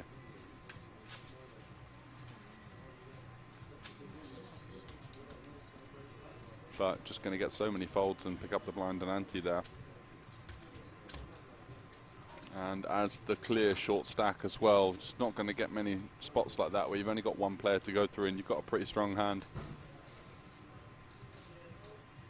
Not really able to wait around. Your fate has kind of been dealt to you. You know, you've got to take those. Yes, they are uncomfortable. Of course, you got 9 high, but in the grand scheme of things, well, just proves what do I know, right? Because he gets ace-jack suited the next hand and finds the premium after making a pretty tight laydown. Yeah, I'd agree with that. Pretty ABC. I think JJ's certainly been in there battling, but just hasn't really, none of his moves have really worked out too well. Did chip up nicely to about 30 million and then took a rough one, ran into the straight of Muto, and then ran into Dimitro there as well.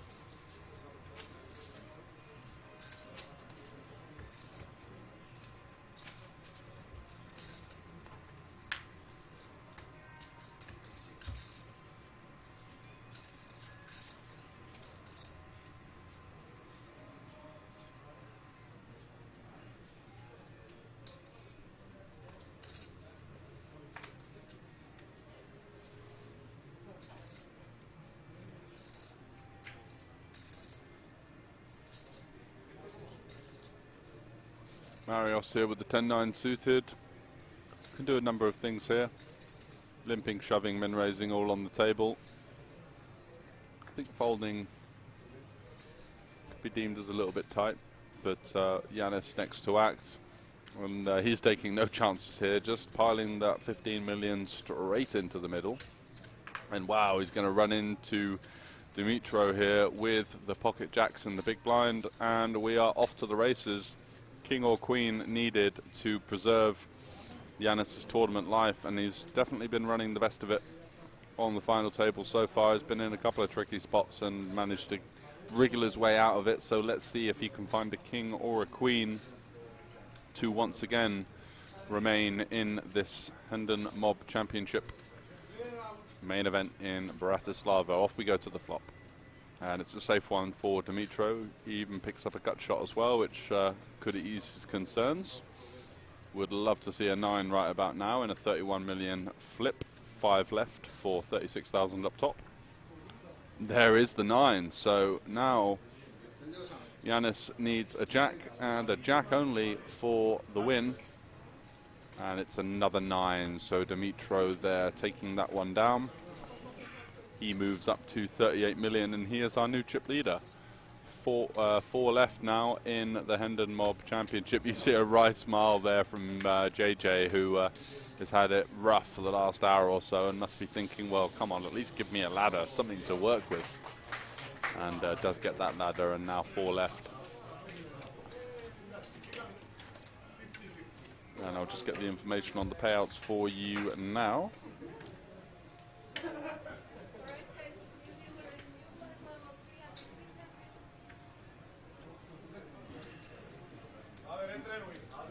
€36,000 for first. We know that. Let's have a little look at if we can get the info on the other payouts.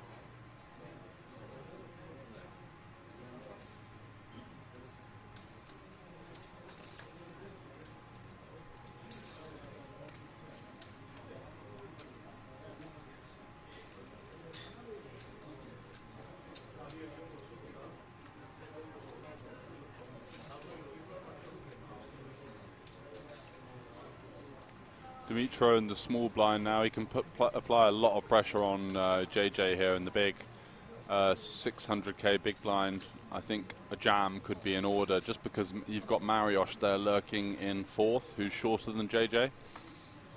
Would have run into it on this occasion, and it's going to get either shoved on or ISO'd. Not sure how JJ is going to play it. I think with the suited ace jack, it's quite a nice one to ISO, but I don't mind this. He's had it pretty rough and doesn't want to take any chances, just wants to lock up the 2 big blinds. Oops, sorry about that.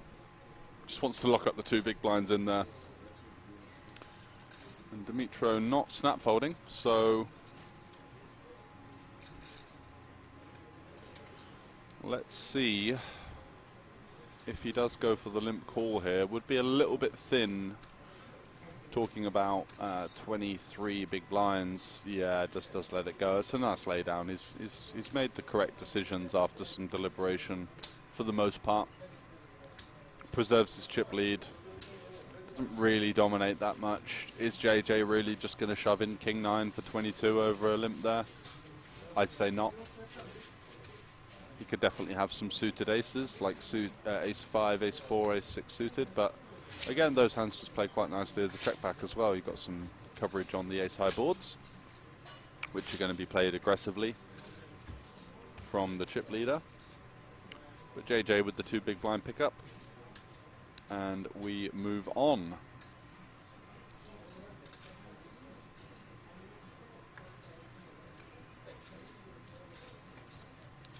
Muto there, chipped up quietly on the FT, and JJ finding the Queen 8 off in the small. Having a little look at his opponent's stack in the big blind. How much you got there, fella? think if he's going to have something like 12 and under, just want to be jamming it in with the queen high. Oh, and does get called by Jack 10 suited, so it's actually a rare situation where he's ahead. She says to the boys on the rail, I've got the best of it, but it's looking a bit dicey. And Marios here, fighting for his tournament life, needs to see a jack or a 10, and ooh, 2 clubs, queen high, so something for everyone here. Marios with the front door flush draw, some backdoor straight opportunities. Basically any middling card gives him equity. That's one of them. So jack, 10 or a club, needs to fade 11 outs. JJ's just not looking too confident, is he? He's had a bit of a rough one in the last hour or so. Can he fade the club, the jack or the 10? Oh, and he does. And moves forward in his seat, breathes a sigh of relief. And sweaty ran out for everyone involved, but Marios did well there, climbed up into 4th place, and he's going to be pretty happy with that return, I think. He came into the final table as 2nd shortest stack and leaves with 11,500 euros, which is a pretty good return from 250 euros, isn't it? And if you're thinking, well, how can I get involved in these tournaments? There seems to be a lot of money on show. There certainly is. We're going to have the Slovak Championship in November.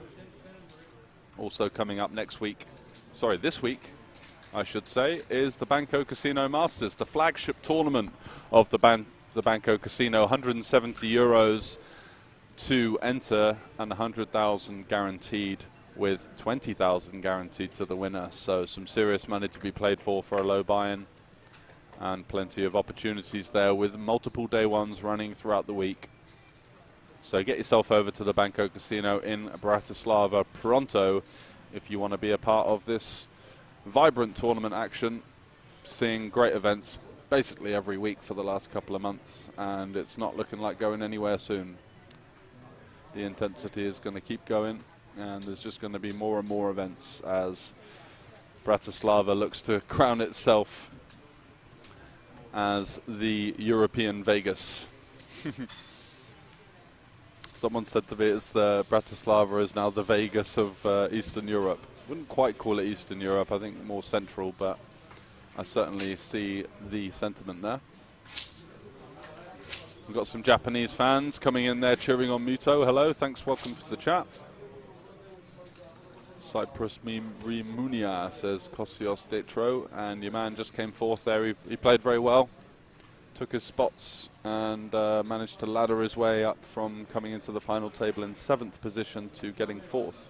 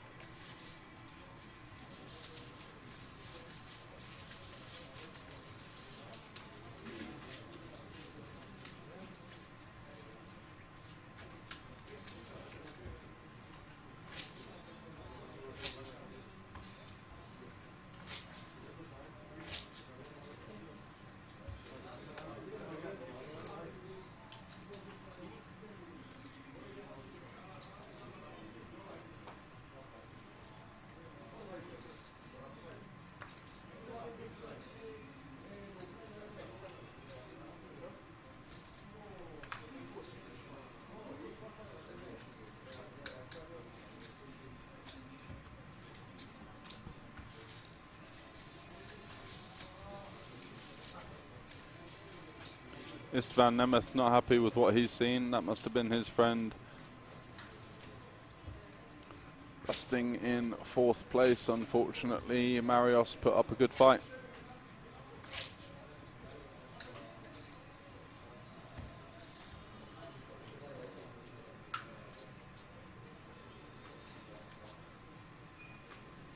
And we're left with Muto from Japan, Jakub from Slovakia, and Dimitro from Ukraine.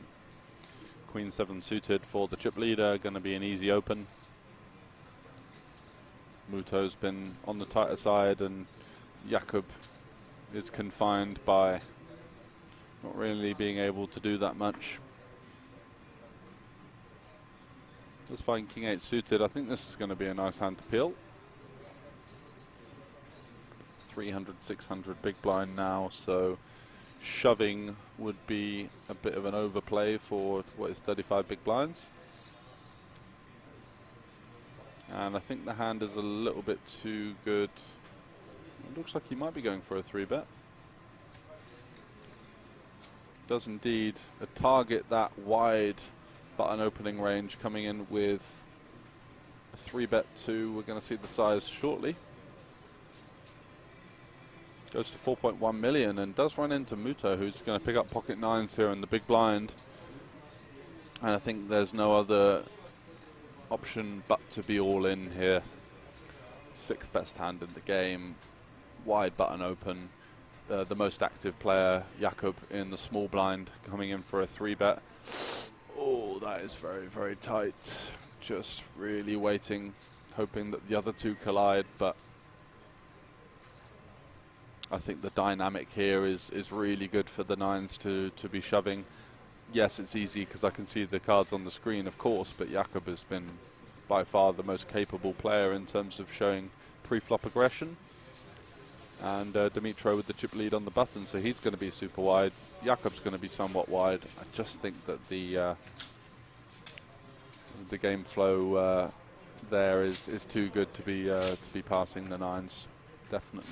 Definitely going to be getting that one through a lot. And if you do run into a hand like Ace King, Ace Queen, it's not the end of the world.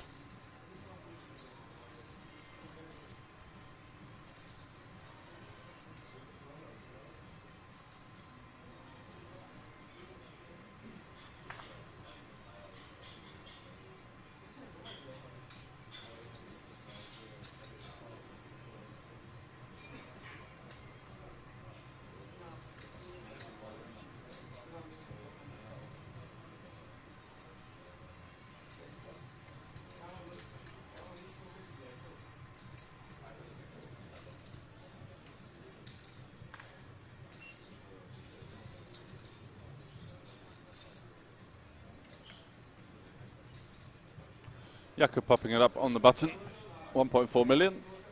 And Dimitro here as the chip leader with the pocket 6s. Just going to call, they're very deep. I think if he was like 30 effective, he could jam it in here and pressure a lot of these kind of hands to have to fold.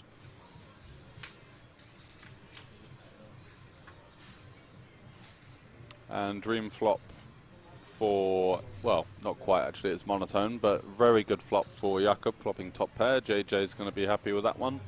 Probably going to see a bet of, I'd guess somewhere around 800, 900k, no real reason to go that big. On these boards where, you know, the big blind's going to have a lot of, some flush combinations, but just a lot of whiffs. Don't really want to be betting too big. Let's have a look at the sizing, shall we?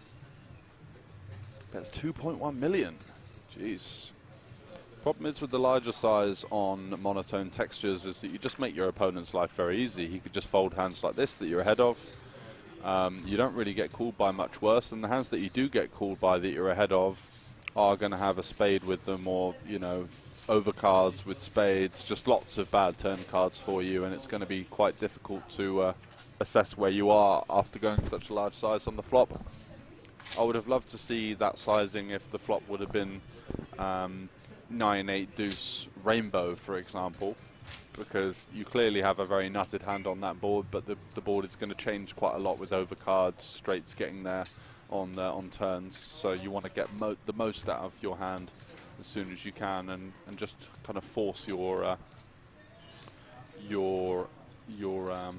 range advantage on your opponent.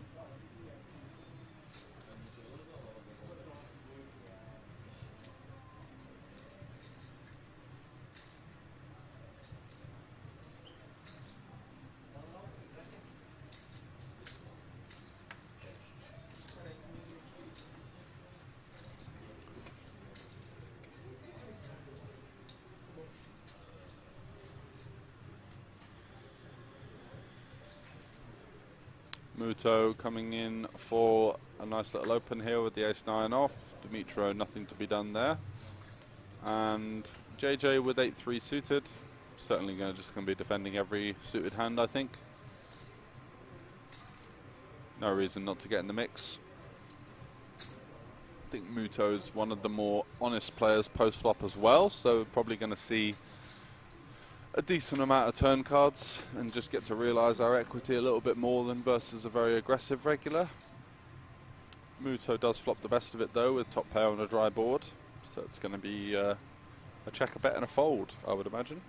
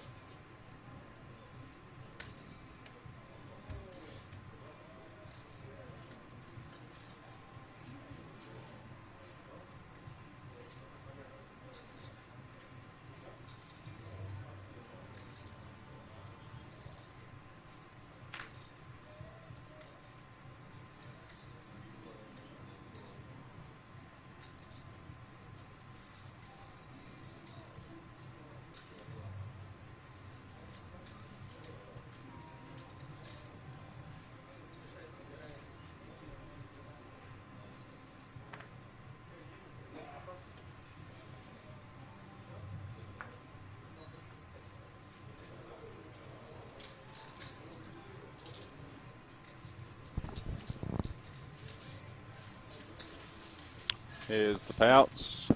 That's what we're fighting for, so some pretty severe jumps now. The last jump being 3.4k from 4th to 3rd, but now we've got actually an 8k jump followed by a 12k jump. So top 3 was the most top heavy and a pretty flat structure apart from that for the rest of the final table. So the players have done well to navigate their way through that, and now it's all to play for. Jakob with the 9s, loving looking down at a strong pair. And who do you think in the chat is going to take this one down? I think that JJ is just showing the most aggression, and he's even been caught a couple of times with his hands in the cookie jar, and he's still right in the mix, so I like his chances. Dimitro with the King Jack, just going to see a flop.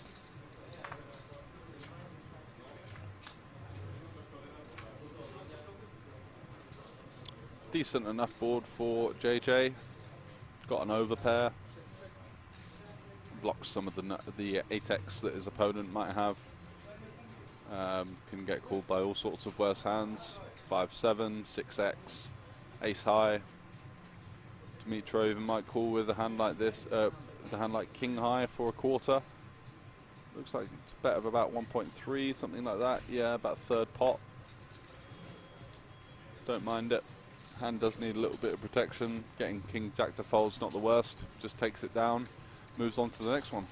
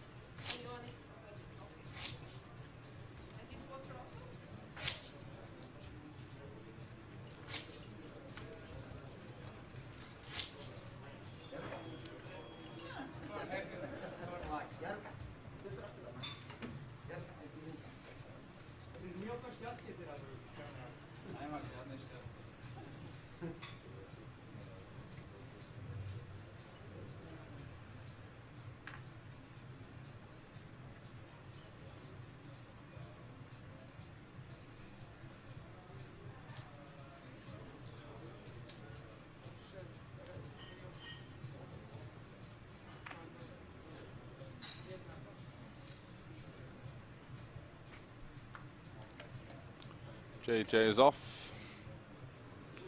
And you can see Muto with the 10-9 suited here coming for a defend. Perfectly standard stuff. Interesting flop. Dimitro with the 2 overs and some nice backdoor equity with the jack of clubs. And Muto flopping 2 overcards and an open-ended straight draw to the nuts on both sides. So going to probably be seeing a turn here. I think versus a player type like Muto, Dimitro would be incentivized to range bet this board. Basically, it's not really interacting too much with the big blind. Yes, in terms of draws, but no in terms of, you know, raw hand strength. He's not really going to have 7-3, 8-3. And Dimitro with all of the overpairs that Muto doesn't have. Muto really hoping to see a jack river would actually spice things up a little bit if the turn does go check. And he could also lead that card as well. Like, he's going to have 6-5 off, where I don't think Dimitro is going to open the button with that. So he's definitely got a nut advantage on that turn card.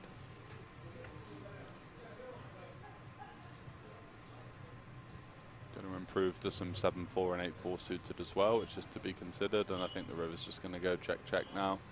Don't really see a reason for Dimitro to value bet or bluff. Just lots of showdown value, and does take it down. And the pots are getting sneaky big here, aren't they? Just a bet and a call after a raise and a call pre. 6 million.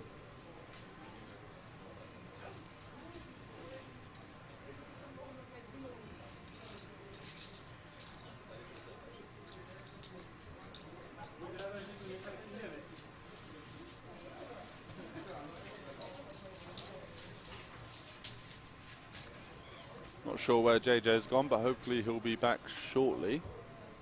Here's his button after all. There he is. Just going for a little bit of a pep talk with the rail, maybe.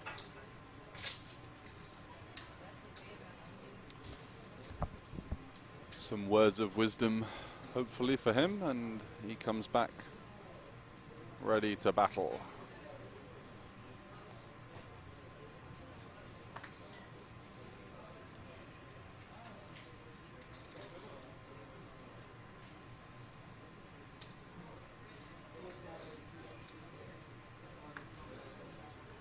Rewarded with a nice hand to V-pip, pocket fives on the button, opening it up and getting that one through.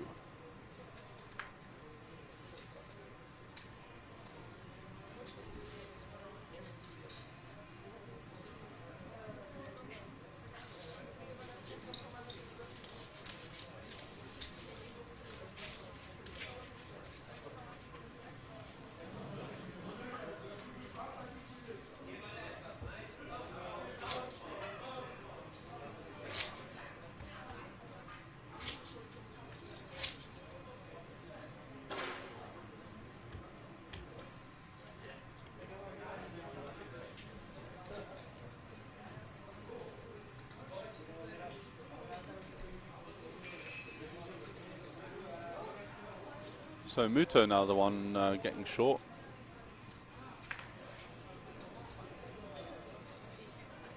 Around the table a couple of times. That's it, yeah. And we're seeing a nice three-handed battle here where I think JJ's got the advantage because he's got Dimitri in position. Dimitri does outchip him by 6 million, but it's not really that much when you've got quite a passive player in the middle who's just kind of getting whittled down. Oh, this is an action flop. Bottom two for Dimitro, and top pair with a good kicker for JJ. You can see all sorts of things happen on this board. We can see check raise from Dimitro. We could see a large bet. We could see a small bet and then a raise from Jakub.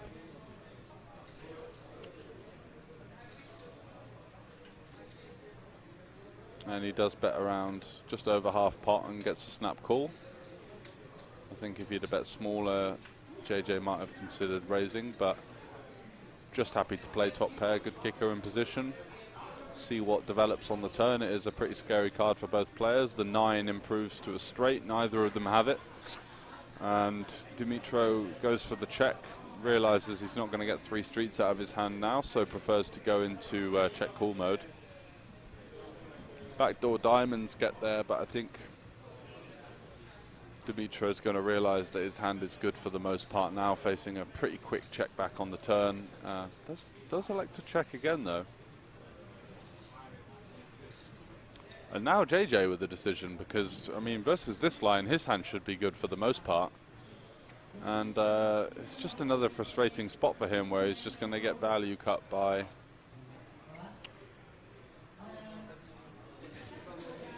Dimitro not coming in for the bet himself. So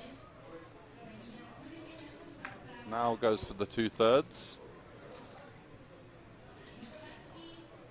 Is going to have some flushes here that Dimitro might be a little bit worried about. But I think if you're going to play 2-pair in this fashion, you just have to call, and he does. And JJ is just like, no, I've got the best hand. No, you've got the best hand. How the hell do you have a better hand than me? Yeah. Blocking 10, 10-8, 10-7 hands that you'd expect to see there that might have played differently, and JJ surprised to lose that one for sure. And the Schubinator continues to dominate.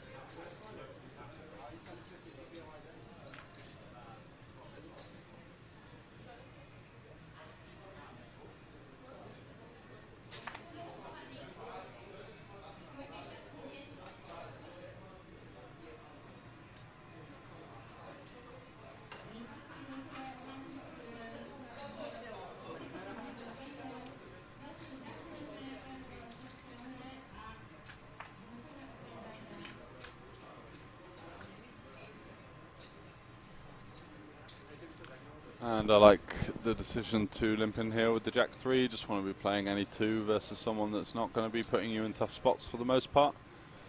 And Muto just betting his equity in position and getting the fold. Not really much to be done there for Jakob there with just the bare Jack high. Muto gets a nice little chip up.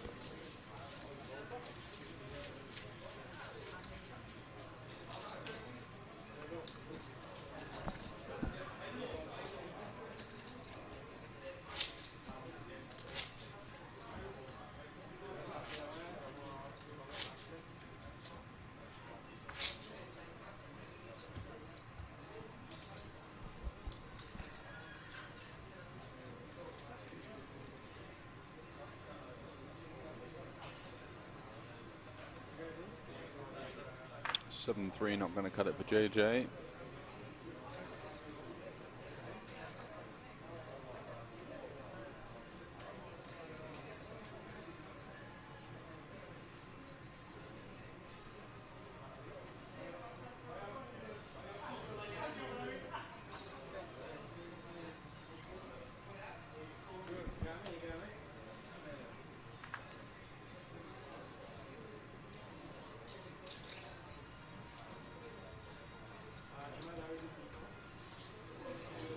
Muto now with the benefit of showing some aggression and getting a lot of respect. Obviously Dimitro did have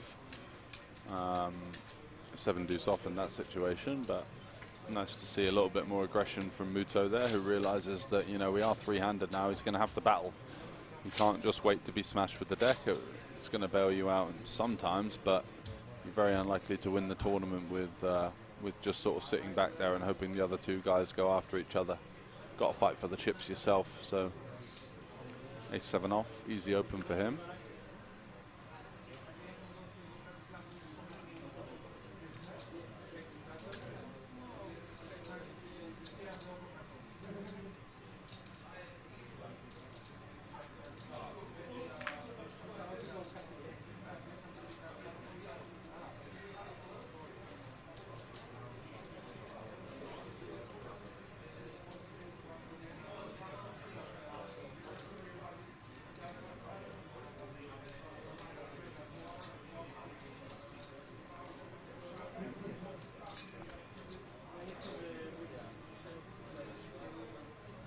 And Dimitro here in the small blind looks like he's coming in for the 3-bet with ace-6 suited. And that's just going to work, I think, unless we're going to see some out-of-line antics from the man from Japan. Laying down the gauntlet with the old 4 bizzle. I doubt it, though. Yeah, just a reluctant fold. Ace is pretty strong hand, 3-handed. And a nice move there, well timed from Mr. Shubin.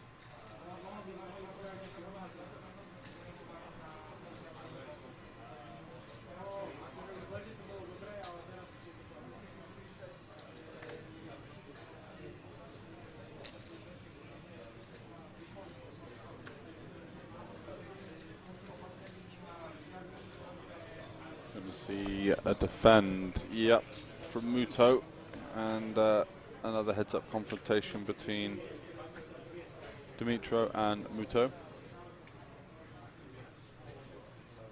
And both players flopping a piece, Dimitro with the bottom pair and the back to flush draw. I think we're going to see him elect to check.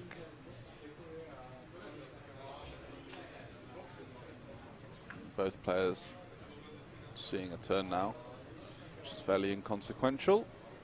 6 does bring backdoor clubs, but it doesn't really affect either of the hands in play. And decision here whether Dimitro thinks that there's any point in betting. Can he get called by some draws, some worse 9x, some 6x? So if you are going to bet, I'd imagine you just want to bet very, very small. Goes for a third pot. Not going to be seeing a fold from this particular hand. Looks like he's actually raising for some reason.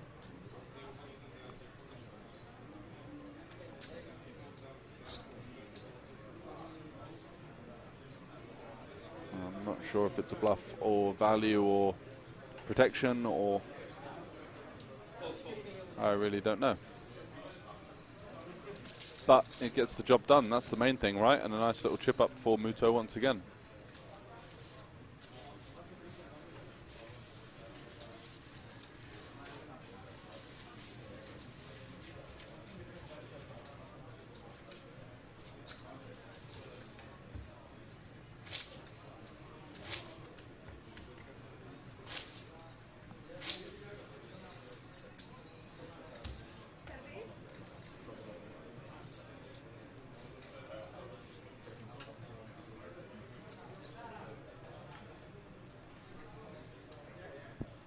JJ on the button with the King 9.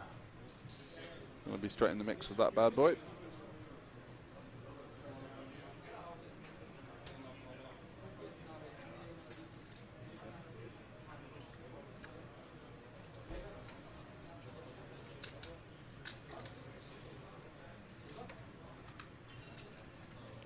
And a 9-high flop could be juicy here. Dimitro's really had the better of it in all of their confrontations, so JJ will be looking to fight back here and finds himself in quite a tasty pre-flop spot,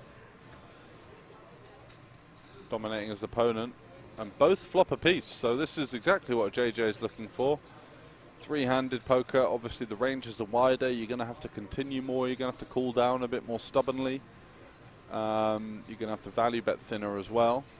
How we see the players react to that will be interesting, but certainly going to be happy with this flop. And a 9 on the turn just could be really, really spicy, couldn't it? One of the 2 outs there that could get JJ a full double. Dimitro obviously hoping for it in this point of time, but he won't know that he's not hoping for it, and that's a pretty nice turn for Dimitri there. He gets saved a little bit by the overcard. Lots of natural barrels for JJ now. Ace Jack, Ace 10 come into play. 10-9, Jack 10. 6-7 is going to be one of the better ones because you get so many better hands to fold with the low cards. 6-4 suited again. Wants to continue to bet some spades.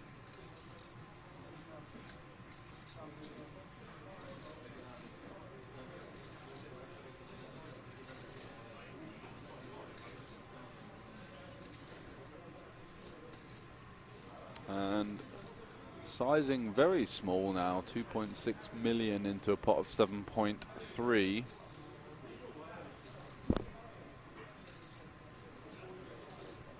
And Dimitro once again makes another disciplined laydown, and I like the way he's played the final table.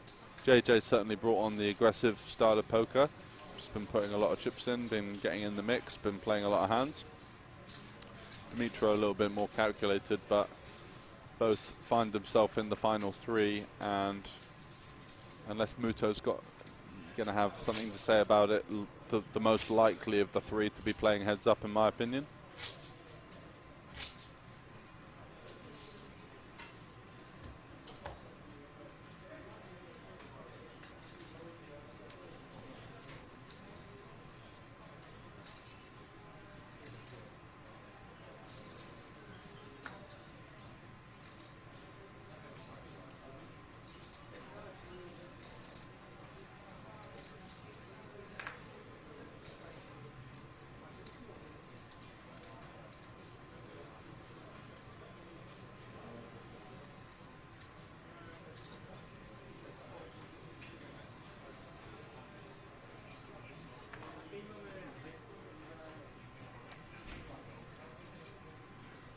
Jakob in the big blind, facing the small blind limp from Dimitro. It's going to be a very strong, a very weak range, sorry, isn't it? Definitely want to be ISOing that bad boy up.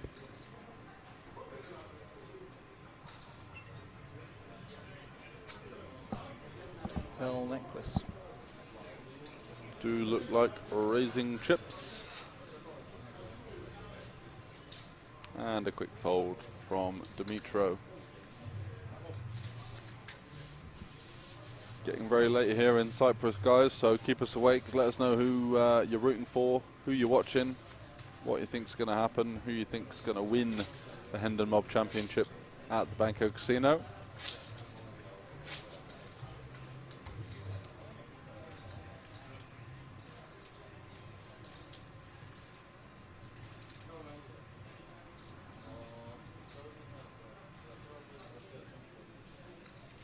Left with Jakub Janosowski from Slovakia, Muto Katsushiro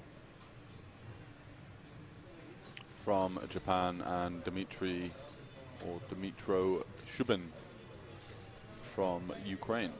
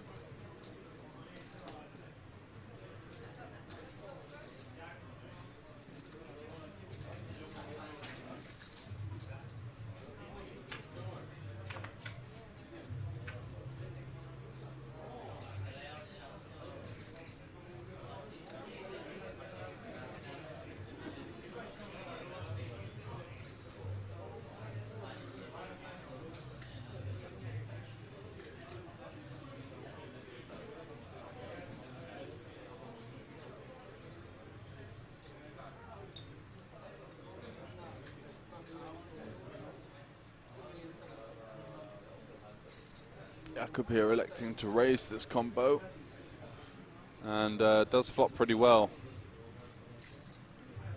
Flopping a flush draw. Goes for a huge size. Again, just on the monotone boards. Yeah, he's got a habit of doing that. Just yeah. Firing off on boards that are like semi-good. Yeah. His exact hand. Mm-hmm. Yeah, exactly. Queen on the turn now, and the problem is now, once you bet so large on on the flop, you really condensed your opponent to strong diamonds, Queen X and 10X. So the Queen now is something that you might have been able to actually barrel if you'd have bet a quarter. But now your opponent is just so heavy in Queen X and flushes and diamond and strong diamonds and 10X that you're just not really left with many hands that you can barrel off due to the flop sizing. And Katsushiro here finding a nice spot for a little block in position, just, you know, wanting to deny some equity from the diamond portion of JJ's range, and get some value from that.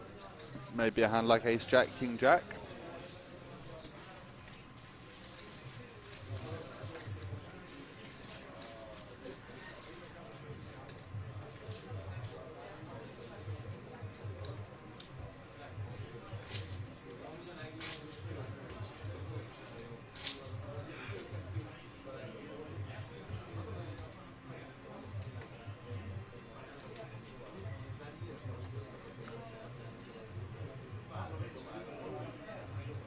Still 3 left here in Bratislava.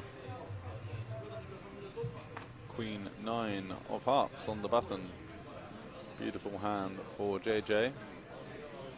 Playing just under 40 big blinds.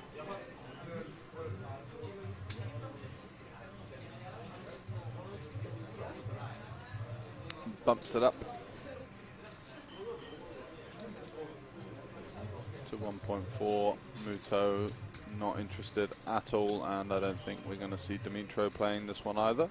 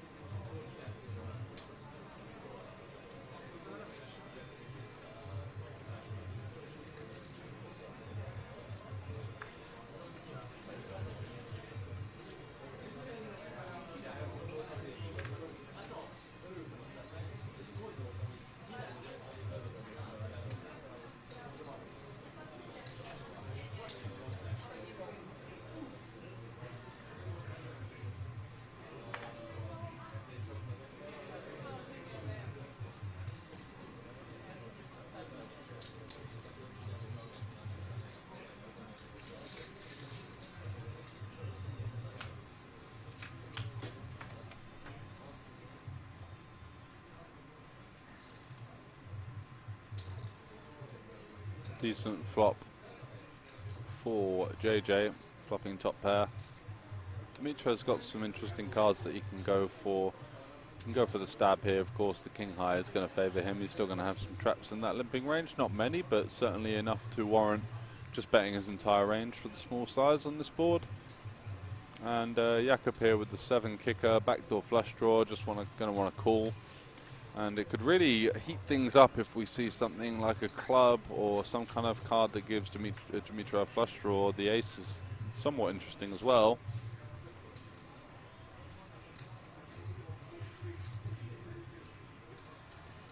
Has a reasonable amount of ace-x. Has the future blocker with the 10 as well. Does elect to check. Just gives up. Could be a nice turn to apply some pressure on 5 and 8x, and woof.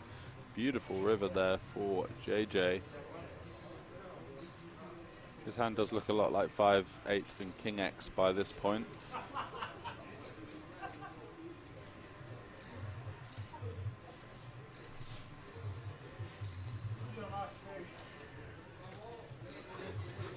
Dimitro just going to go for the check bet here, targeting that 8 and 5x portion I was telling you about. And what size has he gone? Is he committed to it, or has he bet some sort of, yeah, it's just some sort of half posse size. Saying I've got a slow played ace on the turn after betting flop. Not really much concurrent with that. What else is he saying? He's basically saying he's got an ace here for the size. I think a king X can go much larger. And JJ, of course, calls. Dimitro shows them the bluff, and JJ will take that one down.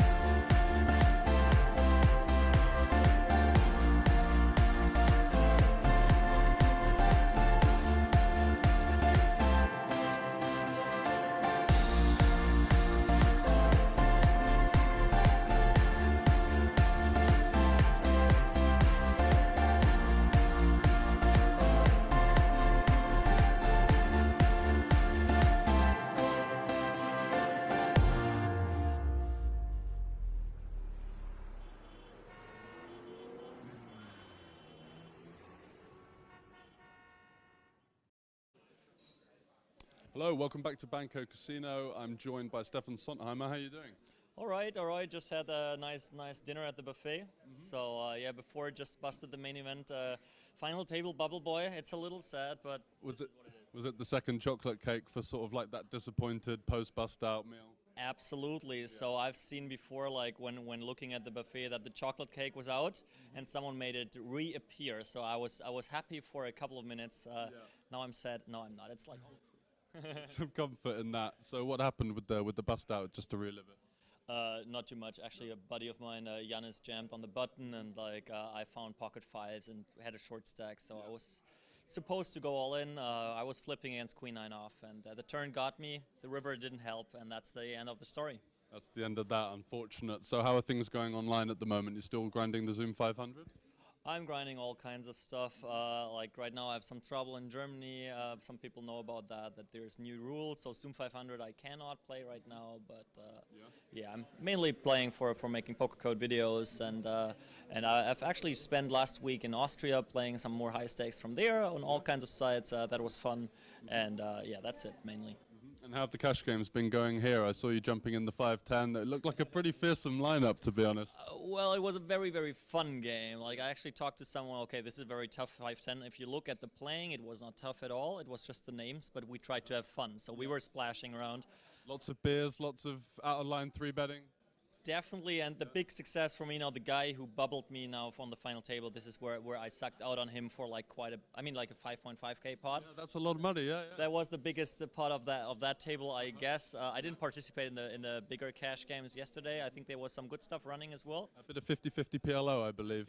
I was like beer number 12 and I was busy, but so yeah, that was lots of fun, the cash games. Good people around, just lots of fun atmosphere. That's great. And you're heading to the party tonight, despite the leg? Definitely. Star at the bar is my role, and I will skip the dancing because I have to, but you'll find me at the bar for sure. Awesome, I'll take you up on that. And what's next for you? You heading to Vegas at all? No, because I guess I have to spend 2 weeks before. If they change something, I would like to fly over for 10 days or so, but I'm actually getting married next month, so this. Congratulations. Thank you. This is first things ahead, and then go from there. Yeah. And where's the wedding? In Tuscany, Italy. Oh, very romantic. Nice job. Good brownie points there. Nice. Did you pick the destination? We picked together. Yeah, we were looking for like some sunny place for start of October, and that was where it brought us in the end. And what does she think about the poker? In the beginning, it was weird. Now she actually wrote me today. Like after, I mean, I didn't play a live tournament for 2 years. It's like, oh, it's finally fun to rail you again. I sent her the Poker News live report. Yeah. And she was like, got that like 2 hours ago already. Like, what's up with you? And it was fun. Like she was like doing stuff at home and railing on the side. Hello, welcome back to Banco Casino, joined by Rainer Kempe here, online and live professional. How's it been going so far? Oh, the trip has been nice. Like poker-wise, it's been fairly disastrous, or as disastrous as it can be. But like outside of that, it's a smooth, fun, short trip for me. Nice. Nice to be back at playing live poker after. Was it the first live event you've been to since the lockdown? Since like February of 2019, was it? Oh, wow, yeah. Okay. And how many bullets did you fire in the main, but going on behind us? I got 2 in the main, 2 in the high roller, and I think there weren't that many other tournaments, right? So that's and giving up on the high roller now? They make me give up. Really? There's only a single re-entry, yeah. So. Yeah. Okay. Unfortunate. Decision is made for me. And what was the bust out hand? I got a 9s to aces and ace jack suited to ace king suited. So yeah, those are fairly unfortunate. Nothing much I could have done, I believe, in these ones. Yeah, I saw you had a couple of unfortunate spots. I think Kate decided to randomly bluff you as well. Did you see that? Do you remember that hand? Did she tell you? That's a couple of my friends apparently enjoyed that hand, so I got like a couple of messages about that. Yeah, nice, fair play, nicely done by her. Like. Yeah, exactly. An interesting combo to choose. No backdoor equity, but just didn't fancy you for anything. 2 overcards on the backdoor straight. It's not even the worst one. If there was a backdoor flush with it, it might even be the one. A bit nicer, yeah, for sure. And so what's next for you? And what's your involvement with the poker code guys? No, I mean, I'm friends with a bunch of them, obviously. Good friends with Fedor. My involvement is just showing up, basically. And like for the rest of the trip, my my plans are probably mainly outside of poker. Just like there's a soccer tournament tomorrow, there's like a players party tonight, like these kind of things. Like good chance I won't touch cards anymore this trip. No. And in terms of next, is it over to Millions in Cyprus or? No, I'm skipping that because there's like a friend's wedding or something. Yeah, and then we'll see if we get to go to Vegas. Right? Well, it seems like there's still a few potential issues, but yeah, if I can go, I probably go for at least some of the. So just focusing mostly on live, or are you playing much online as well? Because obviously it's the W Coupe final weekend. I've been having a couple of lazy 24 months, kind of. Yeah, I played some Sundays. Yeah. And any good results? Like okay-ish, I guess. Nothing that really stands out. But like I guess I'm up overall, which is not. That's ideal, right? Yeah, it's pretty tough competition these days when everyone's been locked down running sims. So the football tournament, who's the favourites? It's probably the grindhouse guys like Mario Mosbeck and them, because they all went like semi-professional soccer before they turned to poker, and those will be the team to beat. But I actually like our chances as well. We have a pretty solid team. You gonna follow? Yeah. What time is it? Early afternoon, I assume. Okay. Yeah, I'll be there for sure. Should be a good tournament. There's some good people showing up. So outside of the casino happenings, plenty going on, the players' party tonight and the football tournament. Wish you the best of luck in that. Thank you. Thanks so much. Welcome back to Banco Casino. I'm joined by the legend Fedor Holtz. How are you doing? Hey, pretty good. Having fun. Yeah? Yeah, for sure. I wanted to ask you about that spot with the Jack 10 where you raised the river there. Was there some live tells going on with that hand? No, I just thought it's good enough for value against Reiner, so... Yeah, a little bit of a capped range with the small sizing. Exactly. Yeah, okay. Well, interesting because a couple of guys on the Twitch chat were asking about that one. Aside from that, how are you finding Bratislava? Oh, I mean, we're having a really good time here, so I'm loving it. Yeah. And you think you'll be coming back in the future? Most likely. I mean, it's close to Vienna, so I think everyone is having a really good time here. So. And so, what's your involvement with Poker Code at the moment? Are you one of the coaches? It must be a lot of work. Full time. So yeah, I'm one of the head coaches, and then also operationally as CEO. So lots of. I mean, it's basically my full-time job right now. Yeah. And aside from that, with the mental, you have the app as well, Prime Mind. Yeah. Actually, our partner Elliot, like my coach, they're doing that full-time. So yeah, that's also running well. It's good. We can be expecting to see you playing a lot of online and live as well, or is that less time for that these days?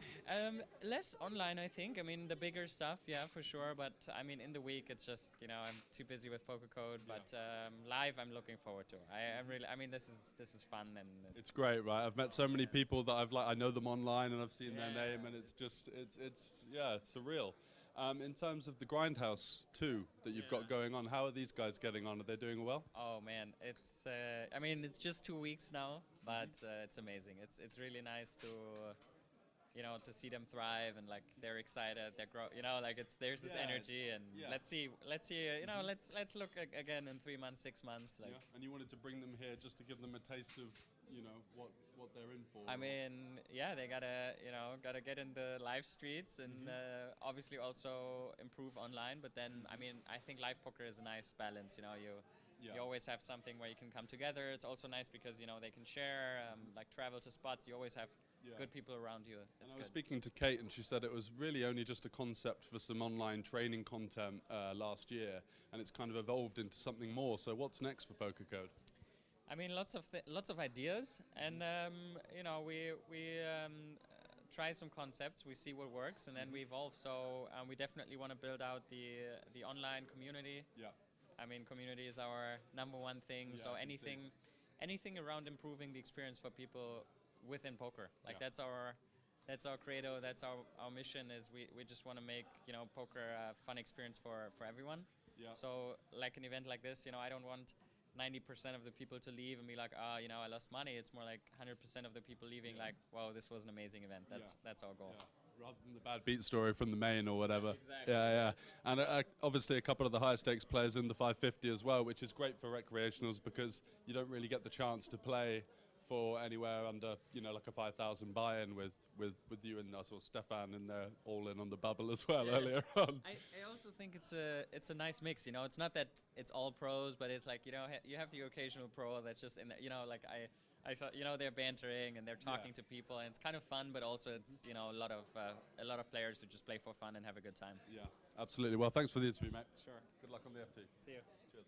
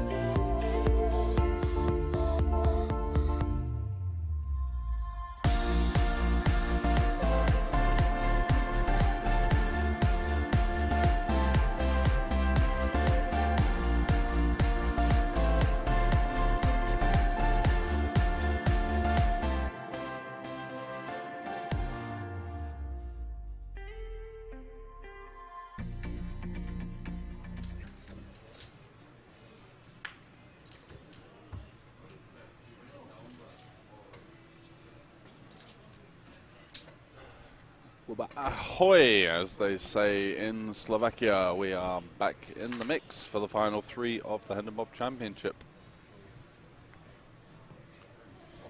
JJ Januszewski in seat 1 there.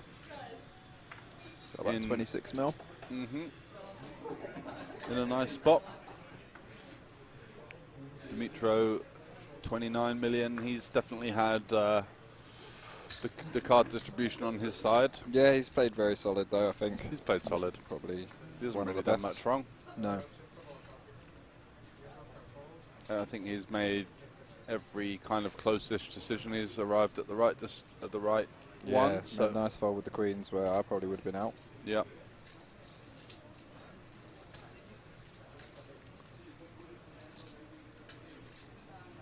And semi-coolery flop here. For JJ has a pair and a flush draw, and now we are seeing Muto improve to 2 pair on the turn. Very nice turn indeed. JJ picks up a straight draw as well to the bottom end.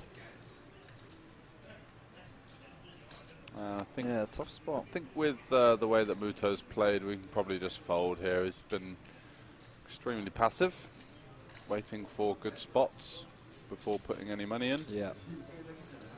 But JJ does stick around for one more. King on the river, and it's probably just going to go check, check. And sees the bad news.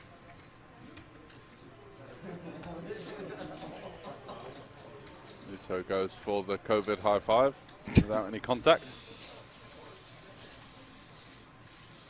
And you can see a beaming smile underneath that mask. Great for the game. Seems like a good sport. And there you have it. Very close. That is what we're dealing with here. The pay jumps are getting a bit dicey, as I told you earlier. 3k pay jump followed by an 8k pay jump followed by a 12k pay jump.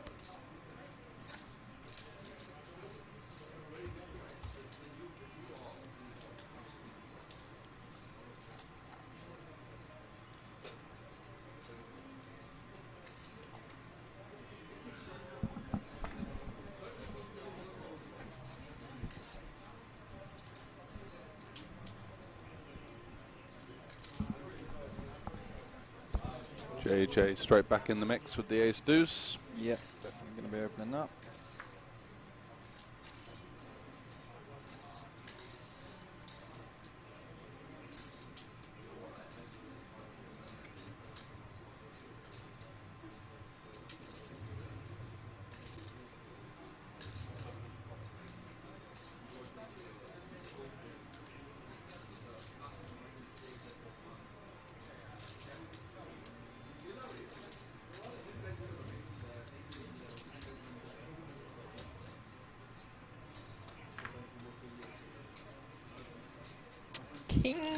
Kingies. Unfortunately, just going to be met by a snap fold. Yeah. Yeah, that's the problem with being very, very tight. You know, it's just never getting any yeah, action. you're just never really going to end up getting action. You might get 4-bet if you're really aggressive there occasionally, and this time, no.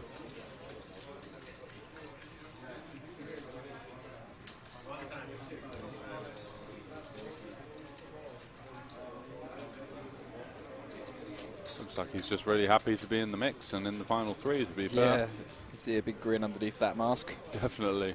That's what we love to see here. Seems like a great character and a good ambassador of the game. Definitely. JW Schlim says, so it's going to be a late one, I'm going to bed. Yes.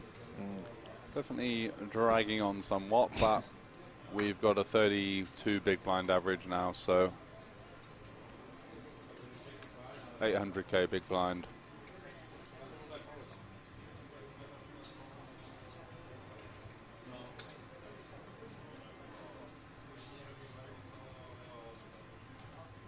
Dimitro flatting the small, and Jakub here with 25 bigs. King Queen off, just going to be good enough to ISO and call it off.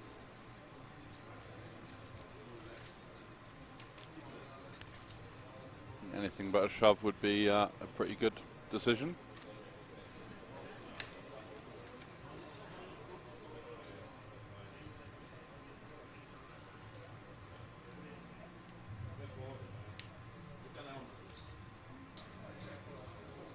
And that looks like an ISO.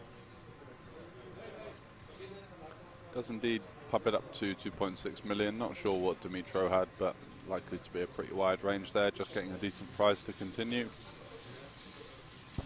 And folds to the raise, so bit of mini momentum there coming back in JJ's favour. After running into the man from Japan twice in a row.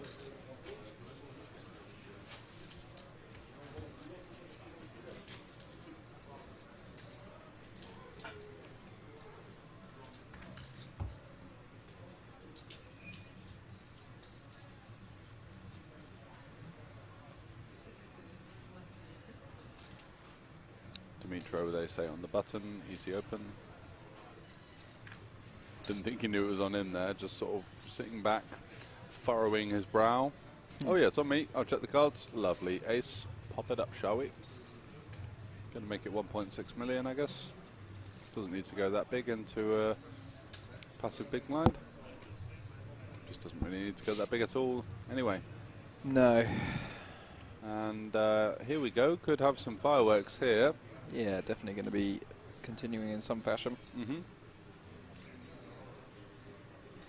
You can jam, you can 3-bet, not all in, but then you kind of got to call it off. And flatting also is kind of attractive.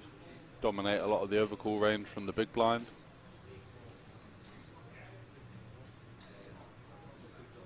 Under 30 big blinds. Looks like he's going to go for the 3-bet, not all in route. Yeah, I think that's fine. Yeah, definitely. Monster hand 3 ways. Mm.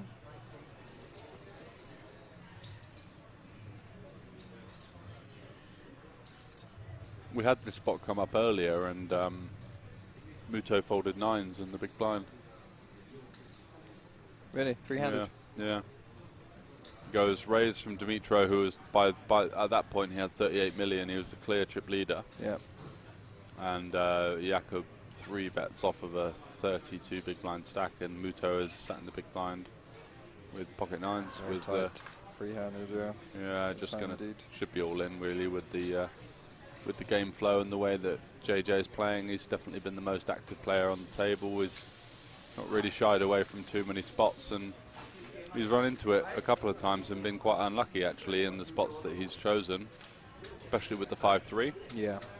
But you know, he's still in the mix, and that just shows you, if you're watching, you know, aggressive poker does pay. Yeah, exactly. Because you can make mistakes and then just keep rebuilding after that. You've made mistakes, or not even mistakes, just run into it, and you still are just picking up way more of these smaller uncontested pots. You know, your 3-bets aren't getting defended, your check raises aren't getting defended, you're limping and stabbing, and people are, you know, just not coming up with any aggression to counter that. Mm-hmm. Yeah, people are generally not very good at dealing with aggression. No, kind of play it the other way, just kind of go into check call mode or try and trap you all the time, and then just don't get any money in the pot with their strong hands. Yeah. So yeah, these guys look very tired. JJ didn't know it was on him there either, and a little wag of the finger. Yeah, I'm surprised they haven't considered doing a deal at... I know. It's getting on, right? Very, very even stat depths as well. It's not just that it's going on. Yeah, it's just, you know. I think these two. I think they would deal without Muto, to be honest. Not being harsh on him, but he's definitely the weaker of the 3 players. Agreed.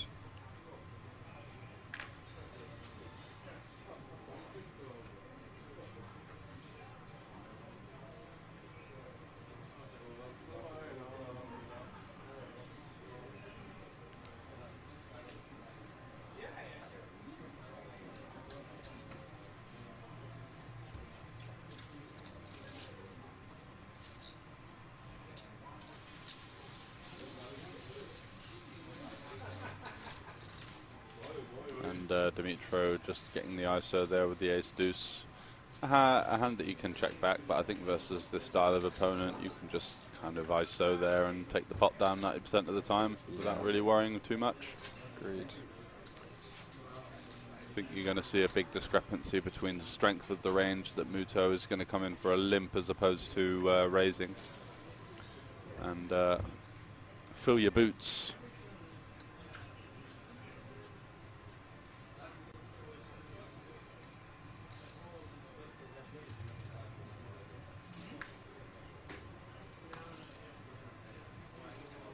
And Muto picking up a monster hand here. Ace-King three-handed with just under 40 big blinds.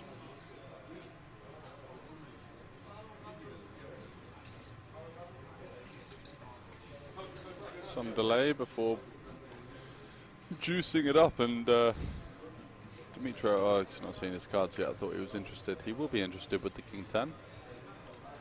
Going to be continuing in some way, shape or form.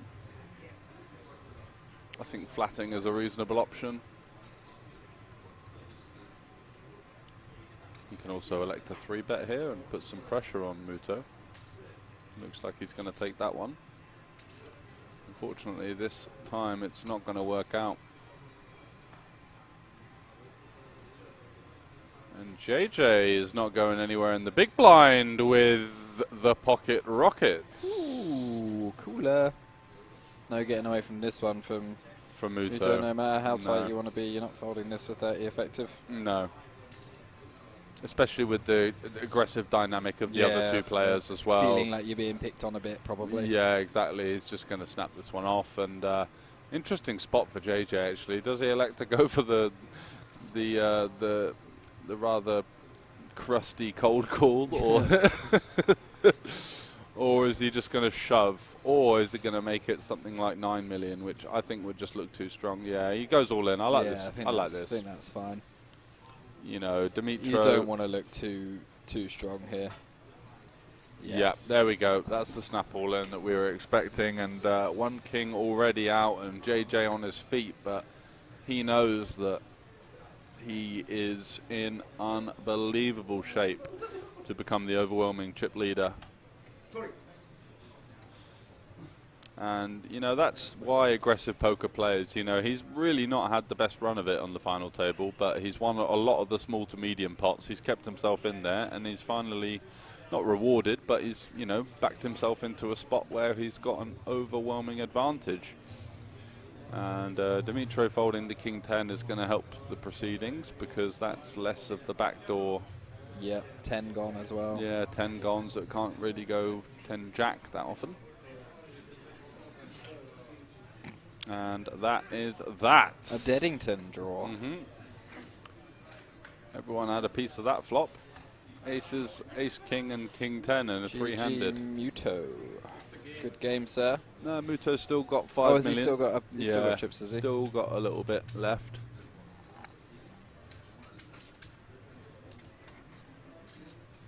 And all smiles still under the mask, which is good to see. JJ just staring down his stack, thinking, what a lovely spot. Yeah. Give it to Papa.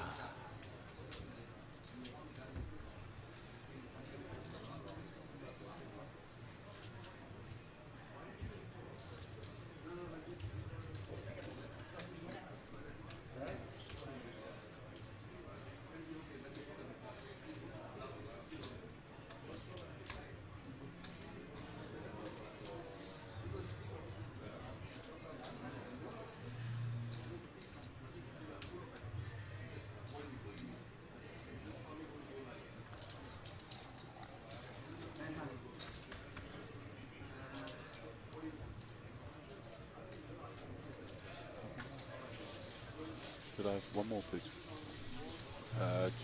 Gin tonic.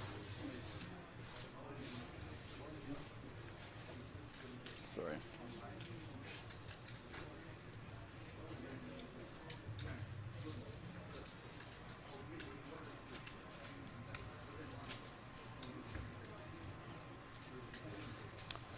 So, Muto has fought a valiant battle, but now he's really in the danger zone here.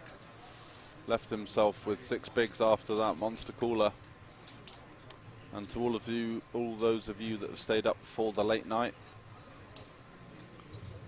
that was the entertaining one. Dimitro's not been short of hands, finds himself King Queen now. Just a great hand to be opening into that big blind. Going to get a lot of defense. Going to be able to snap off the stop and go. And I think JJ is just going to let these two guys battle it out amongst them. No real need to get in there with the Queen 8 off. Yeah, he's also, Dimitro's opening range is going to be slightly more condensed because he knows that he can't really get any fold equity. And look at this, Muto could be right back in the mixture here with the Ace Queen. And Dimitro, all of a sudden, he's not been really getting the best of it. That 3-bet didn't get through. In fact, just got snapped off by two guys behind him. Yeah. And now he's could be giving our Japanese flag hunter the double up here. Thank you.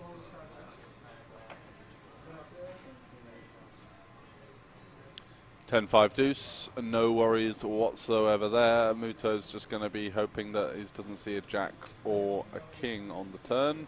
7 changes nothing, so it's the king and the king only to see the man from Japan, 29th HendonMob flag. Oh, and it's the king on the river. Muto laughing his head off for some reason. I know, he just loves it. He's just a poker enthusiast, I think. Yeah, definitely. And let's have a look at that. Could be one of his biggest cashes. Be very close. Be very close. Slightly under, but still a great score. Under. Great score nonetheless, exactly. Been travelling around and getting some decent scores across the globe over the last, well, outside of COVID. Yeah, he must be travelling around and just playing all the time by the looks of things.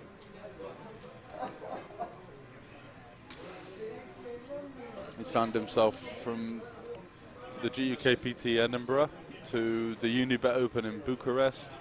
He's been in Vegas for the Deep Stack Championship. He's been in Estonia for the Coolbet Open, the World Cup of Cards in Canada, the WP Deep Stacks the next month in Amsterdam. All over the next place. month he's in Ireland, cashing in 350. And we're just going to take a quick break. We will be with you very shortly. Thanks very much.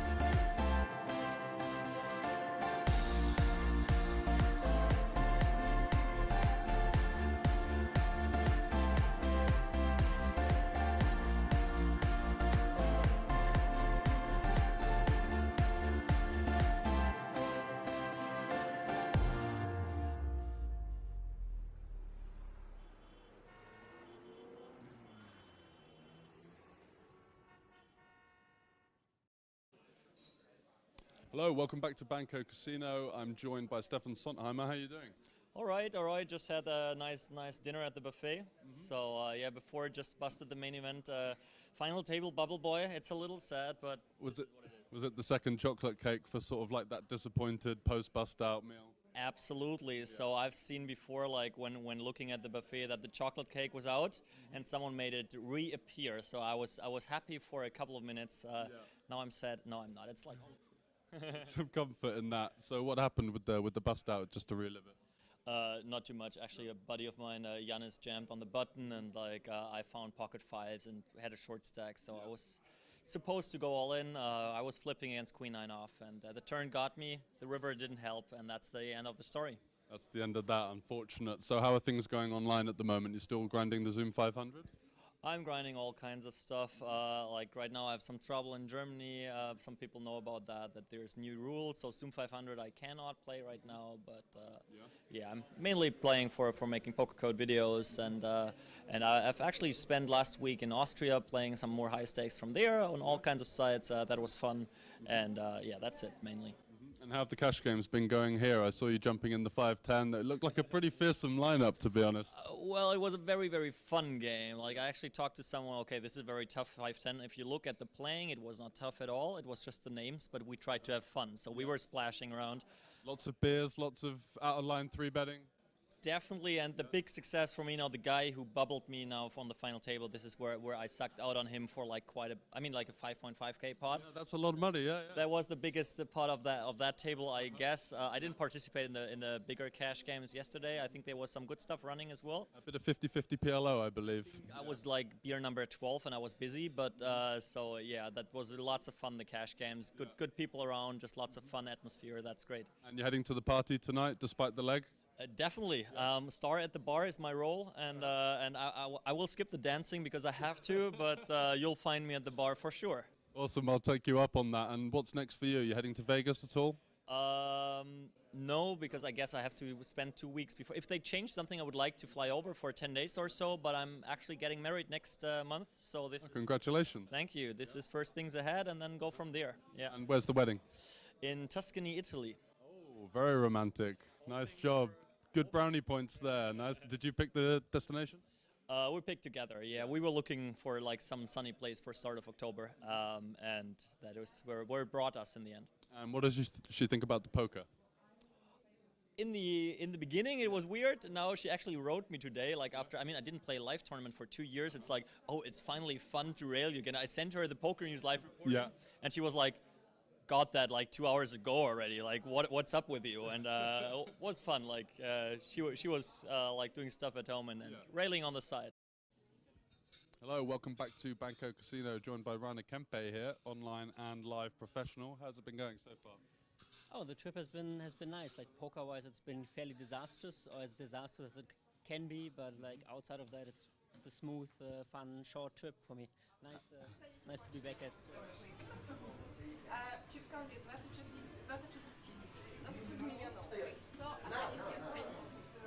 And here we are, guys, back for the final two of the HendonMob Championship, and two well-esteemed, very competent local regs battling for the title. Jakub Janosowski with just over 2-1 chip lead, 56 million playing 26 million of Dmitro Shubin from Ukraine.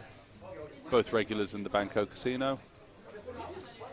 Both, I think, play PLO as their main game, but also play the tournaments, as why wouldn't you? There's good value.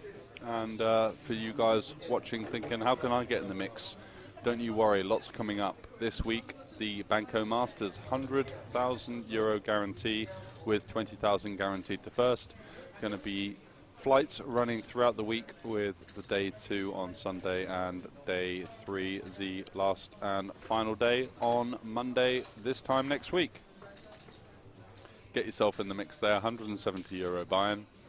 Also coming up, many more events. We've got the Slovak Poker Championship.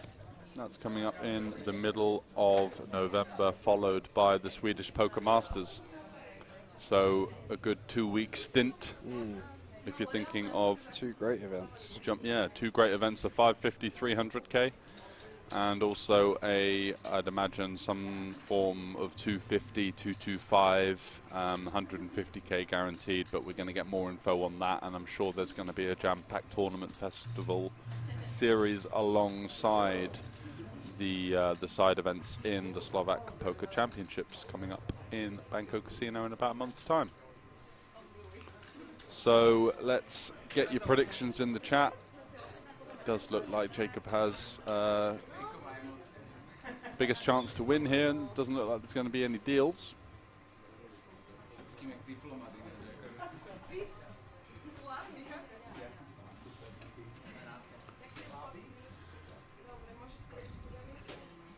And that glorious trophy in the middle of your screen there we go, that's a nice camera angle there. Dimitro going to have some work to do, 32 playing 68 big blinds.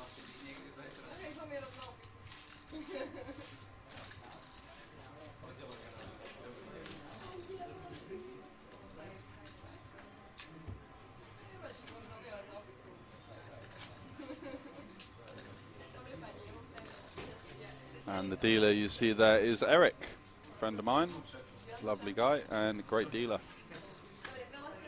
So they are in safe hands, and you can just see the sort of relief and smiles upon both faces. They've realized they've locked up a very considerable amount of money now, over 100 buy-ins.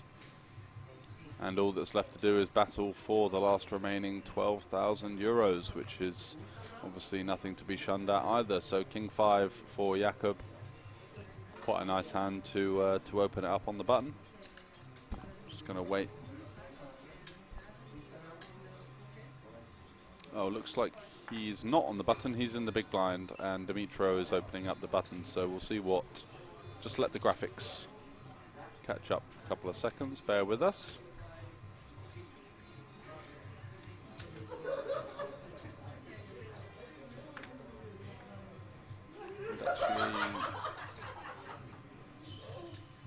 Going to be seeing King 5 versus Jack 10 and Ace Ace 7. A board that I'm expecting Dimitro is just going to simplify by betting his entire range for a small size, one big blind or so. Let's go check though. Looking to take the Jack high to showdown already.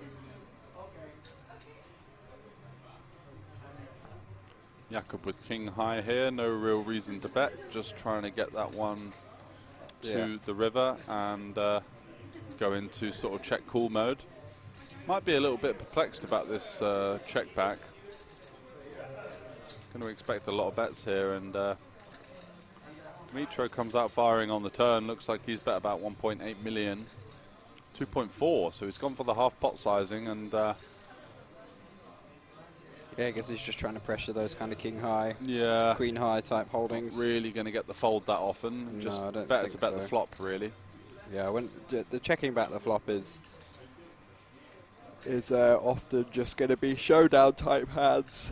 So yeah, trying to pressure those is okay, but there's going to be a lot of pairs in there. There's going to be a lot of king highs, which are just going to be stubborn heads up. And on that backdoor heart run out as well, without a heart in his hand, is just not going to be able to bluff it. So Jakob there taking it down, improves to 2 pair on the river, didn't need it, and it's a great start for him. He moves closer to that HendonMob trophy you can see there in the middle of your screen.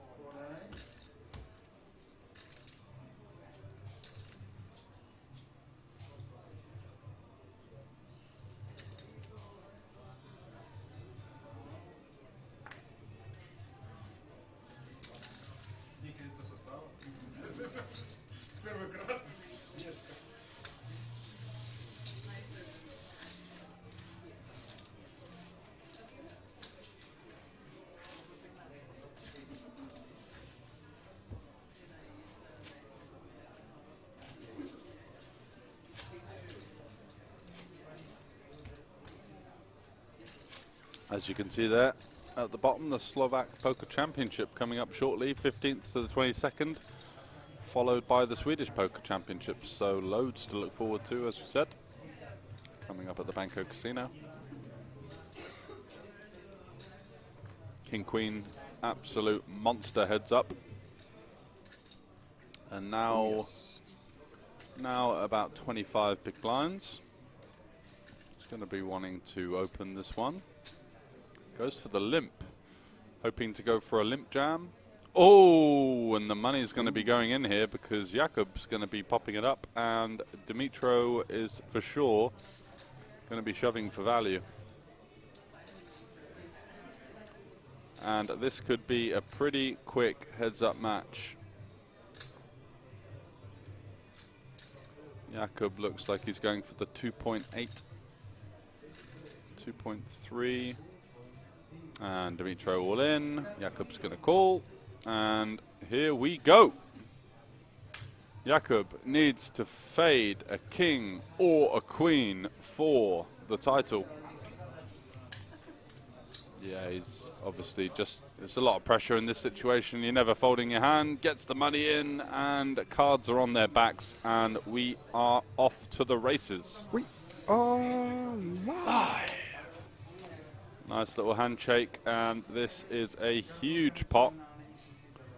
Jakob has the safety net of, if losing this one, will still be just about the same stack, but if he wins, takes down that glorious trophy and 36,000 euros in cold hard cash. Let's see what we've got in store for us. Oh, and it comes King Jack Deuce with 2 diamonds. Dimitro, the only one holding the diamond. 81% equity, needs to fade an ace or a jack. It's an 8 on the turn. JJ looking for an ace or a jack to get his hands on that trophy. Let's see what the river brings. Roll it, Eric. Oh, and it's a 5. So Dimitro straight back in the game there, winning the 40-60. And a blow to JJ's chances, but he's still right in the mix here. We're going to see a continuation of the stream.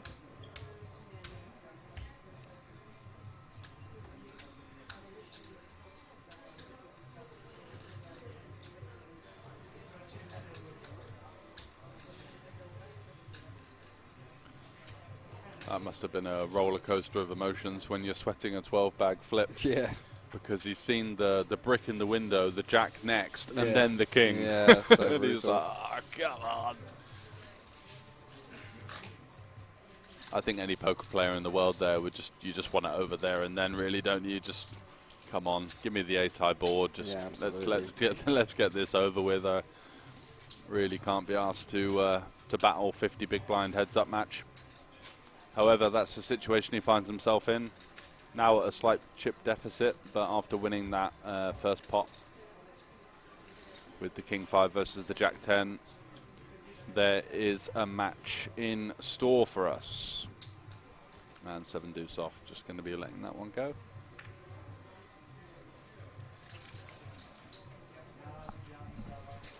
And Dimitro has not been short of playable hands. King Jack gets slid into the muck there with the walk.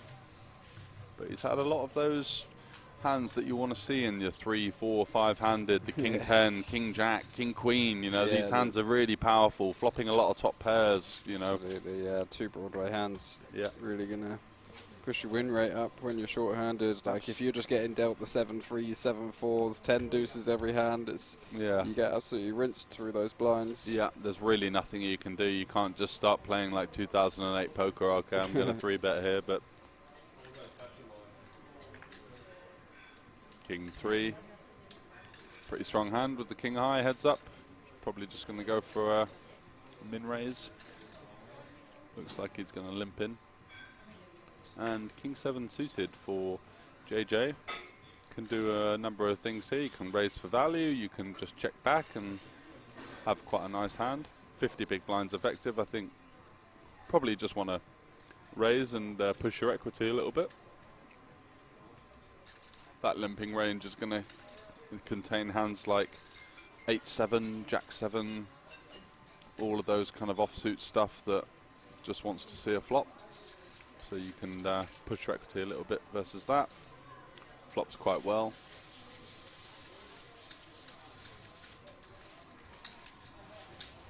But does take it down. And they'll both be on about 50 big blinds now.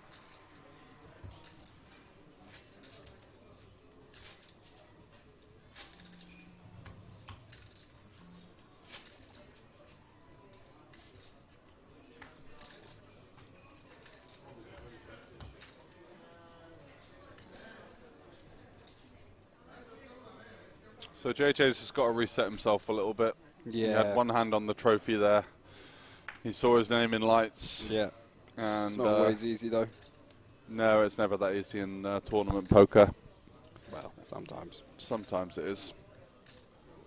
Sometimes indeed, but not for everyone. And just got to pick up his thoughts, get himself back in the game, and continue with business as usual.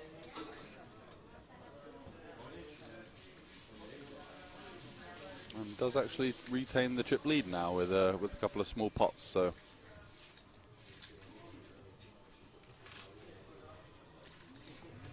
at the bottom of the screen there, you're seeing the casino promotion. That is, aside from poker, every time you come in to the casino across the months of October and November, you'll be given a ticket into the raffle. Every day at 9 o'clock, they'll draw a multiple different prizes ranging between 50 and 500 euros.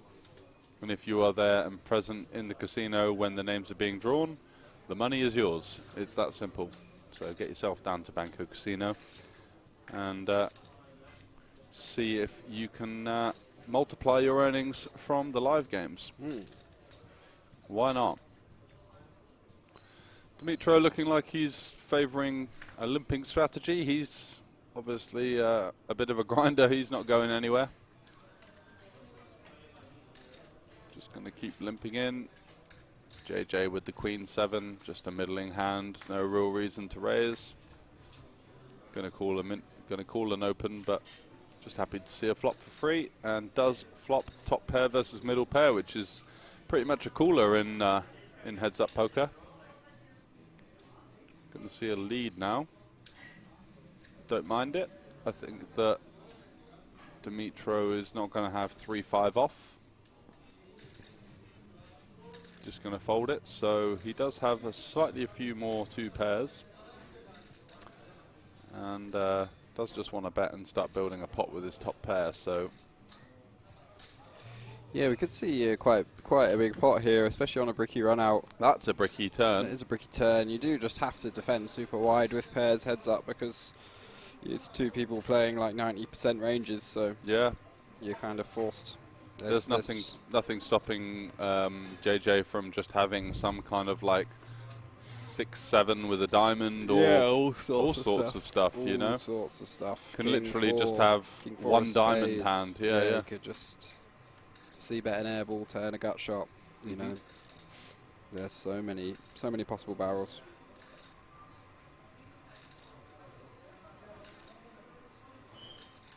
And Dimitro with the second pair is just not going to be going anywhere for this. And if we see a card like a deuce or a queen, a 3 or a 5, an 8 is as good as it gets for Jakob. He's not going to be worried about anything really. I don't think Dimitro is going to be limping in with 6-4 off. So yeah. So he's going to have maybe some 6-4 suited. He's going to have some ace-4. He's probably going to open pre. Not going to limp in with an offsuit ace like that. Just, oh, was that a check? I think he's going to miss out on a street here. That's missed value there for sure. Yeah. It's easy to say when we can see the cards, but I think for a tournament player like JJ, who plays a lot of 6-max and 9-max tournaments online and live, it can be difficult once you get into the heads-up format, which is something that Leo is very proficient at. It's not something I've had a lot of experience at in Hold'em. I've played a decent amount of heads-up PLO, but even in that format, you've got to realise that, you know, when you're playing 6-max PLO and you've got a 7-high flush, you're kind of looking over your shoulder thinking, can we just get this one to showdown? I don't really want to face a big bet, and then heads up, you're happy to go for 3 streets, you know? So exactly. It's kind of like that.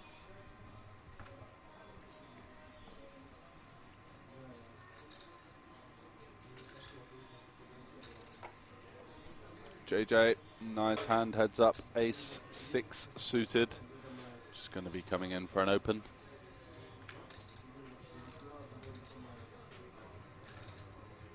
And Dimitro with Jack 4 off. These are the hands that I'm not sure about. It feels like Jack 4 off versus an open. Yeah, still defend. You've got to defend, right? Absolutely, yeah, I thought so, because you've got the high card, and the high card is very powerful, because when you flop top pair, you've just got almost the nuts, basically. Yeah. Yeah, I did think that. 10-4 off? Yeah. Yeah. 9-4 off? That's getting close. Yeah, getting close. 9-3, 9 deuce, 7 deuce, 8-3 off. Like, those are the ones that get folded. But you defend everything suited, anything with a Broadway card. Mm-hmm.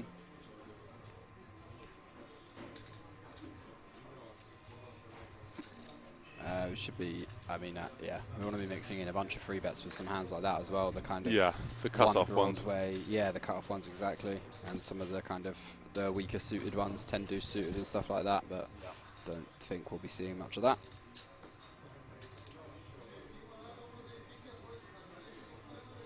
Always love these heads-up matches because it's for most of the guys, it's their like. One of the only times they've ever played heads up in their life, you know. They play tournaments, they grind tournaments all the time. They get in final tables, they get in min cashes, they're busting out, you know. It's just not a lot of heads up action that's being played by the majority of poker players. No, exactly. It's kind of a dying format. I think it's great. I think it's one of the best formats there is, if not the best. It's the purest form of No Limit Hold'em, for sure. And Jakob's definitely going to be free betting this one. 40 big blinds deep. Just a slam dunk. Even if you get jammed on, you're all in. You're not folding ace jack. Absolutely not. Very, very strong hand. Heads up. That looks like a lot of chips. Oh, they are. It's about 7 mil. Yeah, Dimitri could definitely. He 3x'd it here. Yeah, it's actually way less. Yeah. 2.4 to 7. It's about 2.6x. I think Dimitri's 3x'd the button though, isn't he? Yeah, he has. Yeah, sorry. I think he's definitely going to defend the 8-6 suited, or should do anyway. This is a hand that isn't dominated by a 3 betting range at all. Yeah, you flop a pair, you're loving it. You flop a flush draw, you're loving it. Yeah. It's kind of one of those hands that's kind of fit or fold, right? You either you know when you've got a decent grasp on the pot. Yeah. And you just fold. Yeah, a bit tight for that price being in position. Yeah. Just got to think about the kind of hands that your opponent's going to be 3-betting, and it's going to be very high card heavy hands, you know.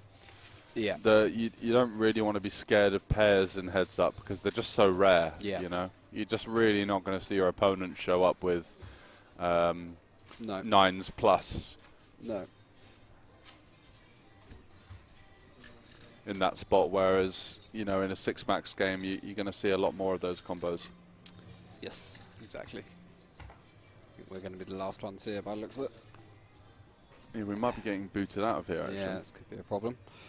Come on, guys, get it in. So for those of you that don't know that are still with us, we are streaming from the Merit Casino Poker Room in Cyprus. Had a bit of a last-minute dash with the internet. Yeah, we are, not this tournament. This tournament's somewhere in Bratislava. This tournament is in Bratislava, exactly, at the Banco Casino, but we are doing the commentating for you as well, remotely.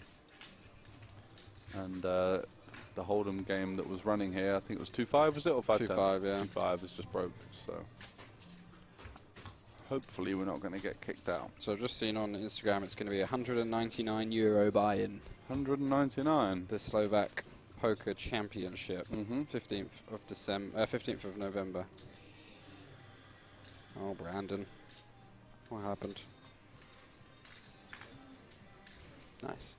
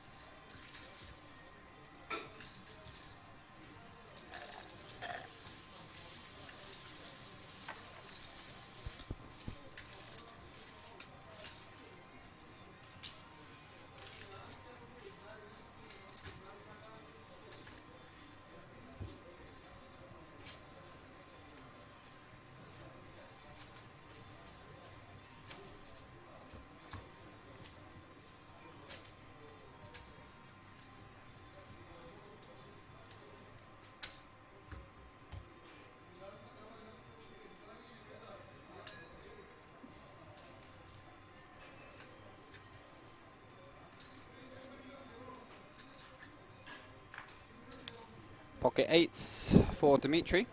Absolute monster. Absolute monster indeed. Hopefully something in the big blind for JJ, we'll see. Yep.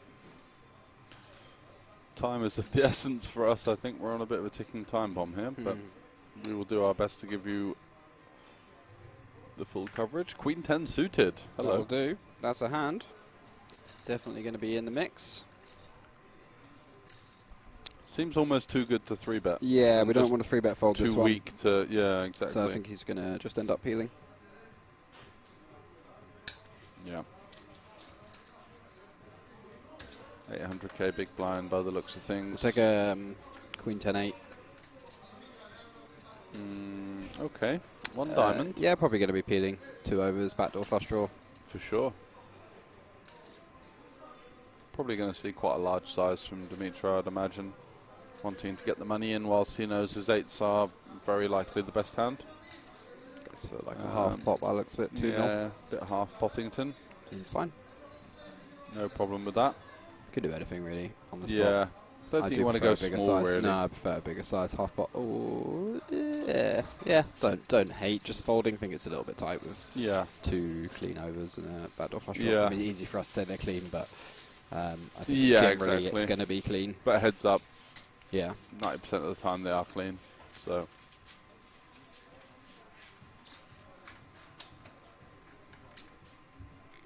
Just electing to fold there. I'm sure if he had like 10-9 that would have had a backdoor straight draw as well, he would have continued. But I guess so.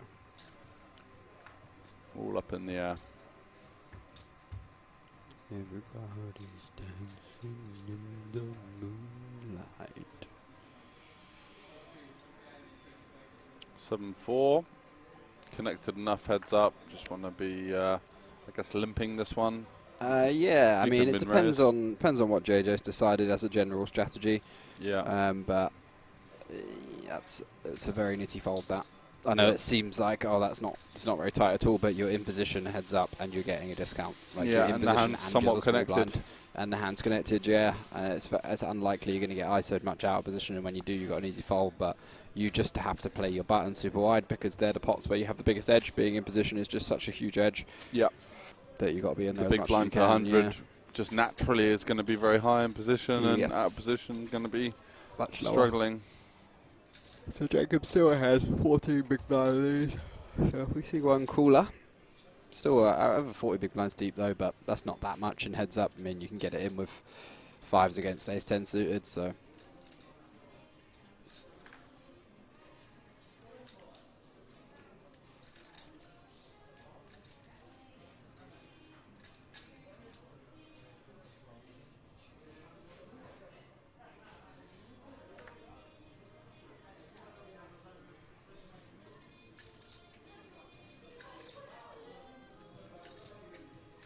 King 4 off in the big blinds. This is a great candidate for a free bet at this stack depth. 40 big blinds, you got a great blocker. Unblocking a bunch of folds. The 4 not super relevant, but the hand has. You often have the best hand, but you don't. It's not super playable post flop out of position. You have great blockers to the 4-bet jamming range and the top of their range. You just really benefit from taking it down pre. It's kind of like a weird. In some ways, it's like a value bet. Because King High is just going to be the best hand so often, but yeah, you just really want to take it down pre, which he does. Very nice. Yeah, I like great play. Executed nicely there, and a great combo selection as well. Good to see. I think he looks like he's done a bit of work actually over the last time since I've played with him. He's definitely been there and was the most prominent player on the 8-handed FT.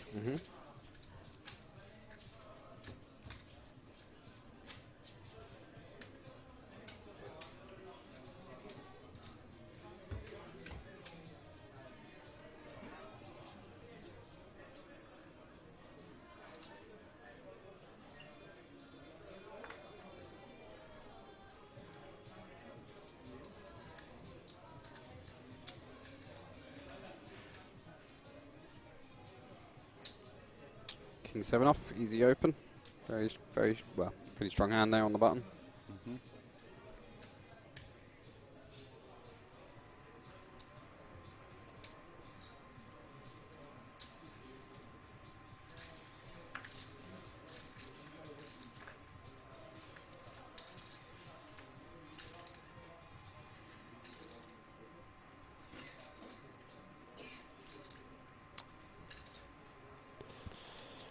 it's just going to be a c-bet and take it here for Jacob. Massive. That king of spades is lovely quality to bet the flop. Yep.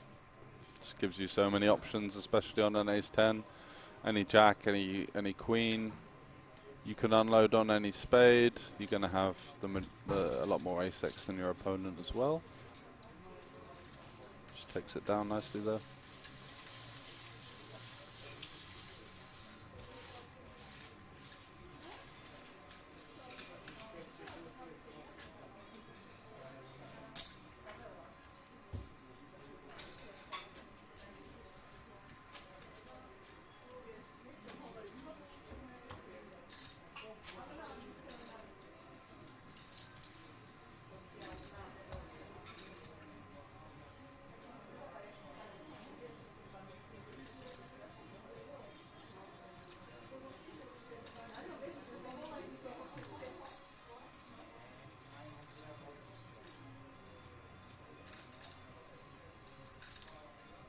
Ace-king for Dimitri on the button.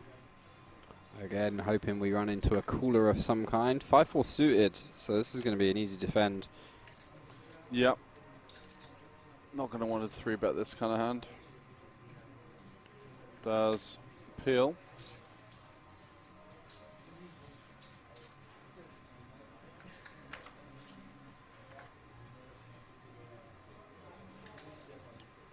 And just about as good as it gets for Dimitro there. King high, rainbow board. Some backdoors for Jacob, so he might decide to continue in some form here. Quite a good combo to go for a check raise. Yeah, because you're just going to get such a wide range. Like Dimitro's going to be opening with stuff like Jack 3 suited. Yeah, just going to bet all of it on the flop, and he does come in for the check call. Sorry.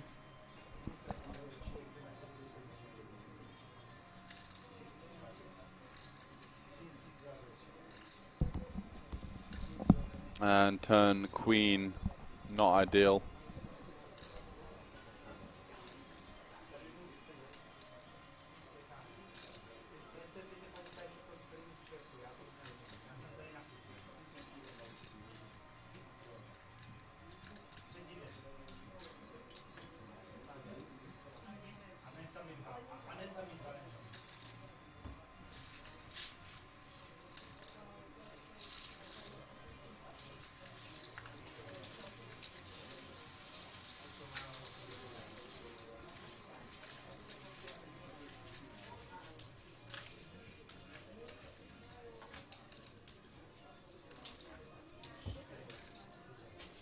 Being relocated. Just moving the setup, so we will be back with you shortly. We're being kicked out of where we've got the fastest internet at the moment. Going to be about 2 minutes, guys. Be right back.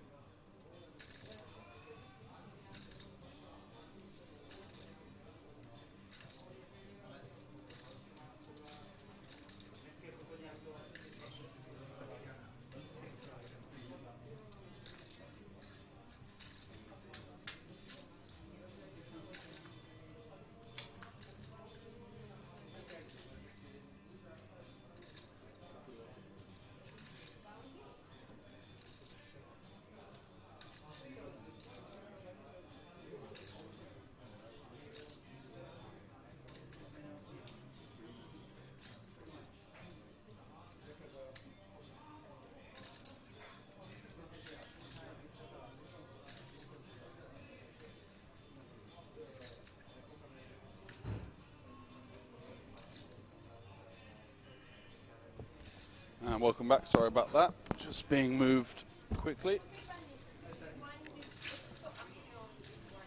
So an 11 million pot being taken down, by Dimitro there with the top pair, and let's just see. Stacks look like they've evened up somewhat. Any of you still with us? Says 38 are watching. I know it's been a late night, and for many of you, your friends that have been involved in the final table may have busted out, so let us know what you're up to, who you're rooting for.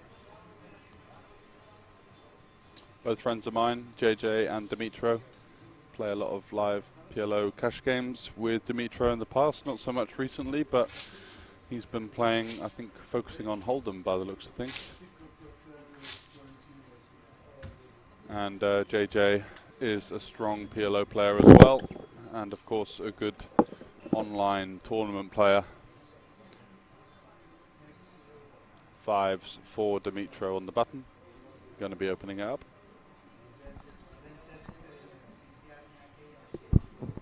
Looks like we've hit the 1 million big blind mark as well.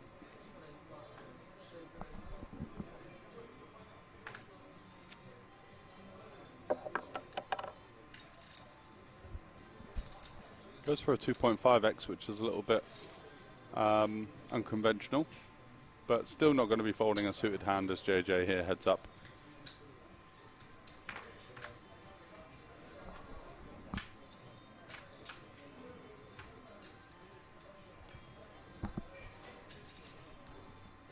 Oh wow, what a brutal flop. This could be a nightmare if JJ turns a diamond, a 10 or a deuce. Dimitro just flopping the absolute gin. A set heads up is just the absolute mega nuts. And he even manages to find his opponent with a pair as well, and still going to have lots of bluffs here. He's going to have hands like 6-7 suited, 8-7 suited that are just completely dead versus JJ's 10, so no reason for JJ to be going anywhere. And he's going to call the turn as well on this bricky card. Dimitro can still have hands like Queen 9, Jack 9, Queen Jack. He kind of picked up some equity as well on the turn with hands like I mentioned on the flop, like 6-7, 6-4. He's going to just bet his entire range on this flop, and he's in an unbelievable situation to find not only a set, but his opponent has a piece of the board. Ooh, so this is a nice time to tune in. Absolutely. I was just chatting to the manager here. He was very curious about Banco, asking me all sorts of questions. He's like, "Oh, I should check it out." No, but he seemed like there was maybe a potential for it. He wanted to know who we were and the name of the page and all that kind of stuff. And yeah, I think he was more interested about the games actually. Perhaps he wanted to play, but so yeah, what we got here is second pair for Jacob. He's cooling him down so far, which is completely fine. I mean, he's unblocking all of the draws. Oh, and River's 2 pair. This could be it. This is probably the end of the tournament. Yeah, Jacob has 1 million more, but depends on Dimitri's sizing here. Yeah, or is Jacob actually going to lead the river and then get jammed on, and then he's going to have to call? But yeah, that's one thing. Nice. It does look like he's going for the lead, which I would as well, actually, because I think it's hard for us to bluff bluffs here, and I'd like to allow Dimitri to just continue bluffing. When he barrels the turn like this, and we block the second pairs, it means he's very polarized really to kind of top pair or better or bluffs. Yeah. So I think either way, checking is going to be the play, because you're not worried that someone who plays like 9 max, 6 max all the time is going to check back a hand like King 7 on the river?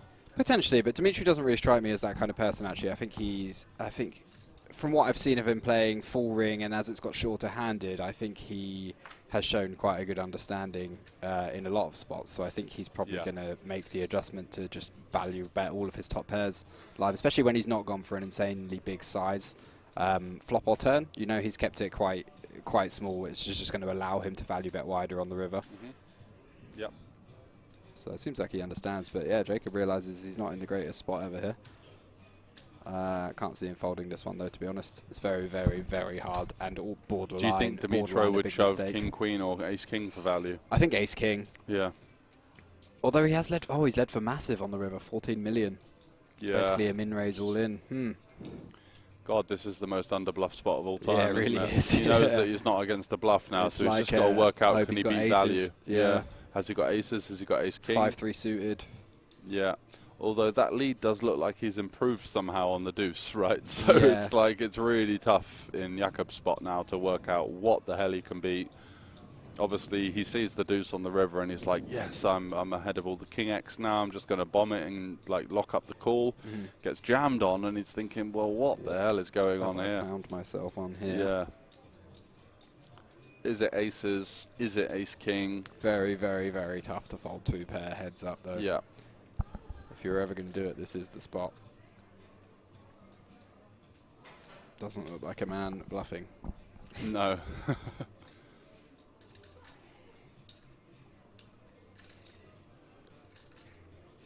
He's just a very good, competent, tight player. Yeah, is Dimitro. He's, yeah, exactly. Solid is the word. I think tight can be misconstrued sometimes, but there's nothing wrong with playing tight if that's your strategy. No, but the thing is, he has shown, like, as is the norm for poker around the globe, he is just showing up with value on a regular basis. Yeah.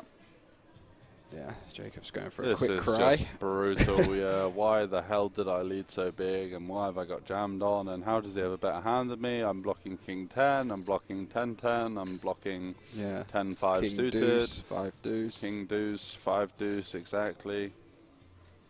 5 deuce probably not going to arrive like this, No. but definitely King Deuce. King Deuce, King 10, 10-10, he's blocking all of them, so he's just thinking, what the hell can he have? Has he got like some sort of Ace 4 that he's like c-bet the flop with his entire range, turned to gutter, bet that, and now he's river to straight. 6-4 suited is a hand that Dimitri could definitely have. Turned an open-ender and rivered the nuts.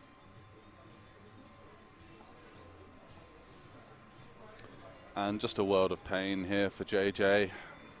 Really difficult to fold when you've got 2 pair heads up, but I think if there's ever a spot to get away from it, it's this.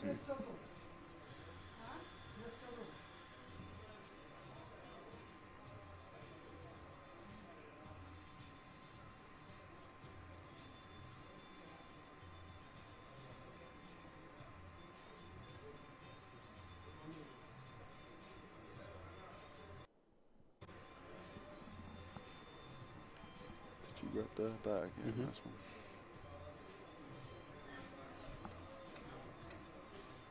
Whilst JJ laments over this decision, I'm just going to take a quick toilet break.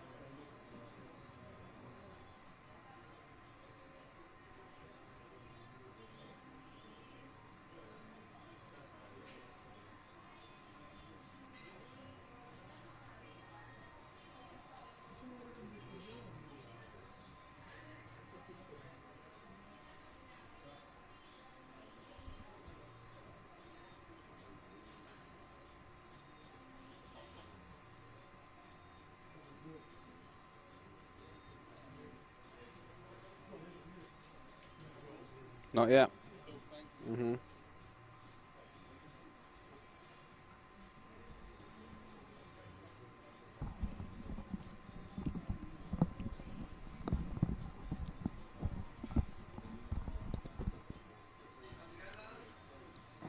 JJ still in a world of pain here, improving to just about the best hand he can hope for with 10 deuce of diamonds, but being given the bad news. Quite a quick shove as well from Dimitro in position.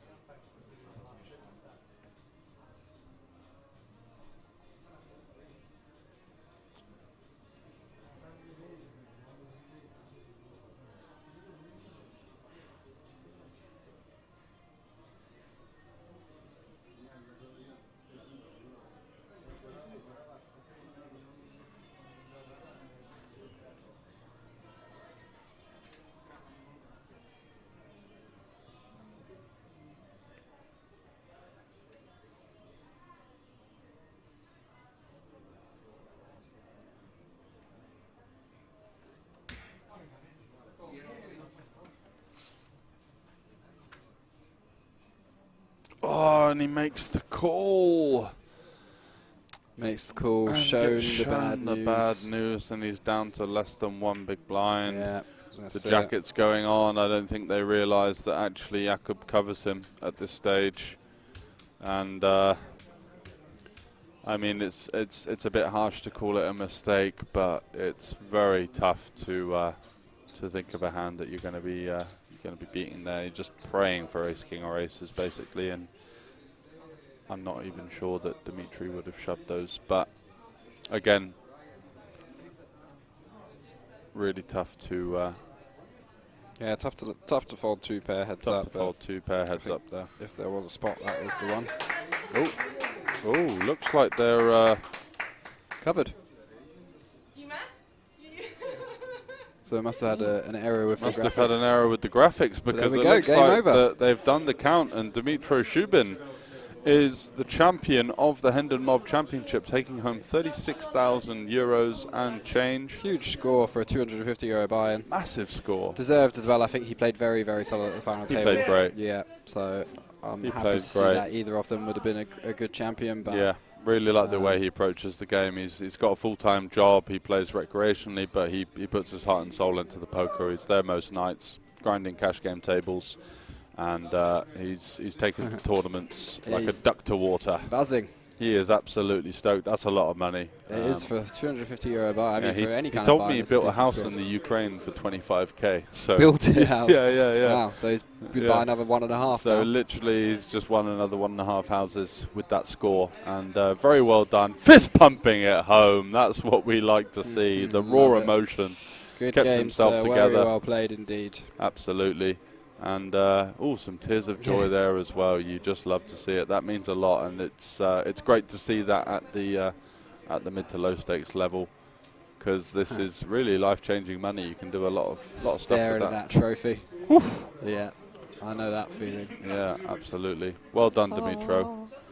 Very well played, sir. Very well played indeed. Great score. They're going to be hanging around for the photo now, but I think that's probably going to do it for us. Yeah, that's us. We can get off to bed. It's 3:10 in the morning here in Cyprus, and a very big thank you, I should say, for joining us. And we're going to be back next week for the Banco Casino Masters. Signing off, George Sanford here, and Leo Worthington-Lees. Thank you for joining us. Cheers, guys. All the best. Bye.